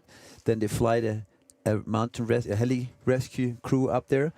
Then again the sled, and then put the rider on the sled, and then fly directly from the face to the hospital. Also das Ganze auch nur, was der Flo gesagt hat, jetzt nochmal auf Deutsch. Also wir haben, es ist geplant, der Rudi und das Medical Team haben entschieden, dass er selbst nicht in der Lage ist, vom Berg runterzukommen. Deswegen wird es eine Heli-Bergung geben. Das bedeutet, dass es mindestens 20 bis 30 Minuten dauern wird, da eben der Heli dann eben den Akia runterlassen muss. Und ja, dauert eben 20 bis 30 Minuten mindestens. Und wir bekommen dann in diesen Momenten auch die Informationen, wie es dann mit dem restlichen Competition weitergeht.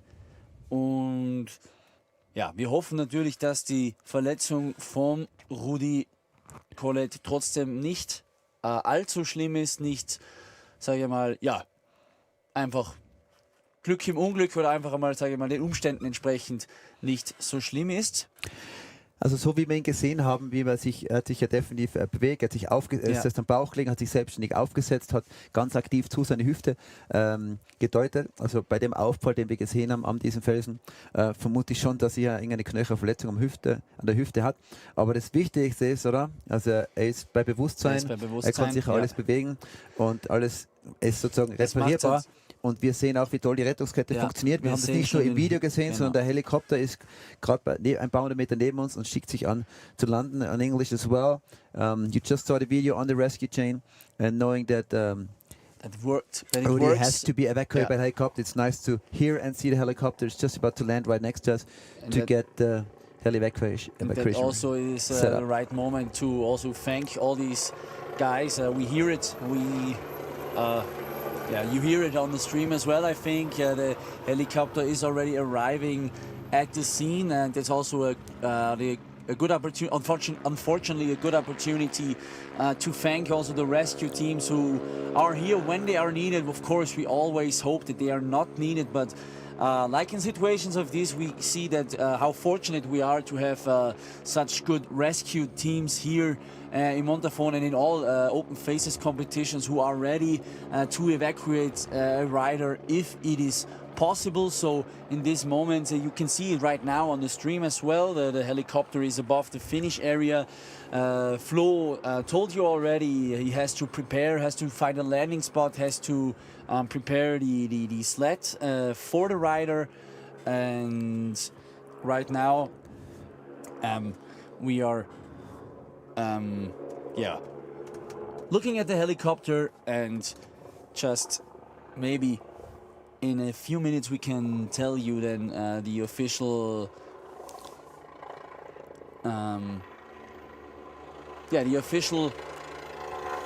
the official procedure, how we will move on.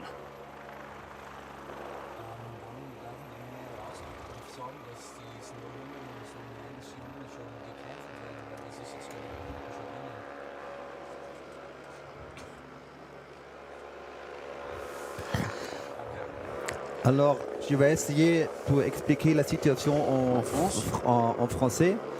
Il y avait un accident de Léo Doué.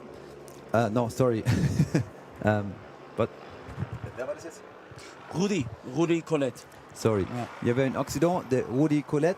Il a fait un grand saut, il a touché un barre rocheuse avec l'anche à la droite de jambe. Et il est assez blessé pour... oui, c'est difficile en français. Oui. Alors, il ne peut pas continuer en ski. Et comme ça, il y a l'hélico qui arrive juste maintenant. On va évacuer les radars avec l'hélico de la face. Mais il a expliqué la situation au... à tous les docteurs qui sont avec elle et il. C'est trop difficile en français. And he told the rescue cream he's fine otherwise, and we're just waiting for more information when and if the competition possibly can continue after he's successfully brought to a nearby hospital. Yeah, it is a very difficult situation, obviously, for the riders. Sure. It's -5, -8 degrees up there. The south wind is wind definitely is picking there, up, yeah. 20, 30 kilometers. So to wait up there half an hour is really difficult. I had this situation myself 10 years ago. I was actually in the lead at the Freeride World Tour ranking coming to last event in Verbier. And all I had to do was ride down properly. But then the rider just ahead of me, had a crash, a shoulder injury, and had to be evacuated. So there was a 30-40 minute break before I could continue. Yeah. And I was called in the start gate 2 times.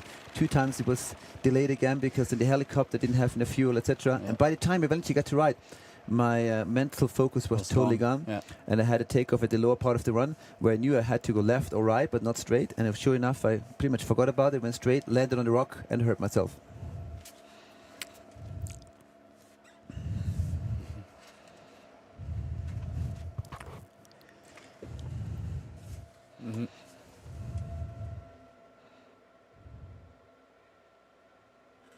Von den Snowboard-Herren hat es jetzt nichts gesagt, Max? Okay.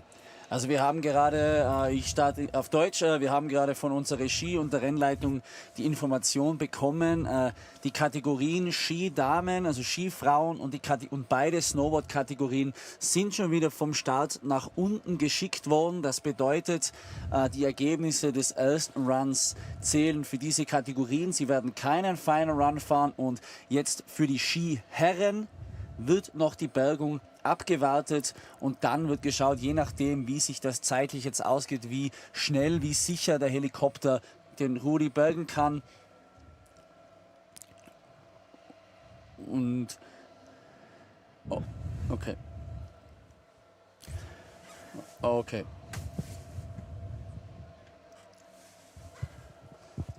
Ich mach gleich Englisch weiter. So maybe ich habe jetzt gerade, während ich angefangen habe, noch einmal die noch neuere Info von unserem Regisseur Max Feudel bekommen. Der Bewerb ist in diesen Momenten abgebrochen worden. Also ist auch weil mit Absprache mit den Fahrern entschieden worden ist, dass die restlichen Skiherren auch keinen zweiten Run fahren wollen. Und das bedeutet eben, dass die Ergebnisse das einfach auch zeitlich hat, es einfach auch den Zeit, dass es einfach zu spät wird. Und ja, Flo, so should we continue in English right now, or do you want to take over in this part, or should I go?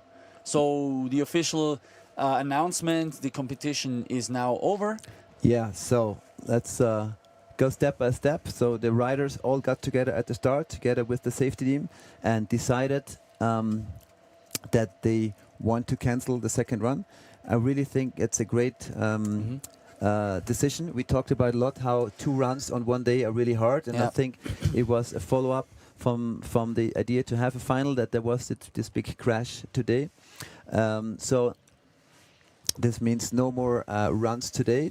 All 3 other categories are already on the way down, and the skiers, as we can see, are already skiing down. So we will have the results of the qualification validated as the final results of the Freeride World Tour qualifier today. We are looking at the results right now from the ski man. Virgile Didier from France takes the win here in the 4-star qualifier, Freeride World Tour qualifier, open faces Silvretta-Montafon. Second place also goes to France, Leo Drouet, with 87 points and 87.33 points. And third place goes to Canada, to the young gun Lucas Bennett, the Junior World Championship with 85.33 points. So that's the results from the ski men. And we see Florian Michelini, the young gun, with the 14th place and some no scores at the end of the ranking. So there we have the results from the ski women. Also there, the victory goes to France, Kelly Berton, with 78 points and a double win for France as well. Mila Delerue with 75 points and the Swiss to Switzerland's third place, Jenna Keller. Ja. Und da sehen wir eben auch hier die Österreicherin Ulla Gillot mit einem No-Score mit Lea Chapuis aus Frankreich am Ende des Klassements. Auch bei den Snowboard Women geht der Sieg an Frankreich. Lou Ruiz mit 74 Punkten, sodass sie es rausbringt. Platz 2 an die Österreicherin Sarah Bacher und Platz 3 an Michaela Holsten. So first place also to France, and we are already at the results from snowboard man. James, the name James Veitch grabs the win here. First win for him in the 4-star qualifier, Freeride World Cup qualifier. Montafon, Gabin Busan, the second place, and the Austrian starting for German Florian Handschuh is on third place. Yeah, of course, not the end we wish for this 4-star World Tour qualifier open faces. First of all, we wish Rudi Colette all the best for his injury. We hope that it's not that bad as it seems right now. Flo, thank you very much. Nevertheless, it was a pleasure once again. Thanks to everyone watching at home. Yeah, we hope we keep our fingers crossed for Rudi Colette, and we hope to see you at the next Open Faces event also. Yeah, that's from my side. Flo, vielleicht noch einmal auf Deutsch. Danke auch alle Deutschsprachigen, die zugeschaut haben. Andi, es war cool mit dir zu moderieren. Ebenfalls. Wichtig ist jetzt, dass der Rudi gut in ein Krankenhaus kommt und die medizinische Versorgung gut ist. Aber ich sehe, nachdem er selber gesprochen hat mit den Rettern und gesagt hat, wie es ihm geht, bin ich zuversichtlich, dass es nur mal punktuelle Verletzung kommt und er bald wieder in Ordnung ist. So ist es. Schönen Sonntag noch. Und jetzt schauen wir uns noch einmal zum Abschluss noch einmal die richtig coolen Highlights von diesem Tag an. Alles Gute, bis bald. Ciao.